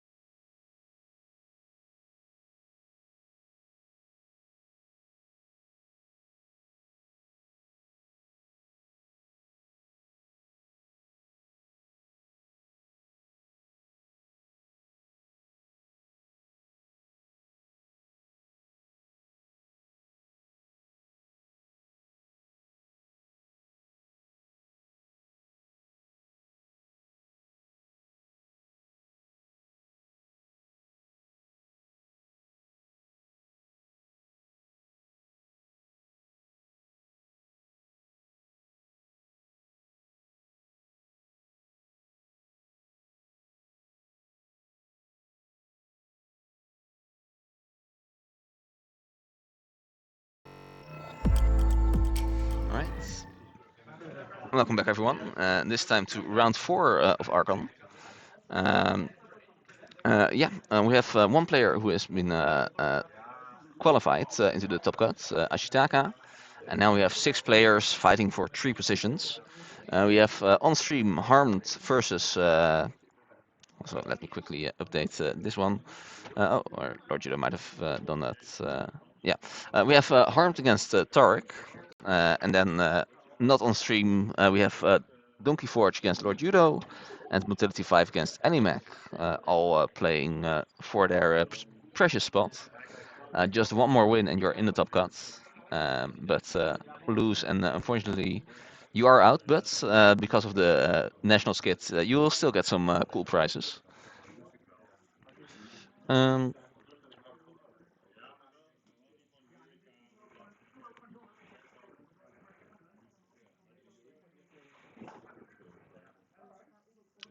Also,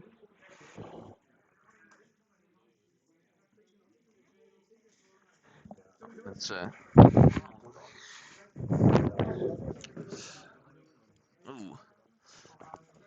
Lars en Stefan, als jullie willen kunnen jullie ook tegen elkaar spelen. Dan kunnen we dat gebruiken om de 8e positie te bepalen. Ik heb het voor jou ingevuld. Ja, dat is oké. Je mag het ook op Single Station laten afgaan, maar dat... Ja, jullie zijn plaats 8 en 9, maar jullie hebben dezelfde win-loss record. Dus dan kunnen we daarmee een definitieve de top 8. Ja, alright. Ja, precies. Alright. And with that, we're not just playing those 3 games, but also Motility Dragon versus Stefanman to decide our 8th spot, which is relevant for pricing. That just occurred to me. So we'll have all players. Nee, nog niet. Readying up. Some questions if they could start yet. Those players starting a little bit later is alright. Hoe ver zijn jullie met voorbereiden? Alright, yes, alright. So the last hands are being dealt. Players anxious to start. Let me get the round timer here before I update all of the stream thingamajigs. Let's go to brackets. All right.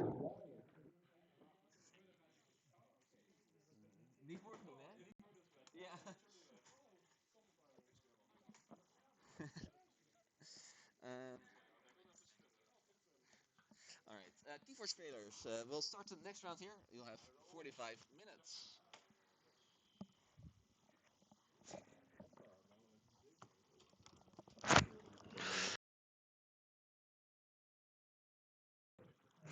All right, and with that, the players have gotten the go-ahead signal. And now I have to update some things on the stream. On the top, we have Harmed. And on the bottom, we have Donkey Forge. And the deck names for Harmed, it's that one annoying deck that locks you out of all of the games. Or in other words, Svana, you Sodormo, the Parallel. I don't like this keyboard, but it's alright. Parallel. Save that. And on the bottom, we already saw it show up a little bit earlier, but it's Tariq with Terreity, Spawn of Whisker Tryon. There we go. So those are updated. Now let's update the other thing. Nope, not that thing. This thing. Thank you. Nope, also not that thing. This thing. There we go. We have And oh, right, we don't have a harm. All right, so it's going to be two Tarics facing off against each other. Taric v Taric. Should really get those remaining two players on there. In the meantime, we see some logo stuff coming down on Harm's side. And we see Taric here start an untamed turn, exhaust the logos board for Harms. And as well play the Lithomancy, play the Fairy, play the Resonant Orb, and play an Enhanced Lorca Infantry. I'm also going to read the Resonant Orb, and this is a good time for me to read it as well.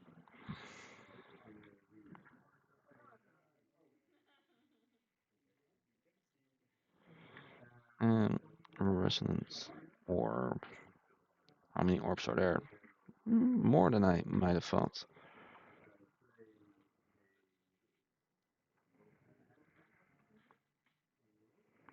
Resonant Orb. Yeah, it's alright. Discard the top part of your deck. If it's a creature, you destroy an enemy creature and put the card into play and then repeat the thing.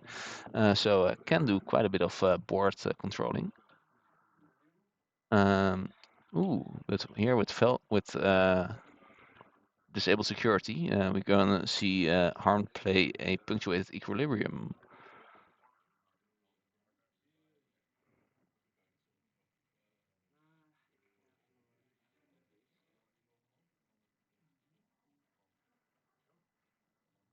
Yes, that is the correct order of the discard pile. Thank you, Harmed. And seems like that's going to. Oh no, so both players drawing a new hand here.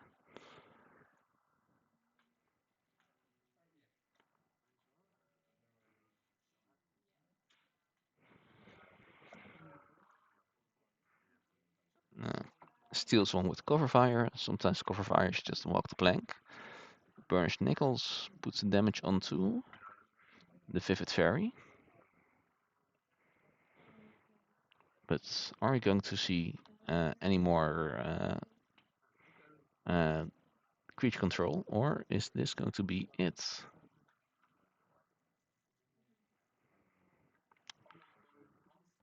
Oh shit. Een moment.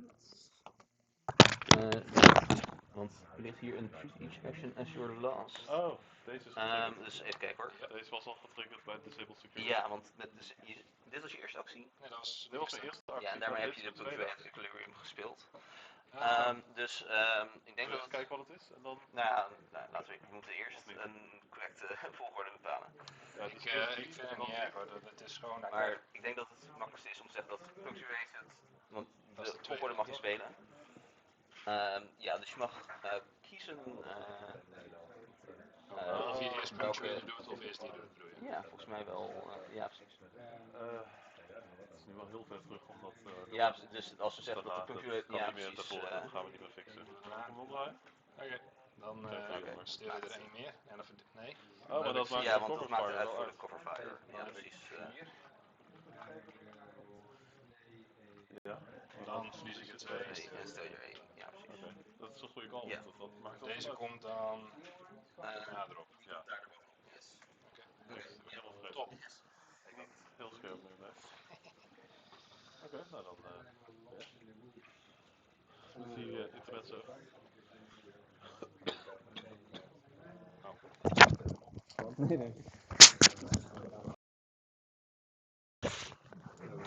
Alright, so a little bit of a tricky judge call there. We had a treat your action as your last, which was forgotten. We were able to finagle it a little bit, just also the players working with me there to do the best thing, and we just decided that even though you have the opportunity, we chose to resolve the prophecy after the play effect from Punctuated Equilibrium, even if you can choose the order. And yeah, that did impact the cover fire, but otherwise the turn wasn't impacted, and Harmed also didn't have more information at that point, I hoped. So yeah, a little bit awkward with some Forgotten Prophecy triggers, but I hope this mostly generates. Now we have another decision point.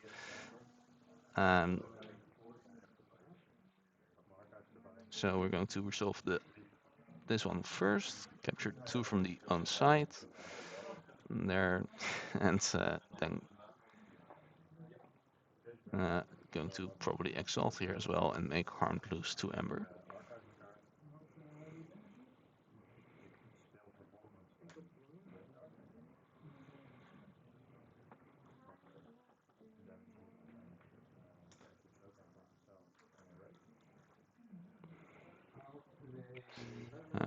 Tarek having a little bit of think if he wants to exalt the lower infantry here.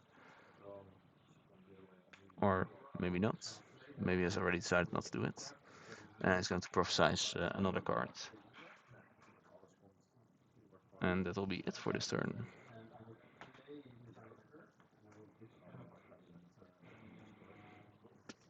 There are quite a few ways for Harm to get rid of a creature though without triggering the destroyed effect.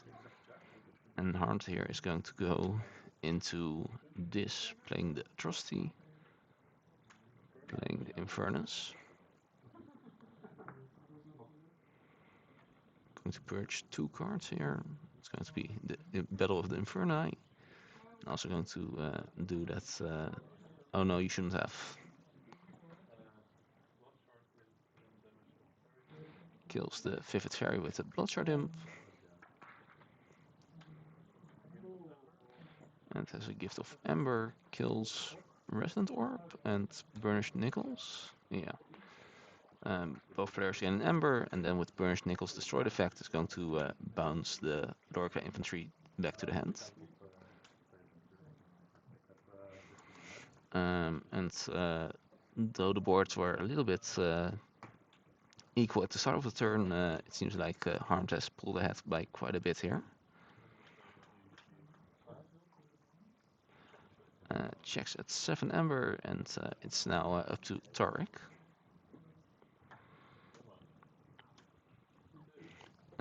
Is going to go into this, also discards the Cryptic Collapse, something Tarek might not want to see here.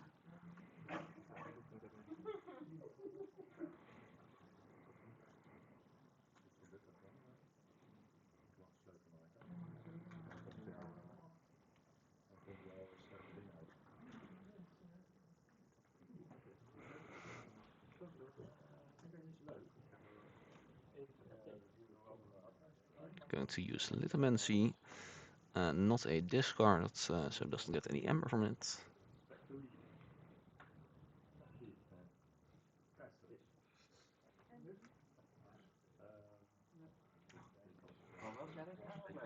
Thank you.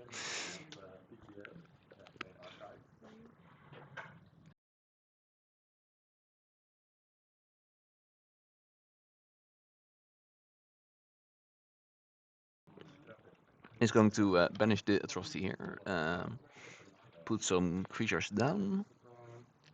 The good thing is you banish the Atrocity, the bad thing of course that you kind of heal it.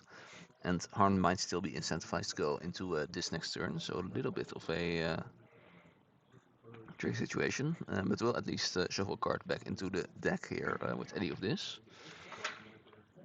Are we going to see any prophesizing, or is that going to be it for this turn? Or are we going to see any action cards, I suppose? It feels like those might already be kind of gone. By the way, he's playing at least.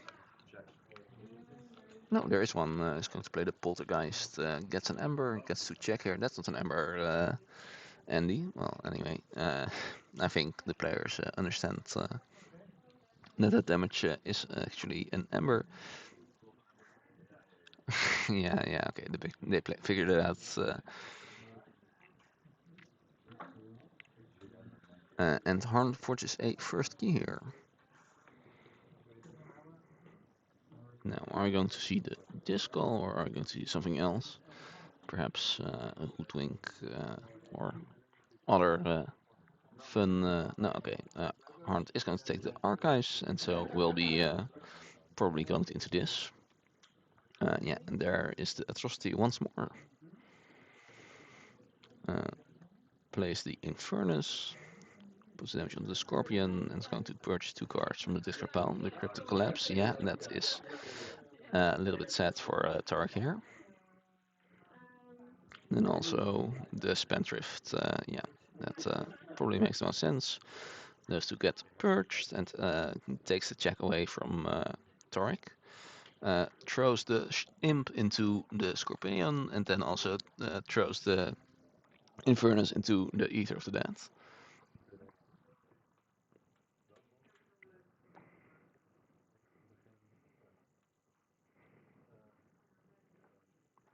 And it's back to Tarek here.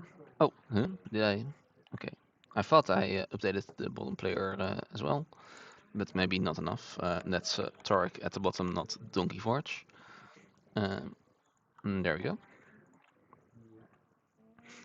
Donkey Forge, Tarek is forced into this once more. Probably not the place he wants to be. Put something under treat each action as your last.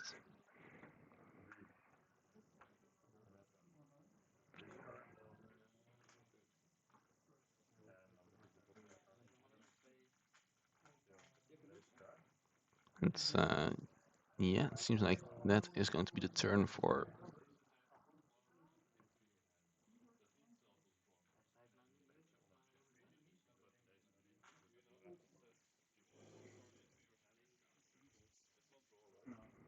That's not the roll, yeah.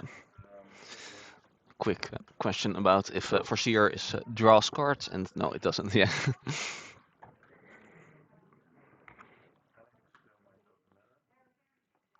So with that information, Hart is going to go to Foreseer, into Logos I mean, and read with the Foreseer. Look at the top 2 cards of the deck. And put one in the hand, which is different than drawing a card, so doesn't activate the cards you'll tell. Chas all over the board here. Stantis Formula. Going to ward 3 creatures and then draw a card. Which will activate. Oh, I forgot which fate effect that one had. I don't think it was anything relevant.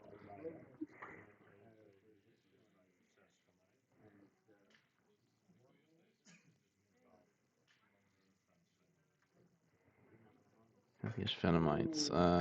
Oh, each enemy creature. Okay, all 0 creatures on the dark side had poison there, right? It's going to play Reiteration.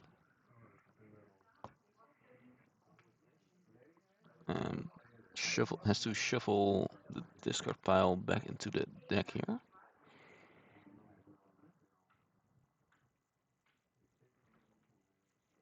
Both discard piles back into both decks.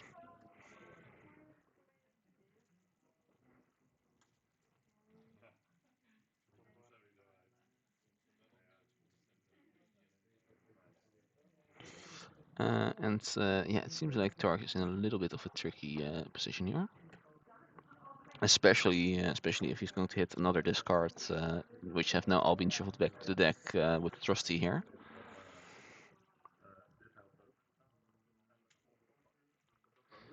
Plays a Foreseer, looks at some more cards once more.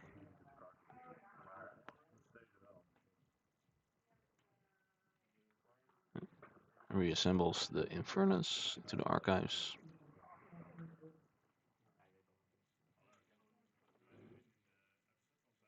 Nee, jullie zijn niet officieel aan het spelen, dus maar. Ja, ja, ja. Het is voor officiële resultaten, maar wie heeft er gewonnen? Nice. Right. The first super official game, supra official game, one of those two, has finished. It was the battle for 8th place, and it seems like Montility Dragon with the Ember Skies deck has secured the 8th place. In the meantime, we see some more stuff coming out. Exile for Tarek here has been forced. He's going to see how far he's come. I cannot see what is on there. Okay, brutal consequences. So it's going to purge that creature. plays out some more stuff, some stuff that might actually survive for a little bit, depending, of course, with the. But at least it seems like it was the house that Torek might want to hit anyway, so not completely screwed off by the trustee here. But it's back to Harms here, who has a pretty potent logos board, and yeah, he's just going to go directly back into the logos. Reaps with Cha to also steal an Ember. Reaps with Foreseer. Look at the top two cards, put one into your hand.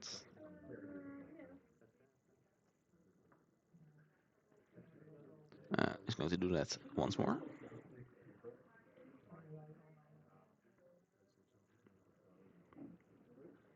And also reap with the candle units. Making quite a bit of Ember, putting silver under. Look how far you've come. And that's probably going to it for the turn here, yes.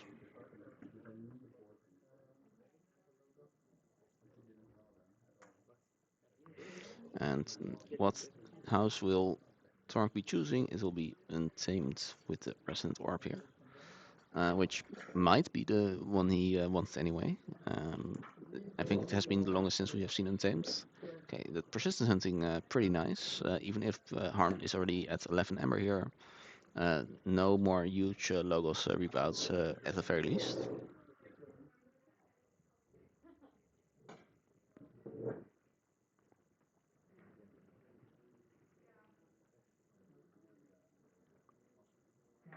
And it's going to take off the atrocity of the board here. And make Harm lose 2 Ember.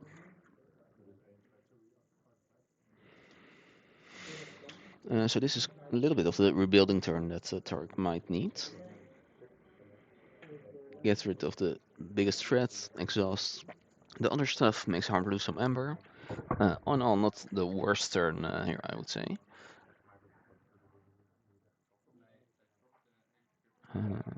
Okay.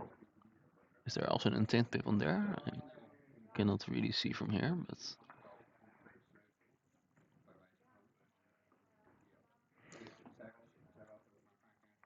captures 2 on the other side, over there,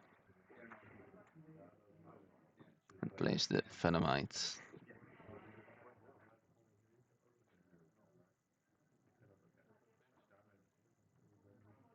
Okay.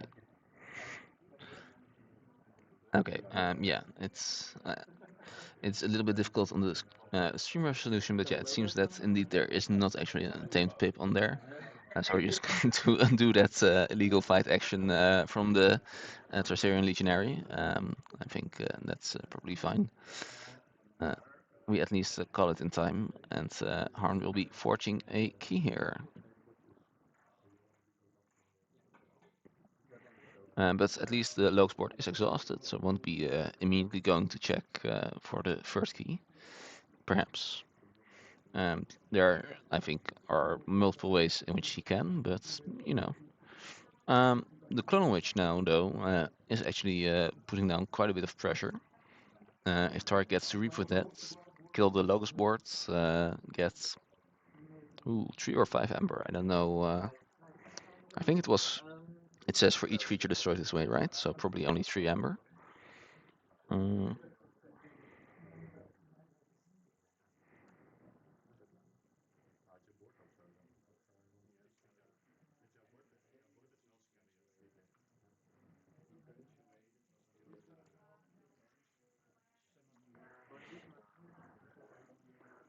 Yeah, for each creature destroyed that way.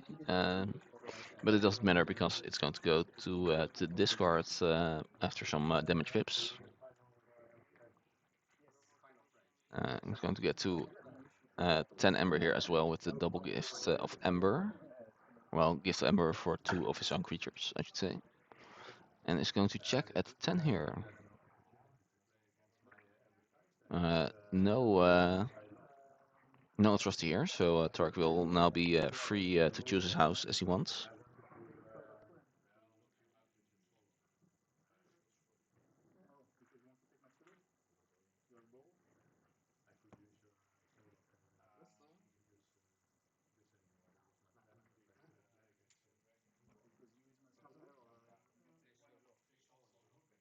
Ooh, in the meantime, different result. We see Motility 5 win from Elimac here. Um, go being the first person to qualify. Well, other than the person who already qualified, being the first person this round to qualify for the top position. So congratulations to Motility 5. Um, and Elimac, unfortunately, not quite making it to the top cut here.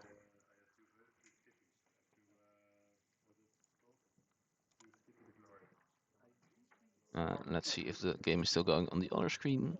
And the answer is no. All right, it seems like Harnt has won the game here. Congratulations to him for by a small margin being the second player to qualify, and also very well played Torque, of course. Yeah, only one match still remaining, which is Lord Judo versus Donkey Forge, which I think, looking at the board a little bit from here, is also nearing the end of stuff. Going to take a little look over there, and then yeah, hopefully we'll be starting the top cut somewhat soon. So yeah, stay tuned.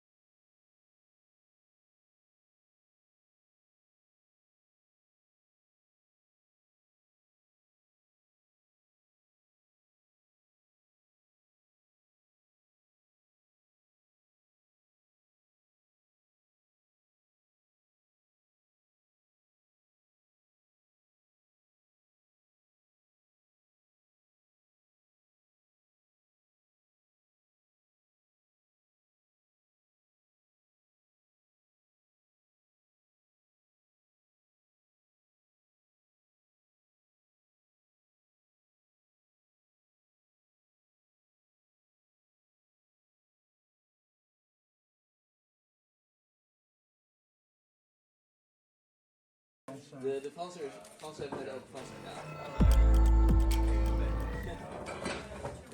Kan jij niet beter commentaar geven dan? Want dan is het sowieso goed, toch? Hij geeft commentaar. Oh, hij geeft commentaar. Ja. De tafelaudio staat te laag. Goed geregeld. Dat is het eclipse. Dan leggen we die even on the side, want dan...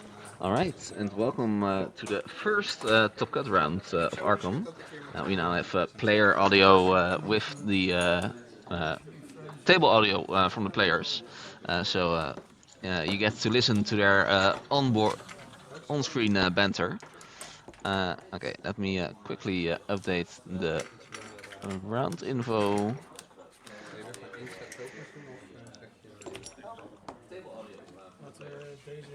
It is the semi-finals. We have Lord Judo against Motility 5.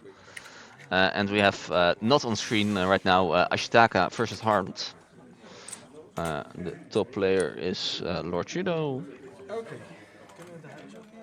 And the bottom player is we hebben allebei dit, we hebben allebei logo's, alleen ik Motility 5.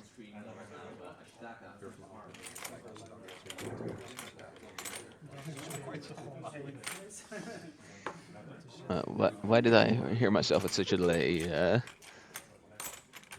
What? Huh? Okay, I don't know why I heard myself. Stefan? No.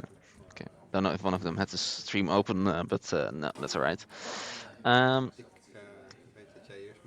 Maybe that audio is just... Oh, I think their audio is just delayed. Well, that's fine, I guess. That is fine. So, yeah, let's see how the players are doing, and then I'll be right back. We'll update the other things soonish. Ik heb sowieso, ik schud altijd.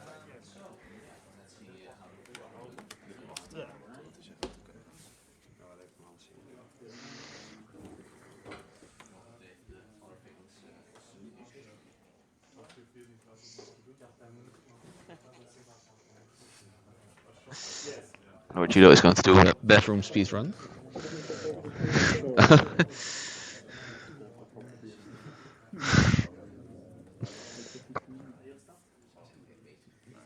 Ik ga nog staan plassen. Ja, daar.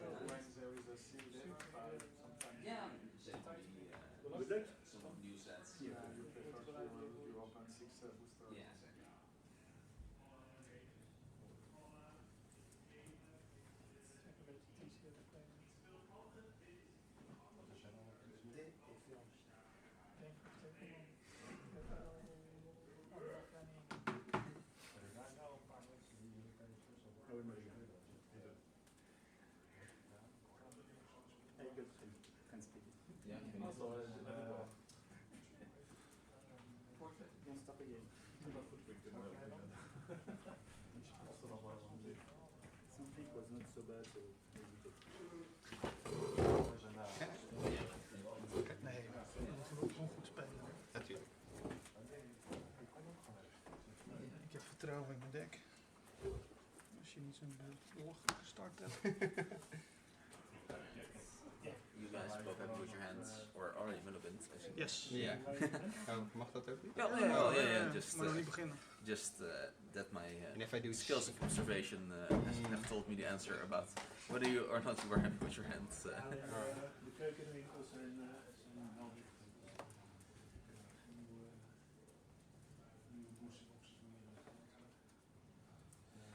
toch een nice die stream. Ja, dat is cool. Dat het internet nog even lopen, anders Ja. dat het uiteindelijk toch wel... Dat is beter dan. Ja. Misschien als de camera halverwege uitgaat, weet je hoe je de batterij moet vervangen? Ja, volgens mij kan ik het wel zien. Right, so the top four, you see here, Lord Judo versus Utility 5. I'll be updating their deck names shortly. Okay, yeah, there is a little bit of delay on the table audios. So you can hear me on both places at once. And then the other round is Harmon versus Ashitaka, happening off screen here. Let me quickly update the deck names for these two players. The deck on the bottom is Lord Judo's. Where are my deck names? I guess I'll look over here. Yes, Lord Judo is on the melancholic painter of Marty blends. Quite a mouthful. And then Mortality 5. I could know this name, but I don't know anymore. Retruvia of the Hauspexus Isle. Alright, there we go. I think we already saw Lord Judo go with a pretty strong Logos turn. It seems that Mortality 5 has answered with a bit of Untamed. And we're back to another Logos turn for Lord Judo here. Who is going to put something under Asken later. One of the somethings that can be in the deck. No, this is not the Alliance build. No, never mind.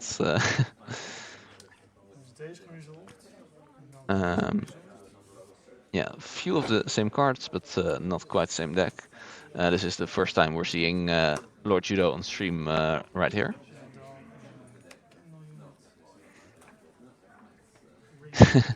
Showing off the foil Cyberclone. Very nice, very nice.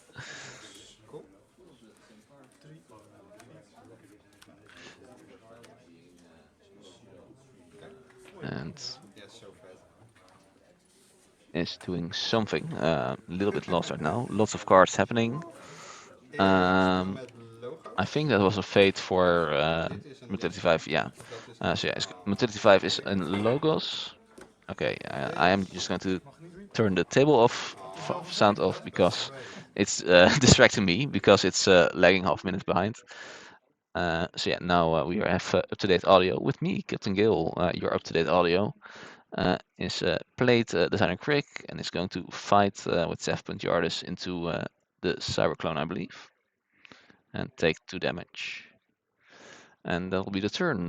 Nothing prophesized unless the Asken later was happened at the start of the turn when I was distracted. Which is technically possible, I suppose. And it's up to Lord Judo now.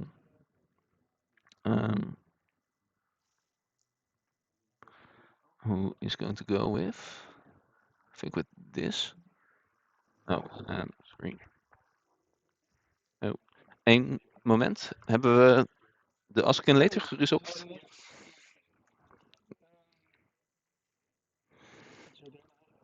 Zoals we aan de hand kunnen doen.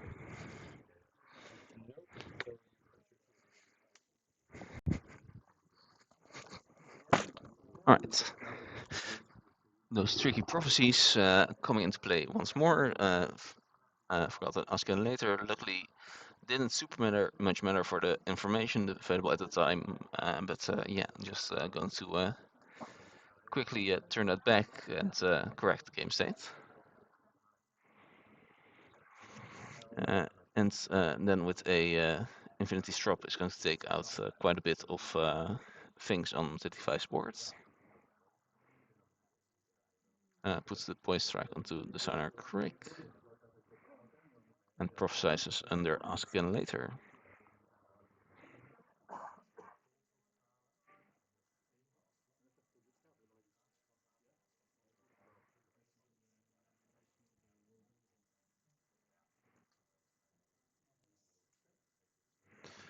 And it's back to Mortality 5 here. Who has to choose house of his own, then house for Lord Judo.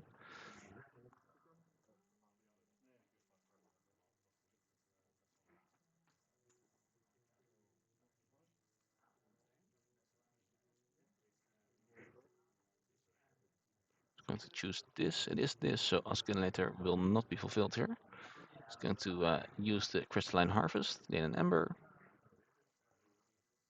play a Fairy, and fight into the Candle unit. Fair enough. Uses Windrow Composting to get something back into the deck. It's going to go with the Crystalline Harvest, alright.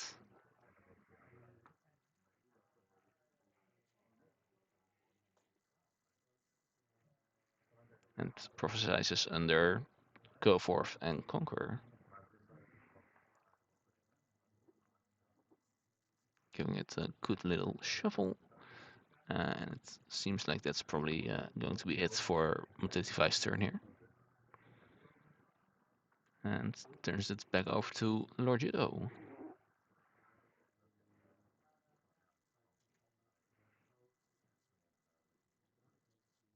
Alright, so let me update these little pictures. We have no longer Tarek versus Tarek, but the actual Lord Judo versus the actual Motility 5. Motility 5. There we go.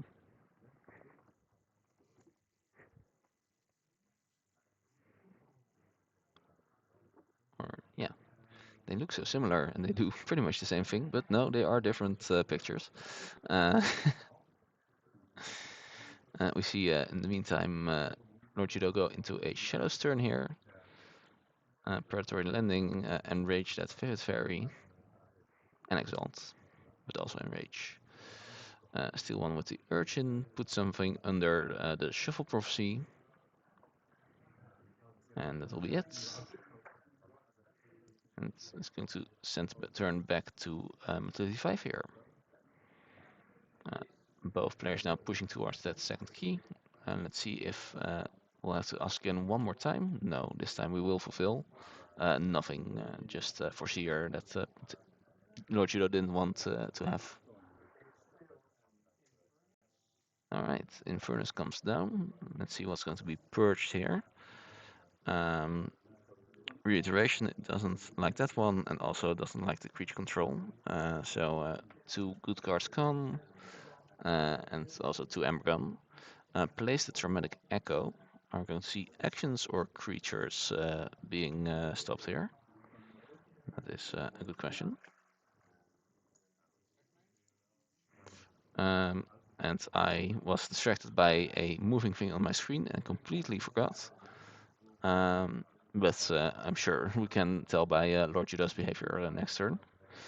Also has put something under the Oscillator before discarding the rest of the hand with the eye for an eye. And it's over to Lord Judo again.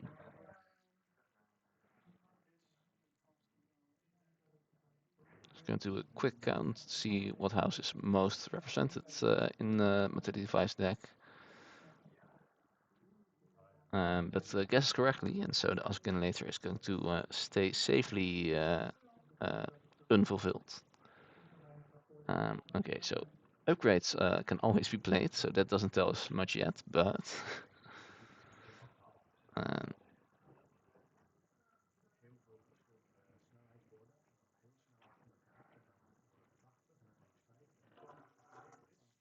okay, so actions are still in play, it seems.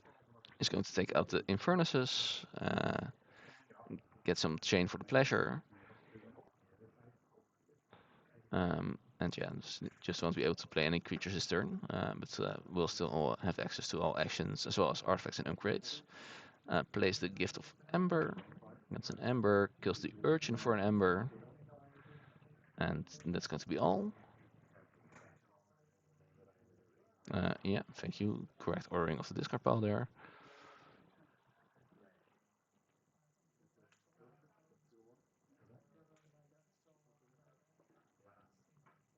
Put something under Ask Again later. And that might be the turn here. Yes, that will be the turn. Going to lose a chain and go to 5 cards in hand. And back to Motility 5. Lord Judo checks at 7 Ember as well.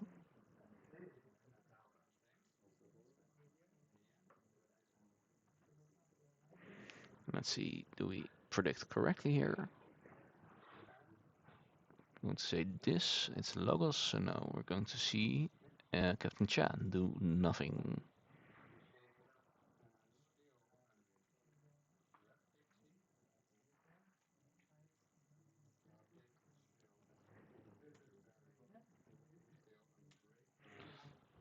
And we see 35 go into a untamed turn here.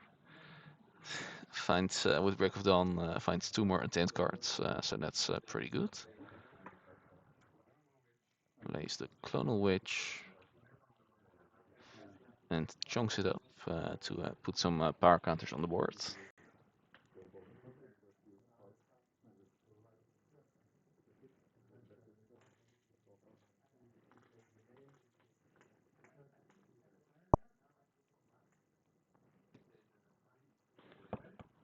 I'm going to Reap for 2 for with the Vivid Fairy. That will be the last thing the Vivid Fairy is going to do here. And now with Windrover Composting, is going to put something back into the deck. Looks at Infernus, and yeah, it's going to put the Infernus back into the deck. Shuffles the deck, and then Rage resets. It's going to discard 1 card, which will be an Infernus. Get an Infernus, lose an Infernus.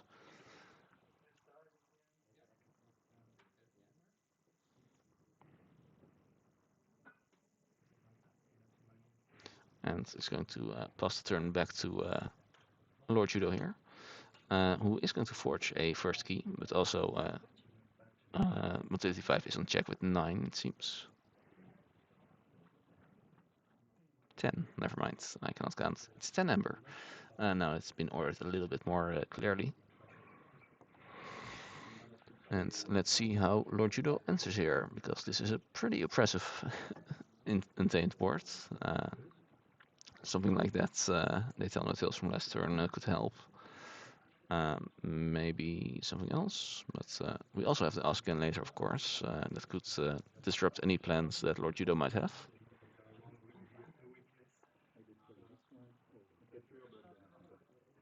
I think the discard pile is pretty varied. I think the Untamed is the one we see the most.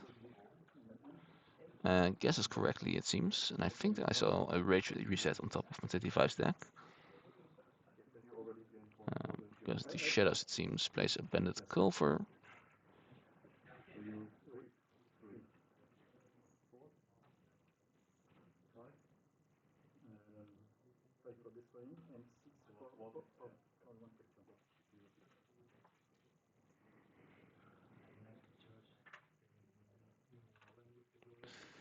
And are you going to be able to prevent the key here is the big question.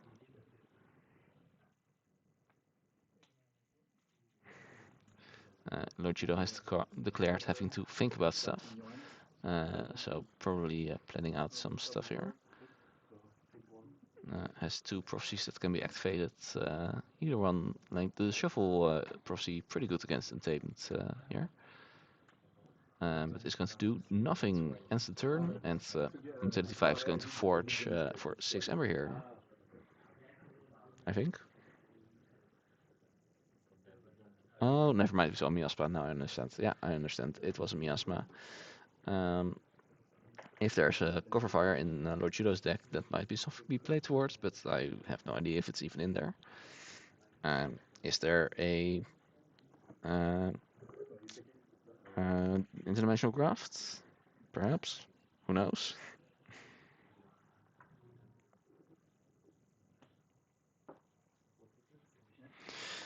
Actually, let me quickly look what the scaling ammo control in Lord Judo's deck is like via Decks of Keyforge trademark.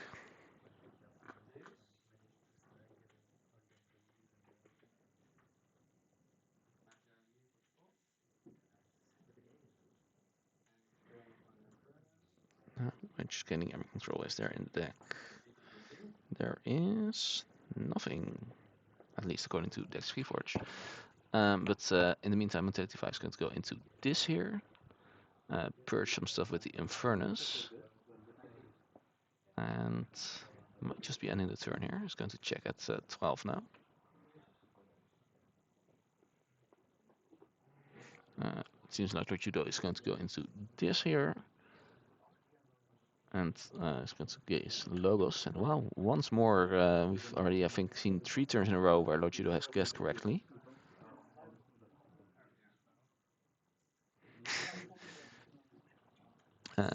Points out that the live board is still on the board, so that it can be used with the poltergeist here. Very nice. Banishes something to take away the Vivid Fairy. And then place the Infernus.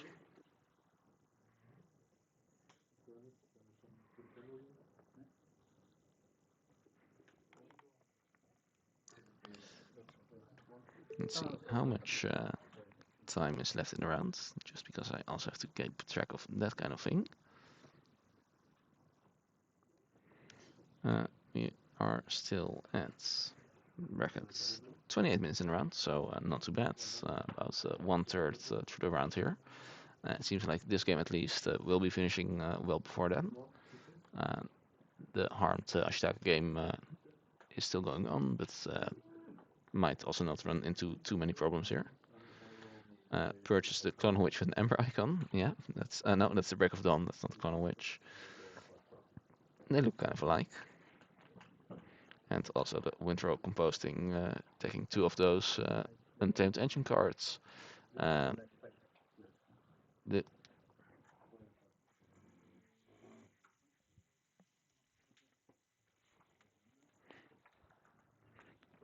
die kaarten waren gepurged, toch?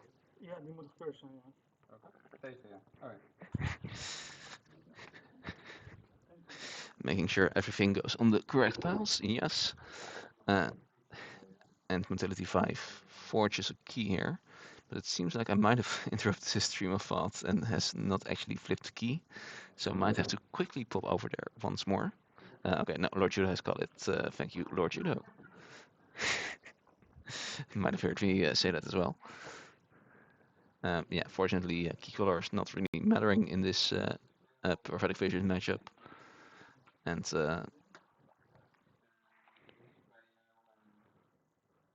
Mentality 5 is going to go into Untamed. Now has to guess for the Asken later on Lord Judo's side.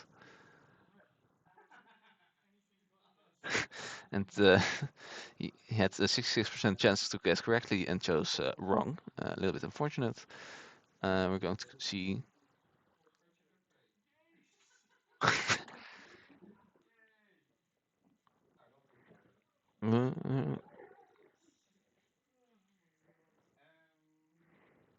Purge East upgrade in play. Yeah, that get rid of that card from Lord Judo there. It's going to reboot the Red Pixie for 2 Ember.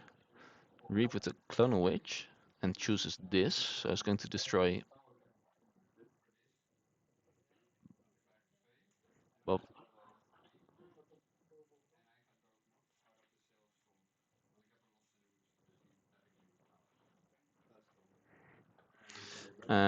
seems there are a little bit of regrets about the turn from Utility side here.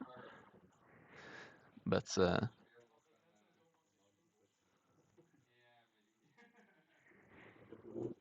has just discarded the Lost in the Woods here. Oh, and got just in time that he cannot play creatures because of the life ward. No, that's okay. The other go not the door.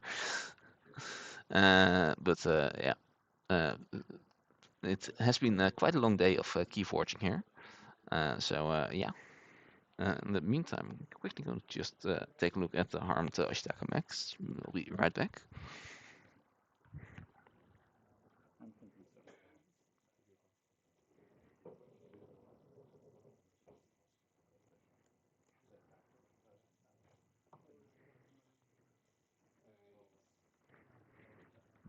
Alright, and everything going according to plan there as well.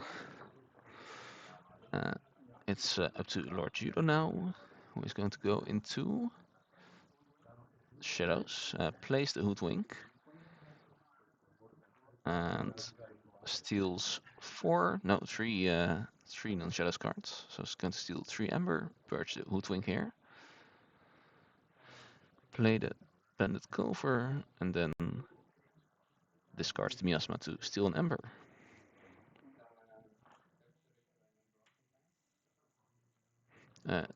Which activates Designer Crick here. And Lord Judo is going to put a card under Ask Again Later.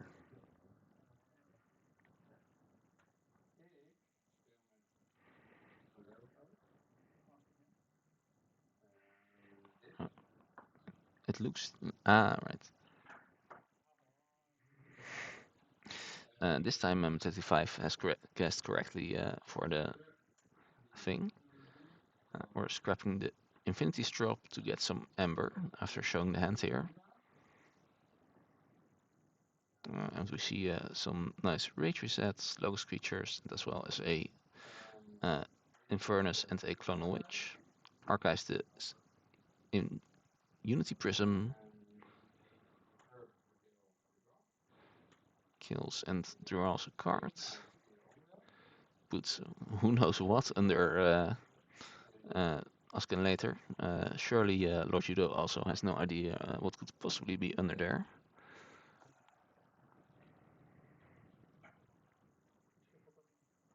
And yeah, shuffles the deck and is protected from some Infernuses that Lord Judo might have here.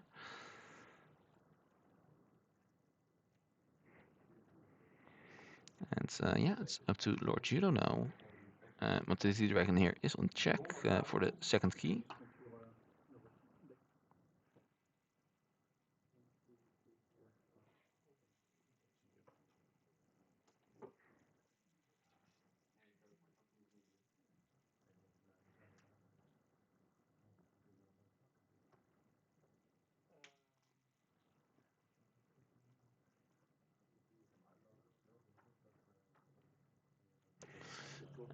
Yeah, it feels like these games are pretty close. And we have the everything but the house being called here. And we're going to reveal from Askin later. Whoa, a rage reset. I'm sure no one saw that one coming. Now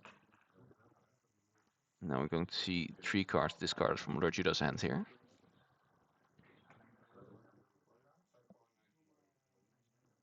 Just no dice, just get rid of.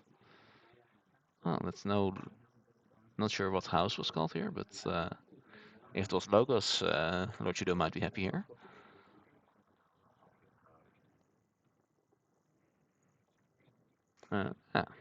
Because with the Foreseer, looks at the top 2 cards. Oh, and goodbye, camera. Yeah, that's a little bit unfortunate, but it's going to be a little bit tricky.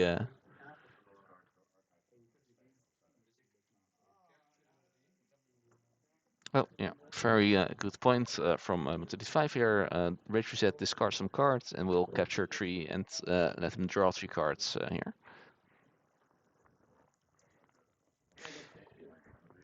But yeah, I'm just going to look if I can discreetly change the battery, but otherwise that might be the last bit of streaming of today.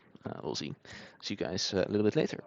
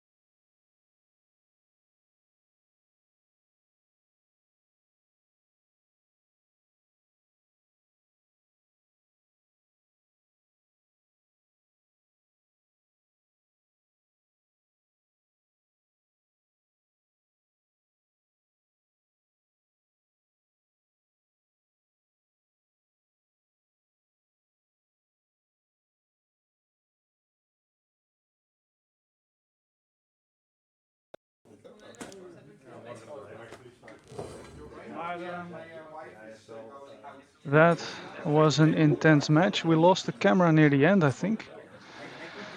Whew. But Ashitaka versus Harmed. Harmed won Ashitaka versus Harmed there. So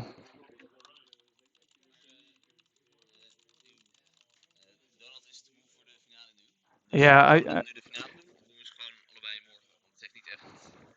we're gonna discuss a little bit. We're gonna do a final round of Archon now or tomorrow. But Harmed is not there tomorrow. So that's a bit awkward. Let's discuss. We'll be right back, and we'll give you the verdict.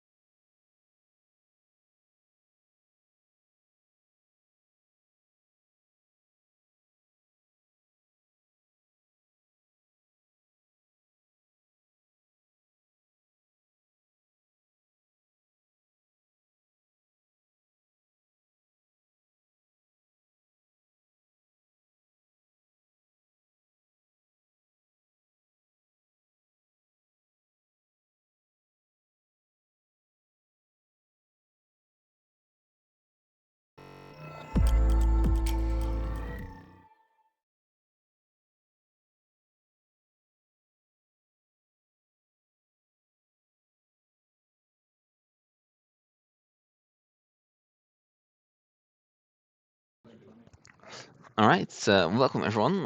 Back with the Archon finals between Lord Judo and Harmed. How did they take the? Yeah, okay. Thank you. Lord Judo stayed in the same place. I was counting on that one. But instead of Motility 5 on the bottom, we have Harmed on the bottom. Oh, right. I wrote that, but I didn't update it. All right. Okay, so the bottom deck, Harmed's deck, we saw it a little bit earlier. We have Harmed who is playing.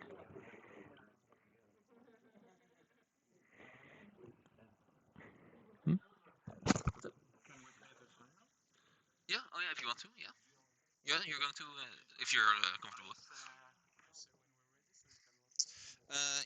Yeah.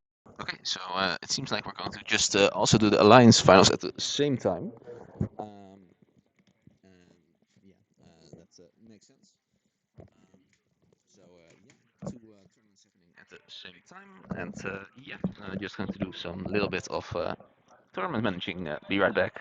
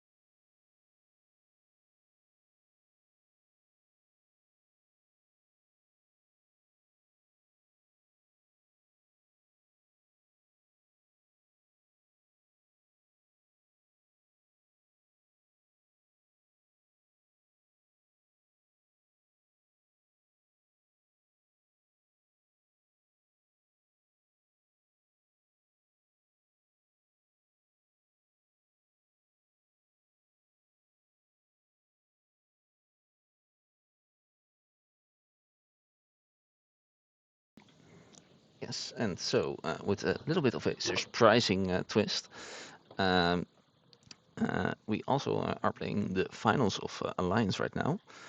So while Harms and Lord Judo here are on screen fighting in Archon, uh, uh, we have Keyforge and Isvet playing for the Alliance.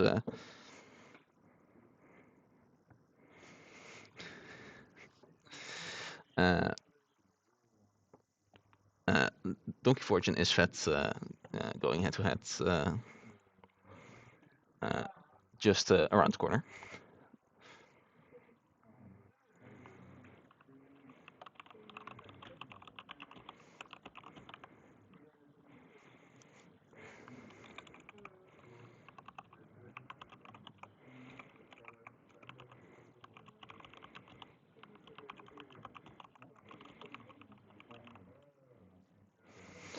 Right, let me just quickly find the deck that Harmed is playing here.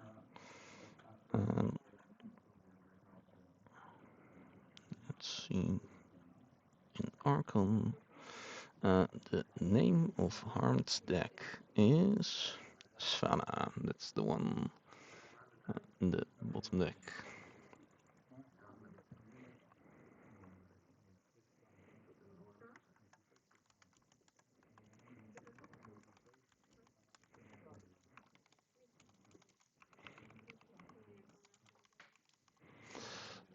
All right, and there it is. In the meantime, the game is already a little bit underway, and we see currently Lord Judo taking a turn. I think the houses are matching exactly, so we have this logos and shadows in both players' decks, which do seem to be some of the more potent PV houses. And Lord Judo just put something under Ask Again Later. It seems like Harms has guessed correctly here, and is now going to go into a Shadow's turn. Borrows nothing, cover fires, loses 2, then steals 1.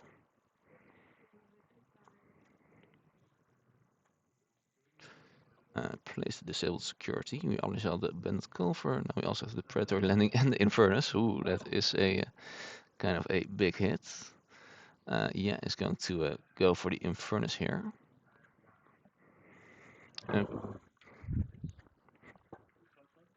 Nou, het is allemaal oké. Maar deze twee zijn nog niet in de discard pile.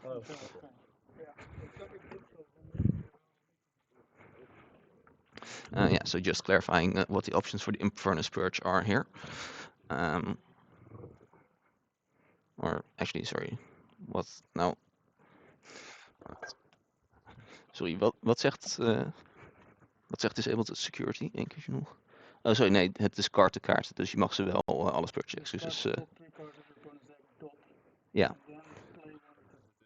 Ja, ze zitten wel allemaal in Discord. Excuses.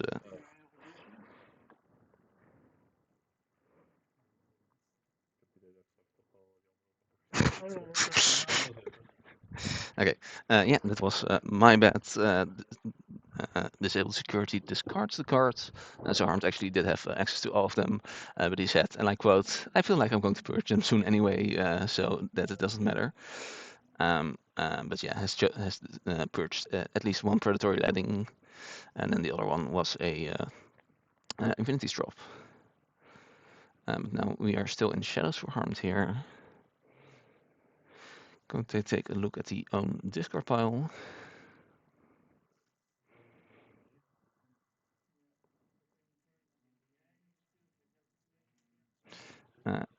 Discards a Hoodwink. Isn't afraid of Lord Judo's Infernuses.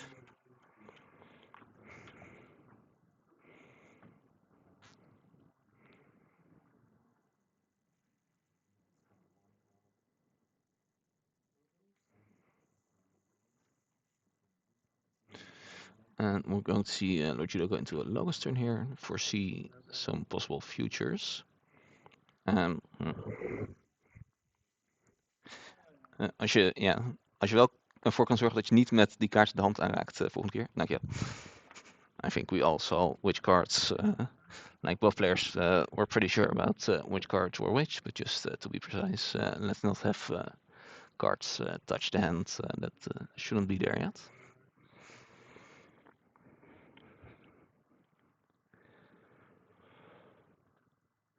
He's going to play Reiteration, draw 2 cards, and put 2 of them back on the bottom.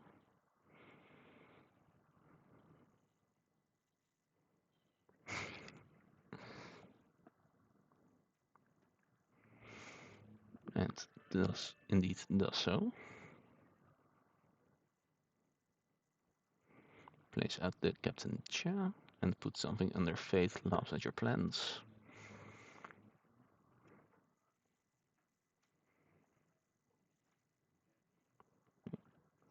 Can we move this? No. Oops, that's not what I wanted. This is what I wanted.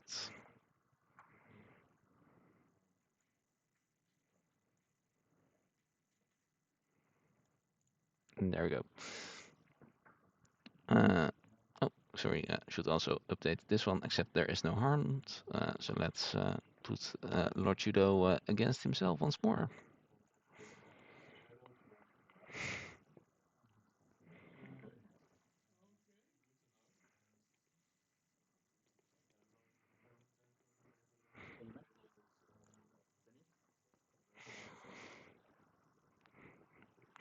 In the meantime, we see Harms go into something, I guess.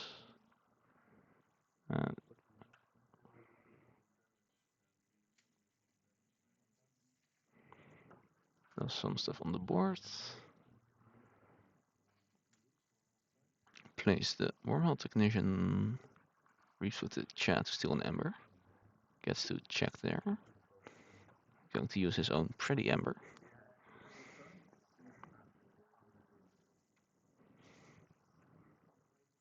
And is going to prophesy something under look how far you've come.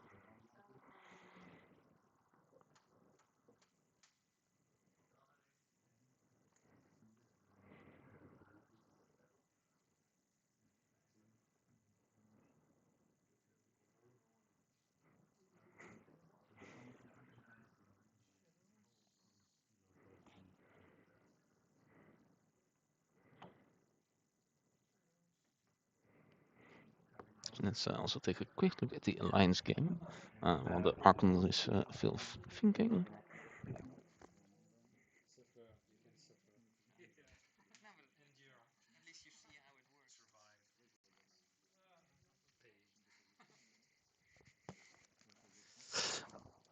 Currently, it's looking like ESFET has a pretty dominant board position. Of course, it's Alliance, so a lot can change in a short amount of time. But yeah, that's Alliance at the moment. It's going to discard 2 cards because of something. Oh, because of the rage reset under look how far you've come.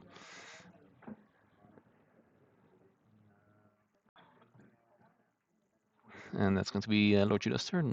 Play Steel on Ember. Does prevent the key at least, so that's something. But now it's back to Harmed here.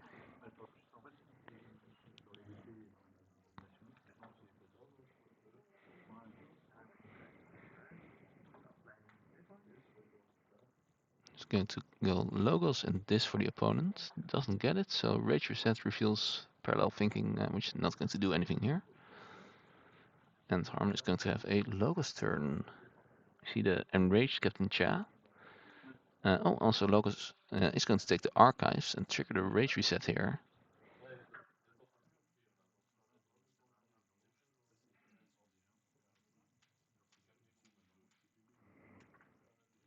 Has 7 cards in hand, so it's going to discard 3 with the Rage Reset. We find Foreseer, Banish, and Parasitic Arachnoid. Alright, so only 1 Logos card hit there. But I think Harmed said something about maybe not having too many Logos cards, just relying on the Logos board here.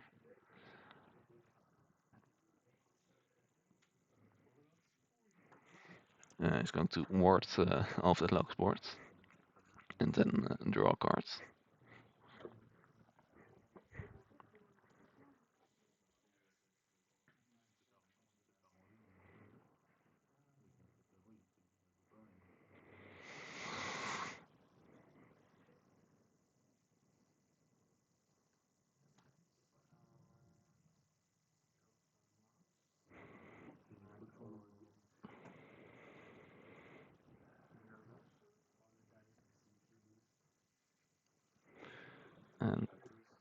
is going to reap with the wormhole technician, reveals a Urchin, which is going to get archived.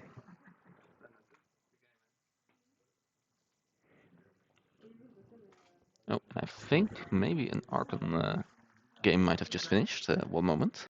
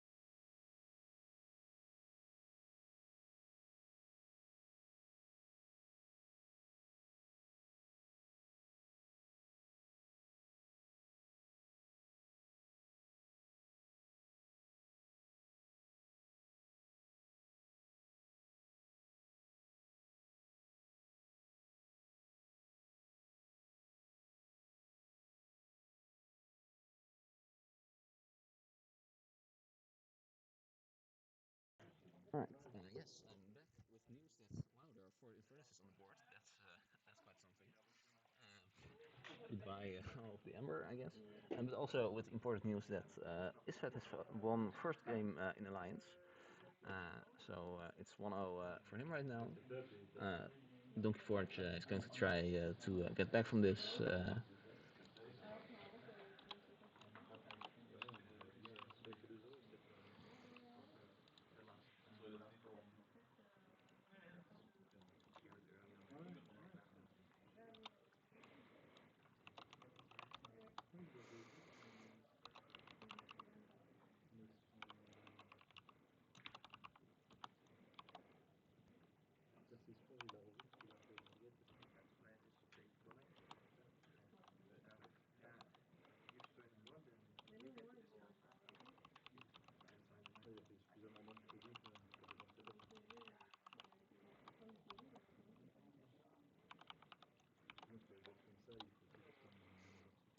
Alright, and now it should be going around in the text scroller to give you up-to-date information.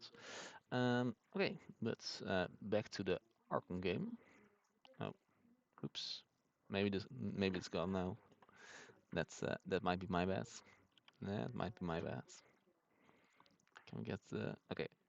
Well, whatever. Then I'll just put it somewhere else.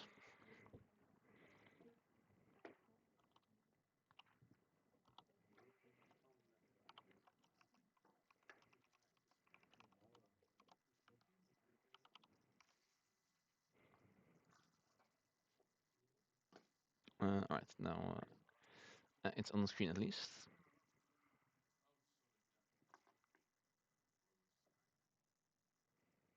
Mm.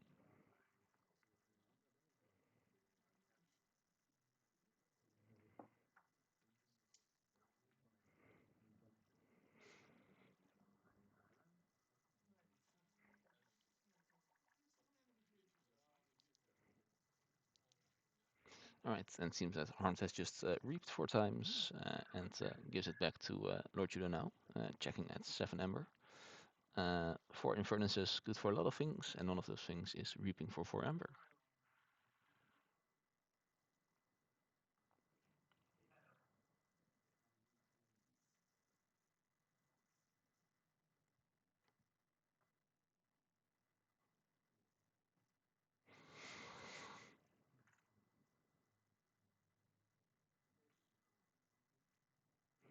Lord Judo is going to go with this.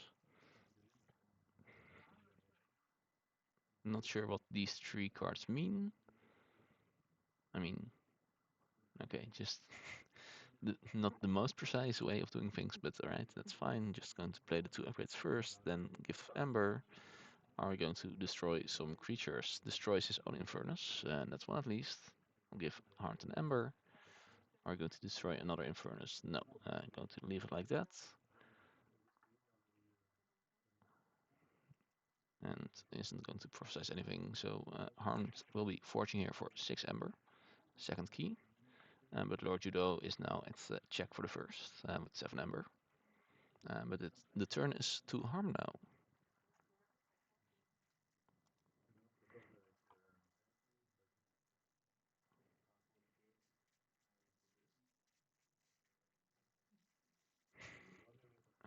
now. Harm's still going to go with this for the turn.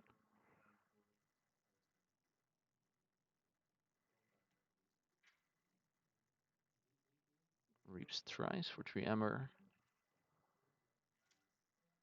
Going to Gift of Ember and destroy 2 Infernuses that are going to die anyway for 2 more Ember. And plays Banish for another Ember, just kind of rushing towards the end here. Damage the own Infernus. And that's going to be it. And shuffles the Infernuses back into the draw pile here. Yeah, Lord Judo is going to forge here.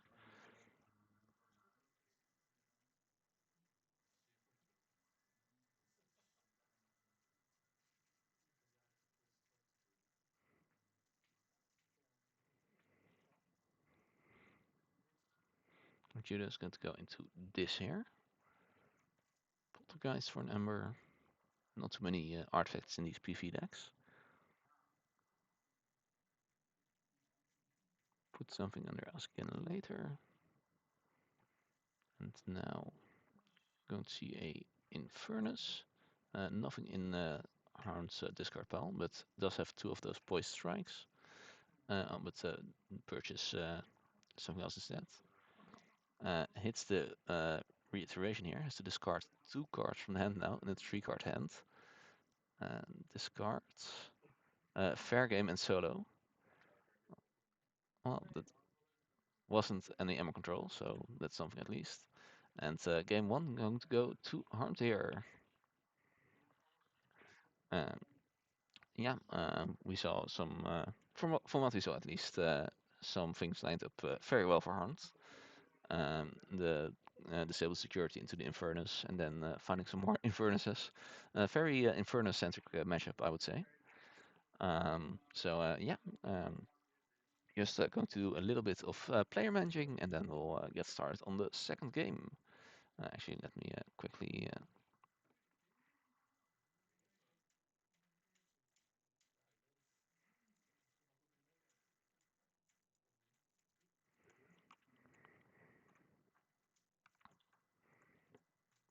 Harmed has won a game. Hopefully, this makes it clear. Perhaps. Yeah, be right back.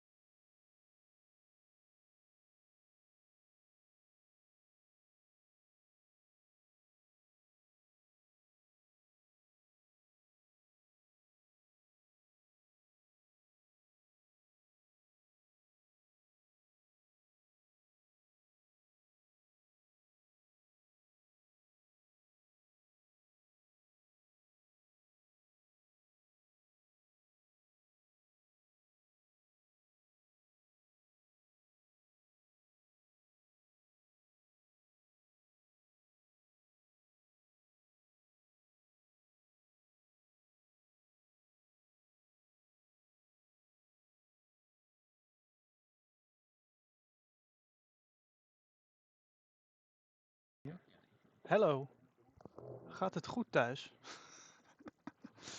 Hier niet zo goed. 1-0 achter. Ik bedoel, niet zo goed. Die staat in de fucking finale. Oké, ik sta wel in de finale, dus dat is goed. Dus de qualification is binnen.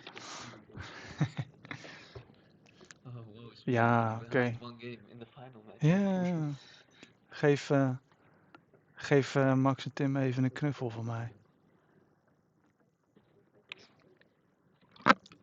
Misschien moet ik mijn GoDaddy sleeve neerleggen. Doorpakken. Kost MDS 2. Go get him, Judo, in a second. Yeah, thanks, not tonight. We practiced this matchup a couple of times.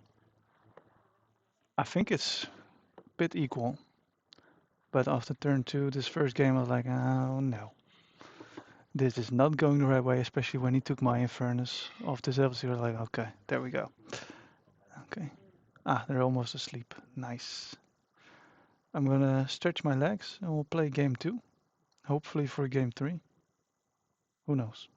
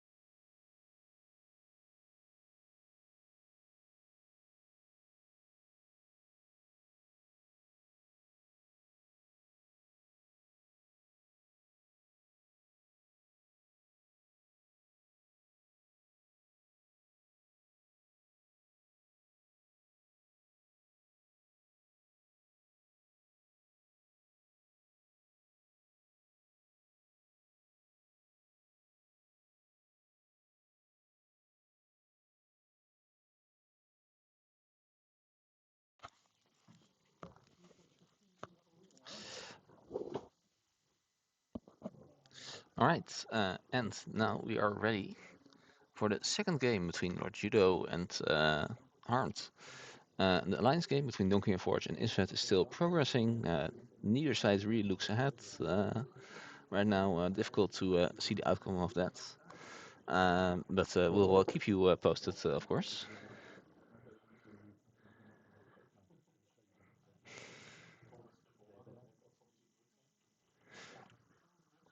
And yeah, I'm just going to shuffle. Oh, and also let me go over there and to start the round timer whenever the players are ready. I'll be right back once more.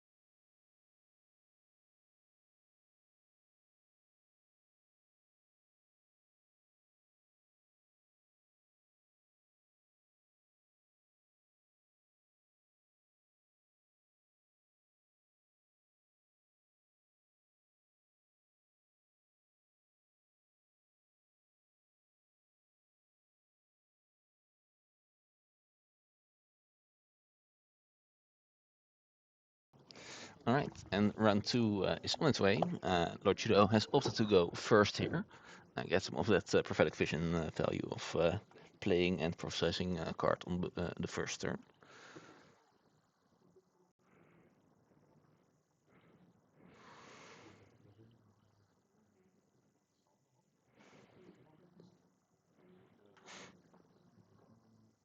Okay, seems like we're going to see a little bit of a mulligan from Harmed here.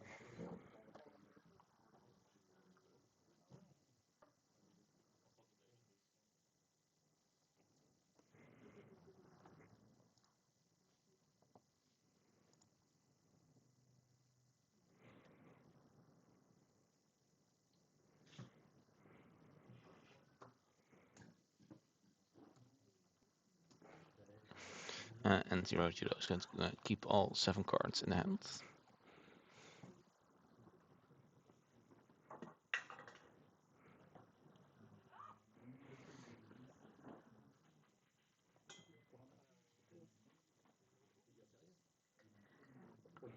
Going to go with Logos, play a Foreseer. Look at the top 2 cards of the deck.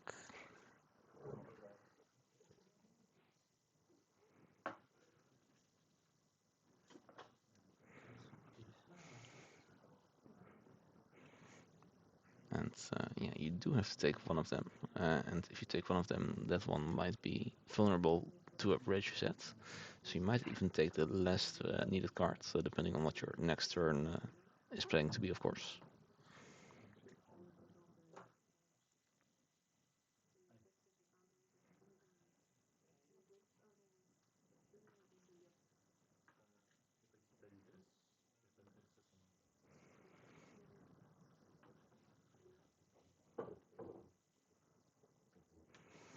Correctly guesses on Asking later. 2 damage is going to take care of the Foreseer here. Carrion Worm. And put something under. Look how far you've come. Readies and draws 5 cards. Not a bad first turn.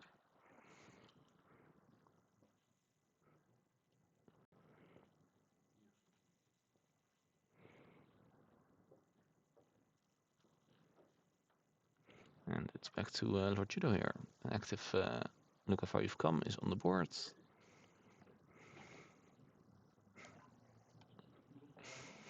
It's going to Gift of Amber. Kill. Nothing. Alright.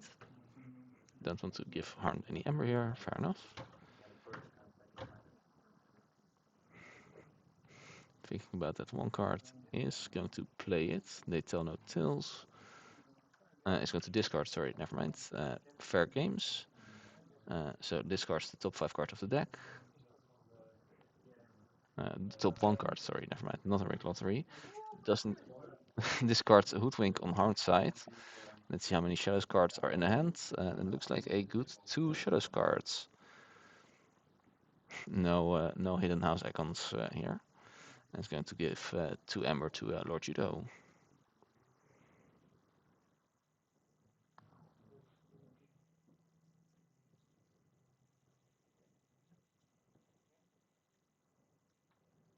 And that's going to be it. Doesn't want to prophesize anything. Only wants to put something relevant, like perhaps a ratio set under the Fatal Officer plans. Because harm doesn't activate it super often, but when it does, it can be very relevant. And the turn is now back to Harmed. Who is now going to go into this. And is going to trigger us again later. For a reiteration, has to discard 2 random cards from the hand here.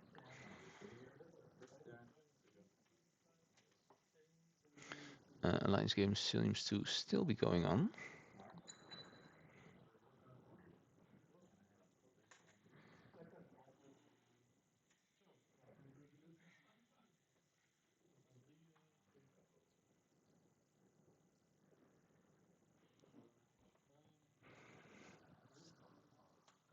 And discards disabled security and some more stuff. Plays out the bronze key imp here.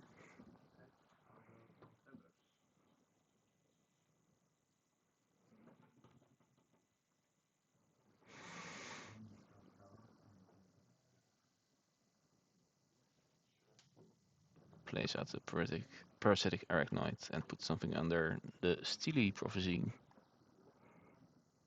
And it's going to pass the turn.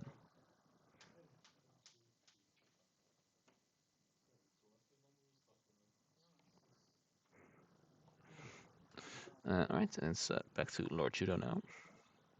Who's going to go into shadows. Plays Felder's plan. So 1 steal on every card played during Harm's next turn.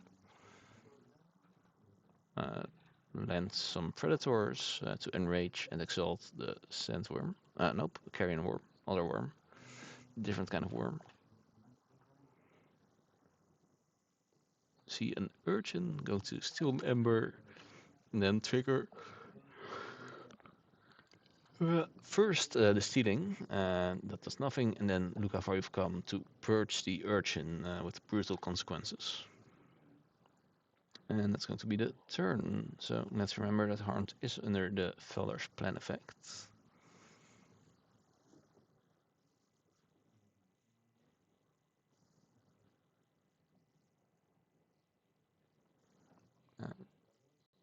Going to go into shadows. Discards the borrow. Plays the cover fire.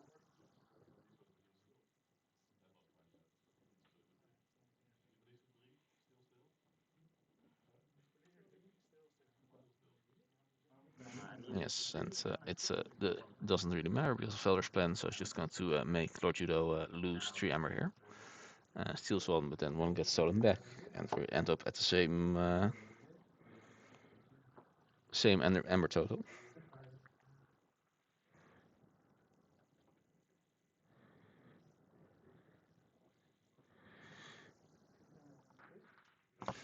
And Lord Judo is going to go into this now.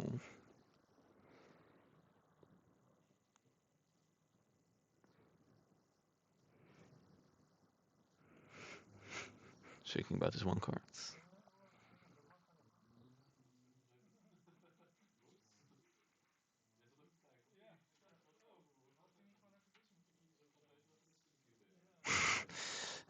Both players now think, sharing the sentiment that Harms might have been better off just taking it this turn than that previous turn. Going to archive the bronze key imp.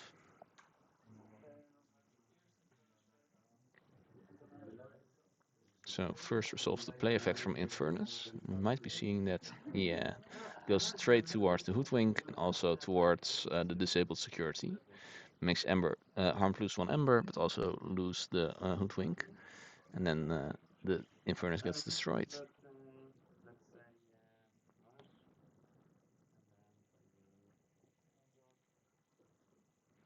That's going to be it for Lord Judo's turn there, though. And now I have to quickly go away because I think the Alliance game might be about to be finished. So I'll be right back.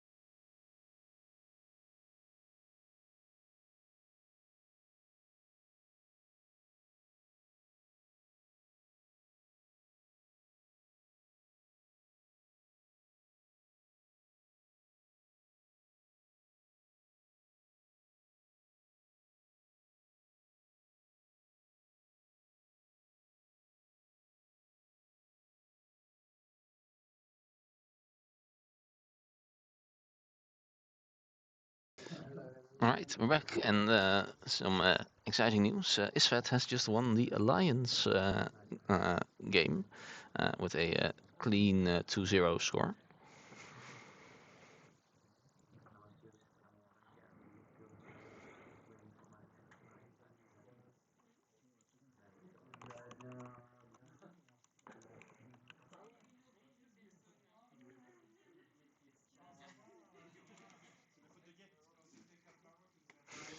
But focusing once more on the Archon game here, we see now Harm building up a large locus board with Stantis formula, warding some stuff. And it's back to Lord Judo here.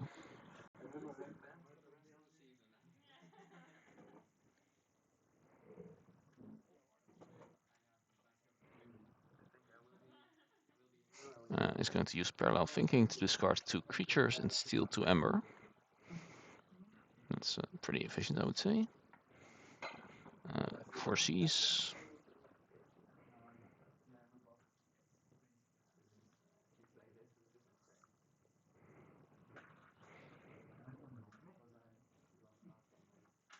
And puts one into the hand. Now Wild Wormhole into the other card, which is going to be a predatory landing. Alright, that's fine, I think. Gets an Ember and then exalts and enrages something. Puts it onto the candle unit.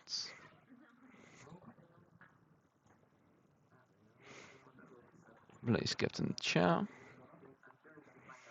Put something under Asken later. And plays a Cyberclone, which is going to purge something.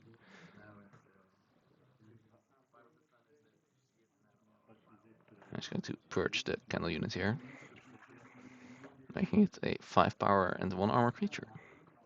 Also now immediately gaining that 1 Ember back. Yeah, I think that's probably fine.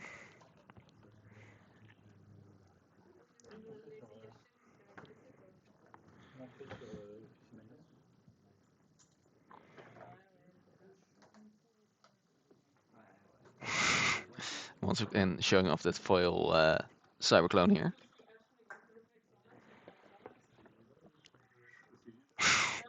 That's our Alliance winner, Isvet, doing a quick drop by. Very well played for him, of course. Playing an absolutely disgusting paralytic vision deck. Yeah, Alliance in France, Alliance in the Netherlands. All Alliance all of the time. I don't know if. Yeah. Isvet didn't, by the way, win in France. That was harmed, actually, which is the reason. Yeah, anyway. Lots of things happening at once. Harmed here is going to go into the lowest turn. Archive Double Doom. Recruit Foreseer to look at 2 cards.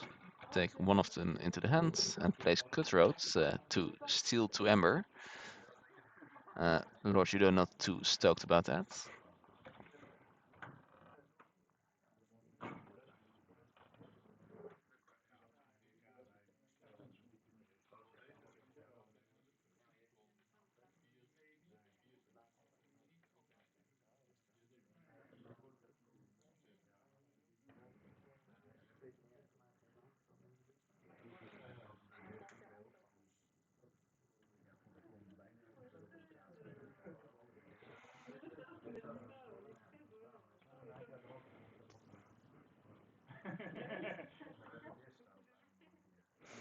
And Harm now looking if he wants to process anything, I think.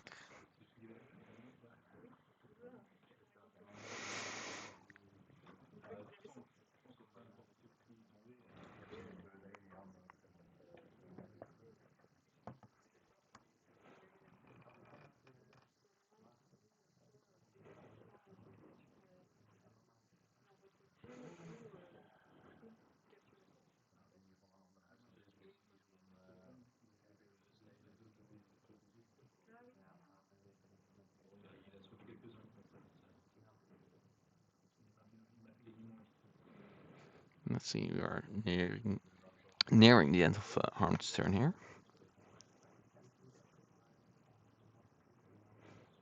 At least I hope so. After he already played like 2 actions, a creature, and three times. But maybe we're only getting started. Maybe there's a secret Legacy Maverick Ironix Rebel, and we can start to do some real combo stuff. But perhaps not. Also, Ironix Rebel wouldn't work because that only rallies Marsh creatures, something I only learned recently. Trying to see more of the hand doesn't really matter if I change my fantasy view, but you know, something. Yeah, and it's going to prophesize something under. Look how far you've come. It's going to ready everything and draw 1 card. Yes, 1 card. And Lord Judo forges a key here. And while Harm is also on check for 8.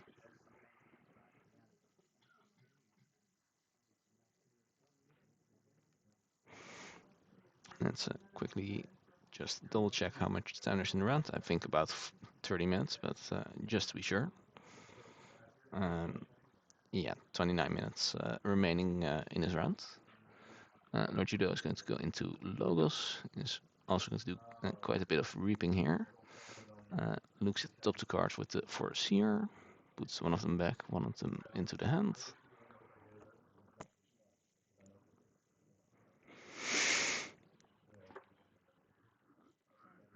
Puts a card under Fate Laughs at your plans.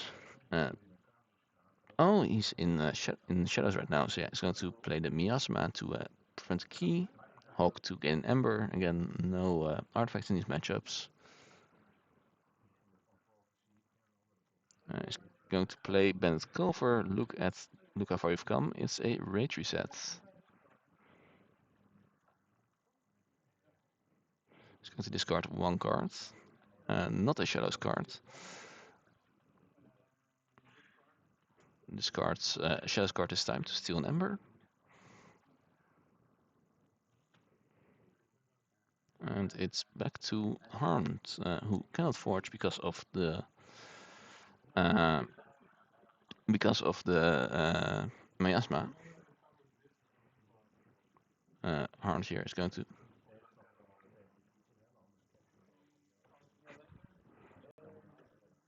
So Harmed here is going to go into this guess for ask again later.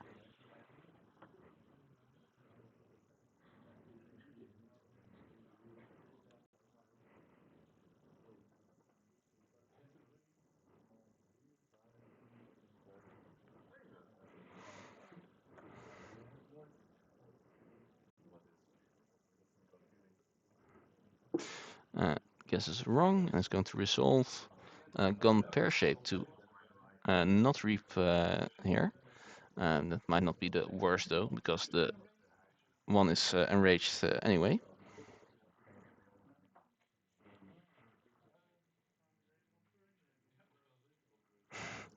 And it's purging time, it sounds like.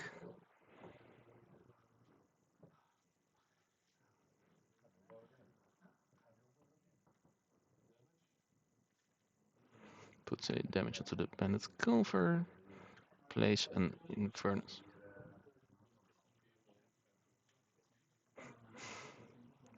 Lots of juicy targets here. Takes away the infernus, wins the infernus war, and a Felder's plan, I think, to make Lord Judo lose 1 ember.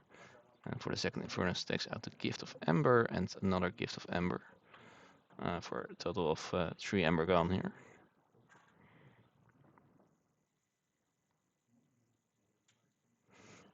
Going to banish, put the damage on the bandit cover to kill it, and then put something to the archives, the Captain Cha.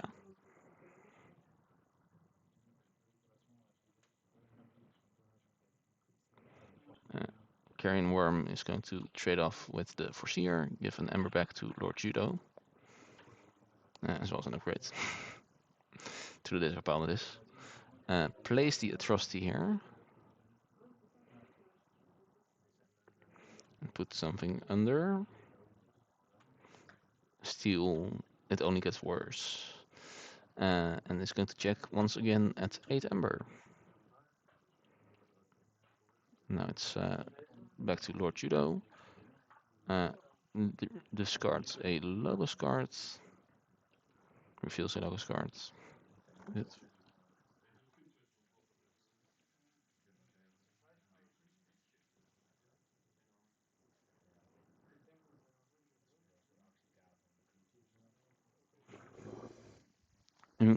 Je moet de kaart wel discarden, Tom. For Atrocity. Yes. Making sure cards end up in the right place.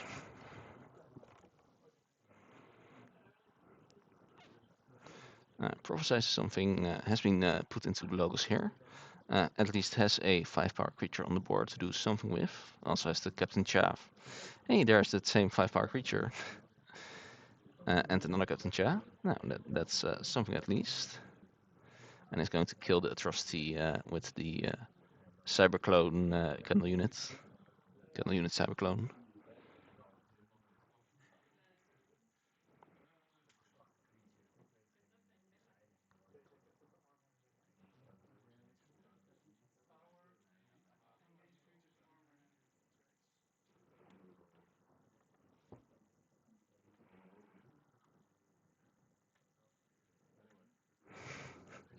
It is still a mutant, to answer Harn's question off screen.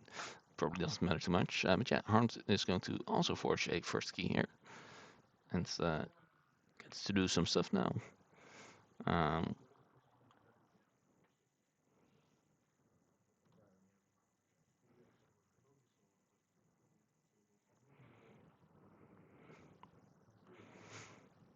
think it sounds like Harn might be going into Logos here.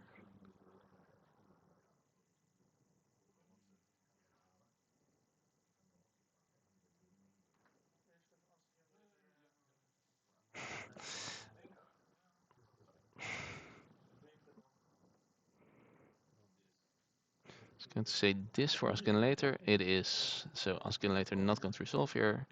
It's going to go into the Logos.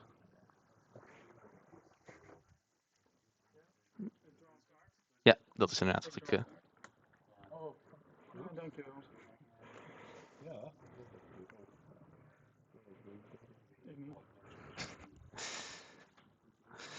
Harmed saying, and I quote, "All right, I forgot that Candle Unit is going to make Tom draw a lot of cards here."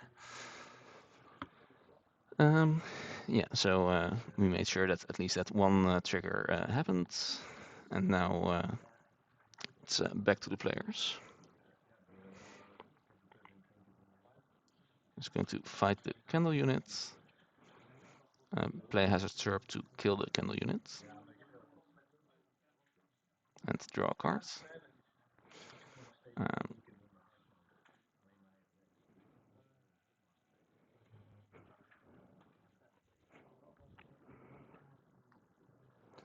Had je een kaart getrokken voor Hazard Syrup? Okay, sorry, excuses. Alright. No, it was my bad. I just missed the card being drawn.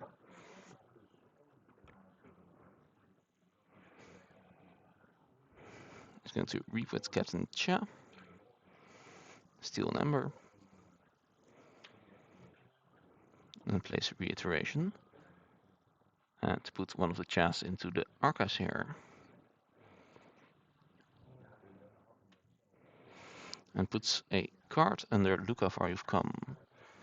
And that seems to be the turn here. It's going to check at 9 for a second key. And pass it on to Lord Judo. Going to go into shadows, I believe, or logos, one of those.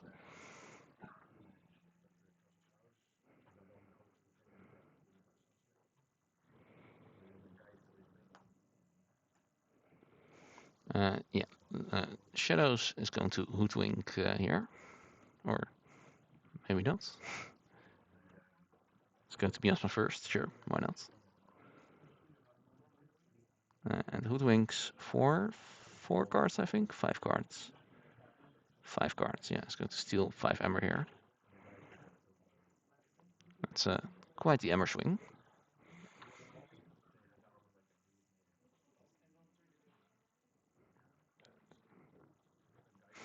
Discards the Burnished Nickels.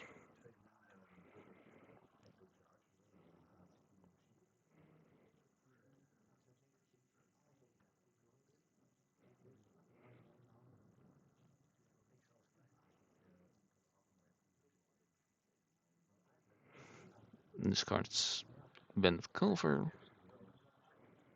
And it's going to end the turn there, I believe, with 9 Ember. Alright. So just in one turn we saw those Ember totals being reversed. Pretty efficient turn. It's back to Harnt.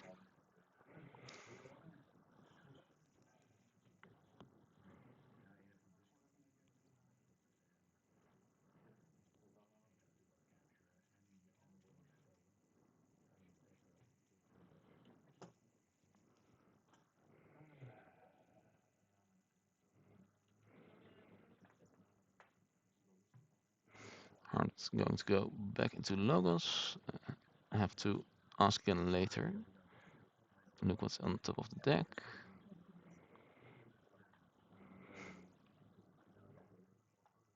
It's going to say Logos gets it correct. Or maybe set Shadows. Either way, guesses correctly. Reaps with the Foreseer. Looks at the top 2 cards of the deck. Can take 1 into the hand, 1 back on top.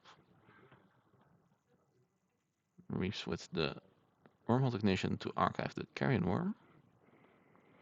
Knew that was there, of course. Reaps with another Foreseer.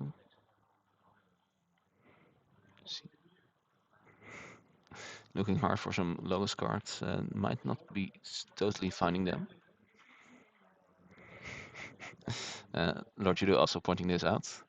Is going to reassemble the Captain Cha here. Reap to steal with his own Captain Cha. And Reap with Hazard Serp.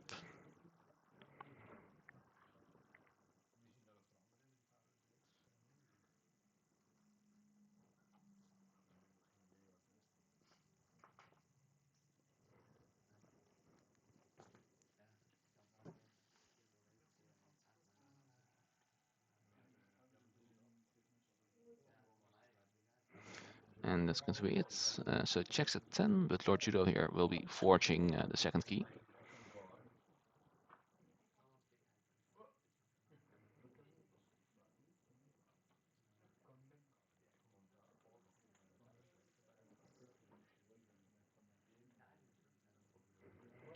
Let's see how he's going to enter here. Could of course just make 4 Ember, hope for the best. Well, probably need 5 Ember because of Captain Cha, of course, but he's going to go into this, place one of those Poised Strikes. Poised Embers, more like. I don't know if that's something, but you know, it's there. And might have another one, yes. Going to strike some more of Heart's Local Sports. Place Hamstrung to destroy all Logos creatures.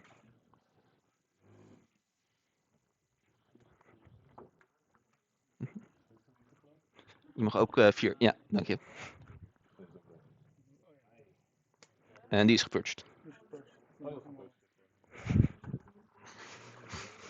Yes, just making sure everything is handled correctly there.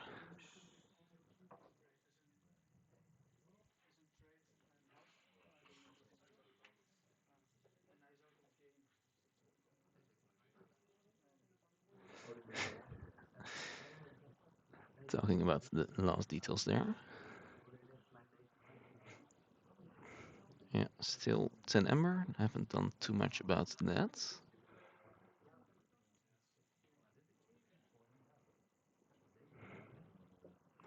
Going to take a look at the deck list, at not his own deck list, to see what could possibly be under that.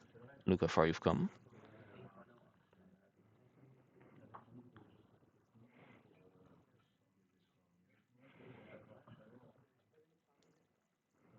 And ask the question if he wants to play or discard this. Asks this to its opponent. Not sure if Harmed has his best interest at heart, but you can always ask. Also, I'm going to give a quick 15-minute warning to the players here. I don't think this game is going to time, but we never know. Yeah, let's go and do that. Be right back.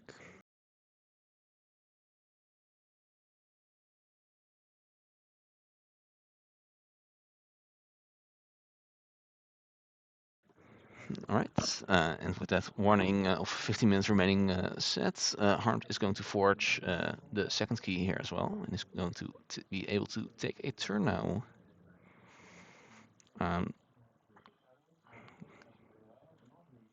to go into shadows and do a quick count of Lord Judo's. Also going to say shadows.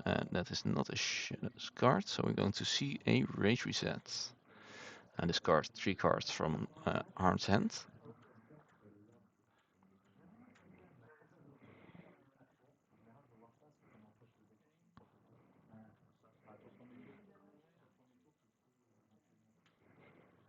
This order can be relevant for scrap effects. That might not have been the... Yeah, it has indeed been a while since that has been prophesied. Harm's going to borrow an ember, play an urchin to steal an ember.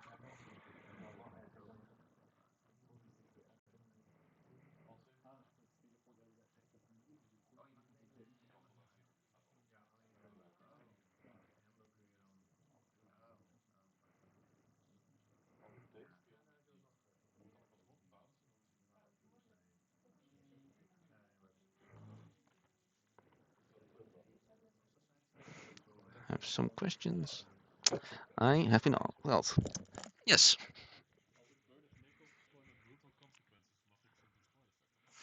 Ja.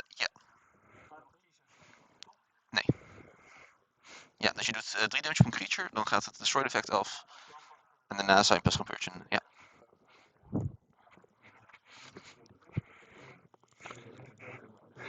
So yeah, it's going to play Brutal Consequences to kill the Burnished Nickels, which will tag it for destruction. That's at that point, the destroy effect will trigger, and it's going to send something back to Harm's hand here. Whether the Burnished Nickels itself, the Urchin, the Infernus, lots of potential targets on Harm's board here.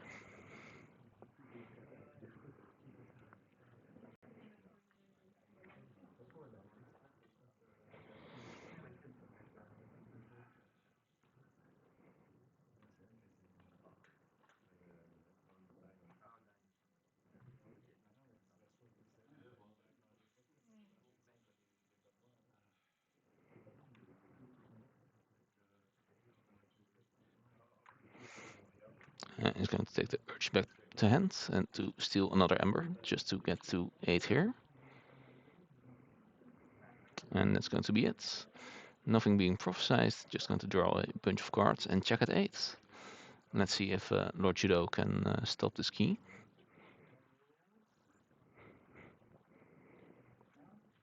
Placed miasma, so the answer is yes, can stop the key here. Second question is, can he get to check? Place the Foreseer to look at the top 2 cards.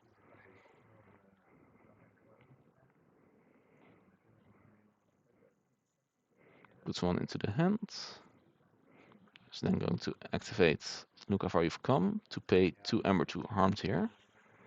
That's probably not what Lord Judo wants to see. Place the Fidget. And going to take a look at his own deck list.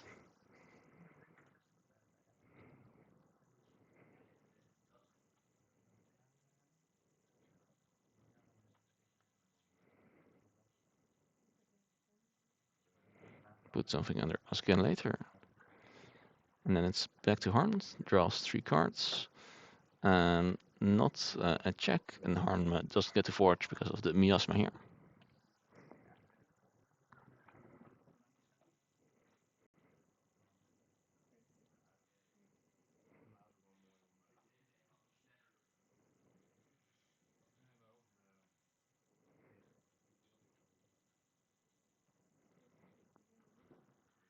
Harm here is going to choose this and choose something else for, or possibly the same, of course. It is a Shadows card, and that means that it's going to be Reveal Reiteration. So discard 2 cards from Harm's hand.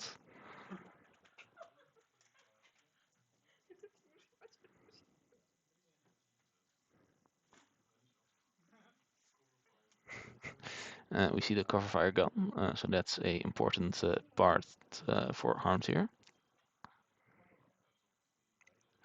It's going to take the archives, and we see a solo to destroy everything.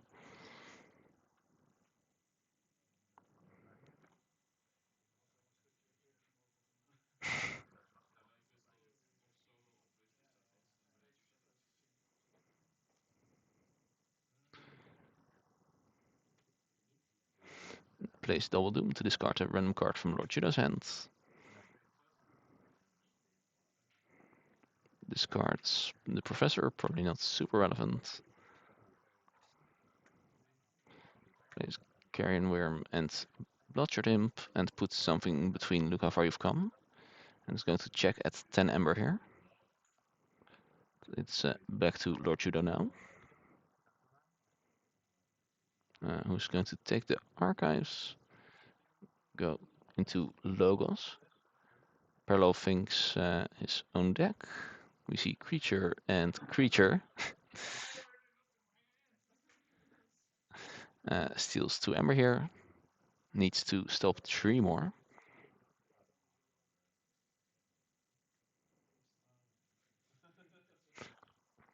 Looks at the top 2 cards with with no, not with that one, with Foreseer. Take 1 into the hand, 1 into the top of the deck.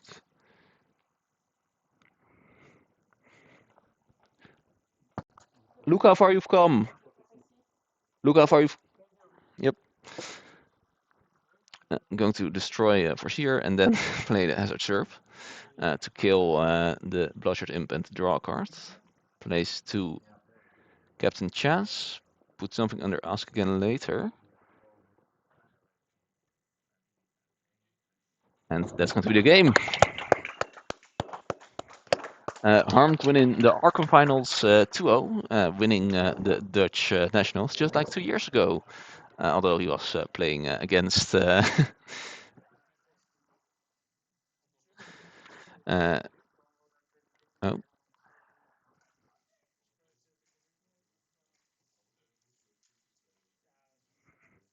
Yeah, I'm just quickly going to the players, but not sure I'll be back. Congratulations to Harmed. Also, congratulations to Isvet once again. And we'll be back tomorrow with the sealed prophetic visions. See you guys then.